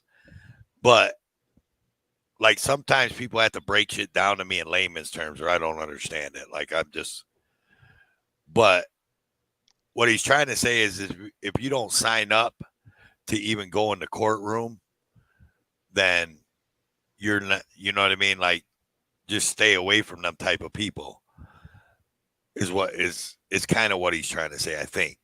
Well, I'm not talking for the guy. Oh, Jesus Christ. How do I say it? Anyways, let's move on to something or whatever. Cause I can't even put it into words. I'm just fumbling He's myself saying here. when you ask the state to uphold your rights to video record, you legitimize the state. And I mean, that's true. Like, like the government has proven time after time after time that they can't even follow their own rules. Right. So, I mean, it doesn't give government very much credibility when they can't even follow their own rules. So I know that's true. Right. I mean, but you have to start somewhere though. Like you have to do something though. Right. And that's what I'm trying to do. I'm trying to do something, regardless of whether or not I win or I lose. It doesn't matter. I don't care about winning or losing. I mean, I do care about winning or losing. Of course, I want the win. But if I lose 100% of the time, I'm still going to keep doing it. Like, there's no way that, like, if I lose and I get found guilty, that I'm just going to stop now. No way. It doesn't matter. Law does not equal morality, guys. And this entire country of the United States, if you call yourself an American and you're a patriot, well, this country was founded on questioning authority. Okay? If we didn't question authority, we'd still be under a tyrannical rule of Great Britain, right? That's the whole point of this country, guys, is questioning authority. And people have gone so far out of the bounds of what this country was founded over that they want to just obey and just bow down and just do what you're told. And like we said before earlier in this panel, is the founders of this country would be rolling in their graves. They wouldn't be rolling in their graves. They'd, like, if they were alive today, they'd be already stacking bodies by now. This would be already a war. But the average American mindset is so docile that they're just willing to go with the flow and just obey and just do what you're told, just to go along, to get along, and just to follow a law because it's a law. Right. I agree with you, DMA. I mean, if you're gonna sit there and take a plea deal because it's more advantageous to you to keep yourself out of a box, what's the point? What up, Joe? That legitimizes the state when you take a plea deal instead of fighting it. Yes, exactly. What's the point of even going out there and getting arrested if you're just going to take the plea deals, just so you can reinforce their behavior and their mindset. You know what I mean? Exactly. Joe Cool in the house. Yeah, Joe Cool now. Hang Thank on a you, second. Jody. I just want to give a shout out to Jody, who, like, a huge supporter of the DMA channel, been a supporter for a long time, moderator for a long time, and like really true to the beliefs of what we believe here at the DMA channel, and like as a 1A community. Like, she's really on board. She's a true patriot. We love Jody Who. And Late Night with 702. Melissa, is that you? Yes, sir. I just have one question. Okay. Hang on, let me Just take one this question and banner I'll down. pop off. I just have one question and I'll pop off. Go. So, the other day, Manuel Mata was found guilty of interference and resisting arrest for walking down the street to get a pack of cigarettes and filming.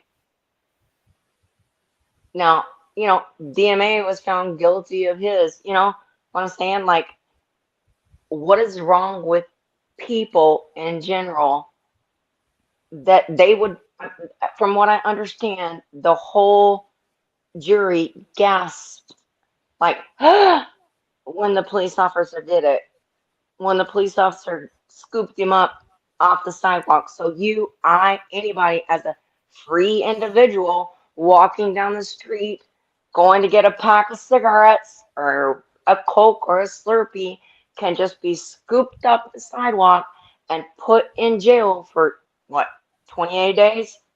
Just taking 28 days of your life is gone. They don't care that they've taken 28 days of your life. You're in jail. You're gone off out of the public. You're just done.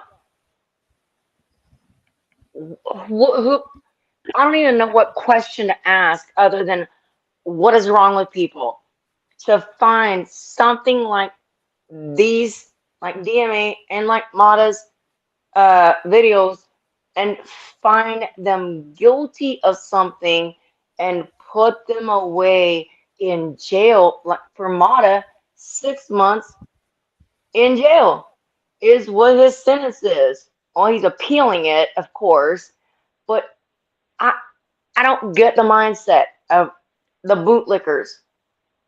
I don't get it. And that's my only question, and then I'll leave you guys alone. You know, what I think it is that a lot, like, human beings are followers by nature. So human beings are very easily influenced. So you just think about it, like, just like you look at the cops, right? Like, a lot of cops that I meet that I think are good cops and that have been respectful to me and been upholding their oath to the Constitution in videos that I've had, and I've gone and I've talked to them, and I haven't published these videos, but I've gone and talked to them when they're with all of their buddies, and there's like a whole bunch of them around, right? And I say, hey, I was like Red and you know, a couple of cops that I know in Denver, and I'm trying to be cool with them, and they're trying to be standoffish to me. You know what I mean? You know why? Because all their buddies are around and they're trying not to go against the grain. It's the same thing. It's just human beings are just followers by nature, and they just want to go along to get along. So what they're doing is, like, they're just trying to violate people's rights, and they're trying to do all this stuff because they don't want to go against the grain, because they're all buddies, right? Just like the city of Sheridan says, like that lady who's a public official, Ernie Camacho's wife, who made that public comment, who said Sheridan is a family, right? That's how it is. And a government doesn't have any place to be a family. They have a specific function, and family is not what it is, but that's what it is. They're buddies, right? Just like that, which is Lucky 225 and that story in Pueblo, same thing. They're buddies, right? They all know each other, so they protect each other. It's a gang. It's why people say, you know, this is the biggest gang in the United States, the Blue Line Gang. Well, that's the reason. It's literally a mafia-style strong arm gang that's protected, just like the IRS. It's a mafia-style strong arm gang that's protected by the United States government. It's the same thing. That's why they do what they do. That's why they just arrest people, because they can get away with it. They're the biggest gang in the United States, in the world. You know, well, I go, my brother goes and golfs a lot. I'm not a golfer. I could care less about golf, but he golfs. He owns his own business, and he's golfing. And he's like, there's judges, there's lawyers, there's district attorneys, there's there's uh there's all these political people that are out there. And my brother's not political, but he's like, they're all out there, and they're all golfing together. They're all in each other's pockets. They're all best buds. Yep.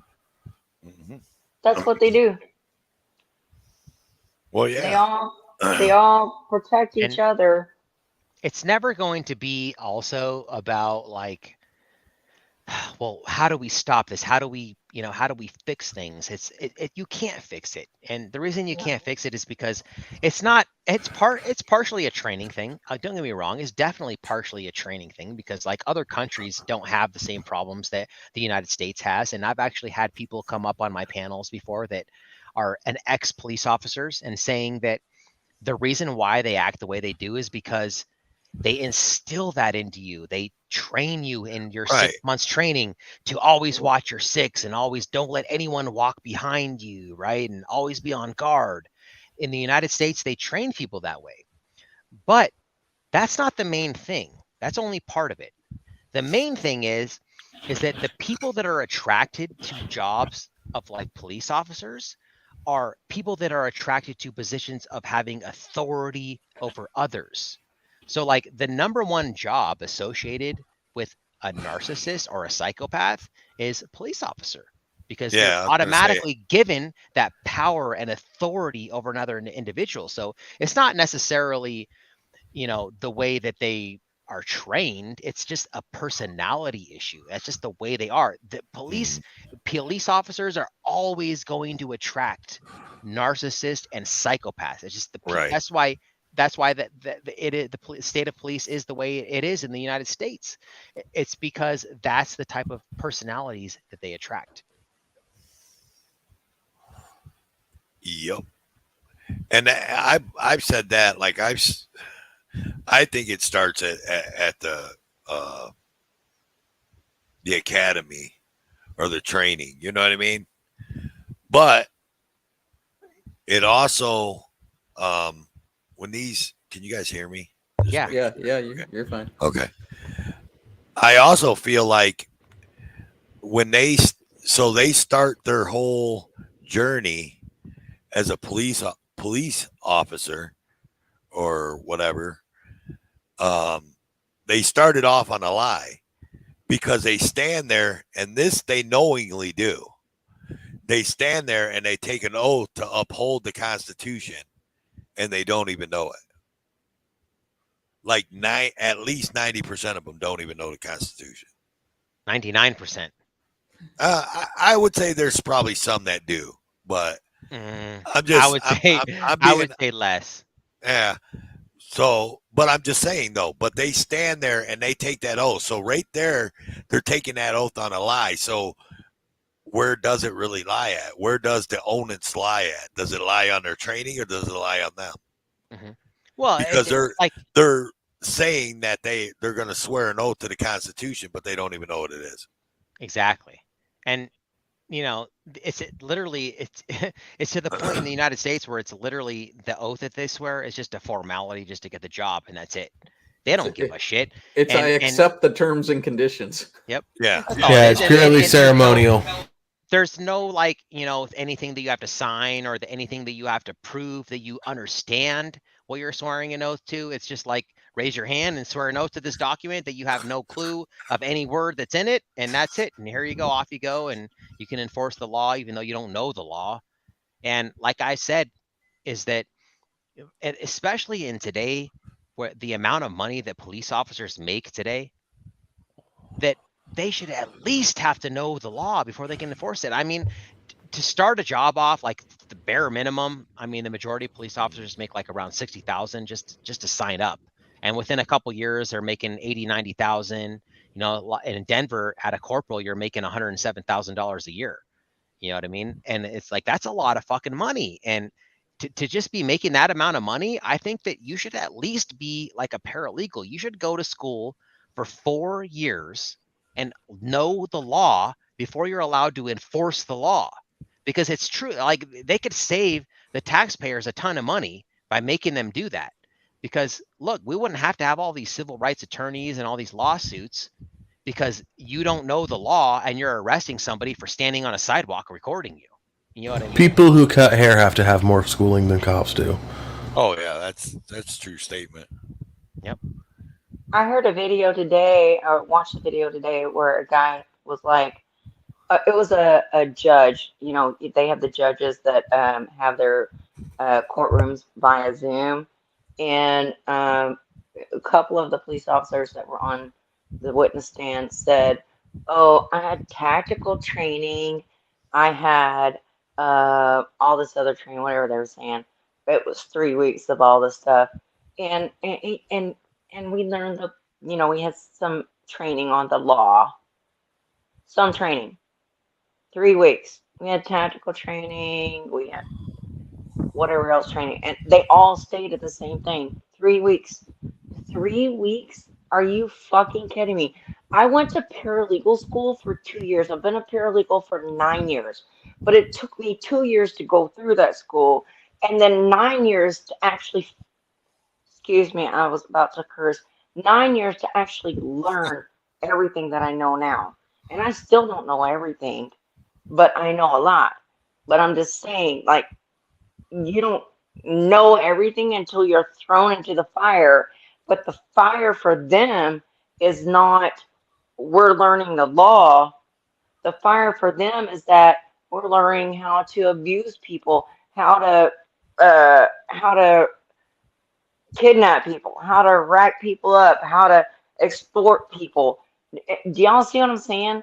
Like, they're learning the part of the government. Am I making sense, Toe? The part of the government that's saying we're learning this part of how to do the wrong thing. That's the part that we're learning. Exactly We're not right. learning the law. Like, I learned the law when I got thrown into the fire as a paralegal. I learned the law. They taught me how to do the paperwork and all that stuff for the 2 years that I was in it. And I learned the law. I learned everything. Got thrown into the fire, and I learned the law for 9 years. I'm still learning, but that's where I learned the law. They're not learning the law. They're learning the corruption. Yeah, and down in Pueblo, their police department's academy wasn't even training things in a post-certified manner. They had post come down to the Pueblo Police Department's academy and decertified them for a minute because their training materials were all wrong and not acceptable. So they were teaching them how to do takedowns on suspects that weren't acceptable, and just totally, the chief had admitted that they just totally made it up, and that's what they're teaching their cops down there. That makes sense, right? Hey, is Count Socula, is that Bao? No. Okay. No. Nope. It's somebody that's watches Bao a lot though. So that's kind of why they're opinionated the way they are. Because that's kind of how Bao's opinion is. He feels like, don't, because, he got done wrong. I don't know if you knew that. Like, he got done major wrong. Are you guys with me? Yeah, I'm with you. Okay. Bao? Yeah. Yeah. Oh, that whole, oh, shit. Whatever that town is here in Texas, in San Antonio. God damn it. I forgot the name of it. I've been to the damn town too, and I can't think of the name of it now. But I keep wanting to say Uvalde, but not Uvalde. Yeah. You talk about Leon Valley? Leon Valley, there you go. Son of a bitch. Yeah. But yeah, he got did wrong, man, when he got arrested and he got put in jail and shit, dude, over that. Yep. He was And, like, he was like in the hole. Like the whole time he was in jail, they put him in a hole. I mean, we're thinking that this Sheridan stuff is going to be, you know, the new Leon Valley here. And do you see that comment right there by Jody Who? It says the government doesn't want cops to be knowledgeable. They want tyrants. Yep. Right. Yeah. So here's the thing is that I don't know if you guys know this, but and I've been talking about Adam Kokesh a lot on here, but like a lot of stuff that I've learned from Adam is that was a story that Adam did that if you have an IQ, I think it's higher than 103, that you're not allowed to be a police officer. And there was a police officer that scored too high on the IQ test, and he wasn't allowed to be a police officer. And it was like a civil lawsuit that he tried to file, and he lost. And yeah, no, they sided with the cops for sure. He had too high an IQ. Yeah. Isn't that so fucked? Yep. And here's the reason is because they don't want the police to be smart enough to where they're realizing that, hey, this law that I'm enforcing is totally fucking unconstitutional, man. Or maybe not even that. Maybe this law that I'm enforcing is like totally immoral. Like I'm locking someone in a cage for being in possession of a plant, you know, like maybe they don't want people that are free thinkers and that are capable of thinking for themselves instead of being a member of a collective who just blindly follows orders. And so that's why they don't want the police to know the Constitution. They don't want them to know that. That's why they don't teach civics in high school anymore. They don't want the average American citizen to know their rights because they don't want people to be going against the grain. They want to be able to stay in control. And that's how you know, like, what is it? That quote, I think it's Thomas Paine, that absolute power corrupts absolutely, right? And that's the thing. They don't want you to be able to know your rights because then you can fight against them. And that's how you know that the government has become completely out of control, completely tyrannical, is when it's what was it? Thomas Jefferson that said that a sign of a tyrannical government is something that's lawful for the government, but unlawful for the citizen, right? So government is the epitome as do as I say, not as I do. So that's the whole reason why they don't want you to know your rights is because if you know your rights, then you can stand up for them. They want everyone to be docile, everyone to just go with the flow, like I've been saying this throughout this whole stream. So thank you, Jody, for bringing that up. It's a great point. Is that you, Melissa? Sorry, Tyler, I got disconnected.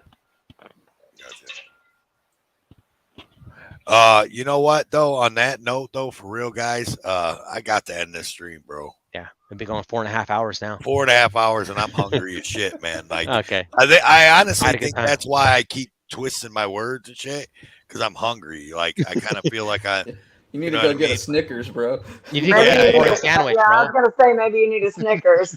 Yeah, I'm hangry. No, yeah, I'm gonna go eat a boring sandwich.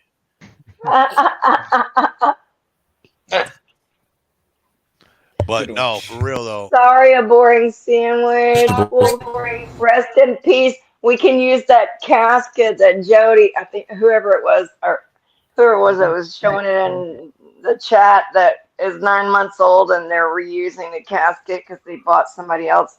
They bought their family member a new casket, so they're selling the old casket, and it's just slightly used. So if Toe's gonna go eat a boring sandwich, we have a casket we can buy for you for $900. That is cannibalism, and I do not approve. Actually, the casket I actually might be interested in. A boring came by and saw mine the other day. You what? The casket. I actually might be interested in that. Well, okay. There you go. It's slightly used and just has a slight stench to it. So while you're, looking over your loved one, there's a breath of dead air. All right, y'all. All right, y'all, man. Hey, look, thanks for the ride, you guys. Love you all. DMA sticking with me all night. Boring sandwich, Melissa, laptop, Lucky 225, Farlap moves. Who else was up here? Jeff. We love Farlap. Who? Jeff. NC Tyrant Hunter, that guy. Yeah, that guy. You know the guy with. Yeah, of He's course. the boss. He's the boss. Yeah, Man. the boss. Yeah. NC Tyrant Hunter, Right Crispy, my man. Everybody in the chats, Cap, Count Sakula, Common Nerd, Jody Who, Ajot, Joe's Cool, Farlap, Nightbot, of course. And before we leave, Nightbot does have one last thing to say because I know he told me he did. Let's bring that up here in a second. Well, can I say just one more thing before we go? Just one more thing. What? Hurry up. I will hurry. Everybody, make sure you tell each other that you love each other, no matter if you know each other personally, but if you talk to each other, you know, whatever, just let them know that you love them because we never know when we won't see them again. I feel that. Yeah, Road Dog, it's been too long. But hey, Nightbot did drop this and wanted me to let everybody know to help Toe for Life buy diapers, wipes, and rash cream. Hit up his Cash App at $ Toe for Life 43. Thank you very much. And just like always, man, I appreciate all you guys. I love all you guys, man. You guys are awesome. But who am I? Does anybody know? Toe for Life. Okay. I am Toe for Life, and we out this bitch, y'all. Toodles. This shit, I'm out. No thanks. Don't mind me. I'ma just grab my stuff and leave. Excuse me, please. Fuck this shit, I'm out. Nope. Fuck this shit, I'm out. Alright then. I don't know what the fuck just happened, but I don't really care. I'ma get the fuck up out of here. Fuck this shit, I'm out. Bye, bitches. Peace. Love y'all. Bye.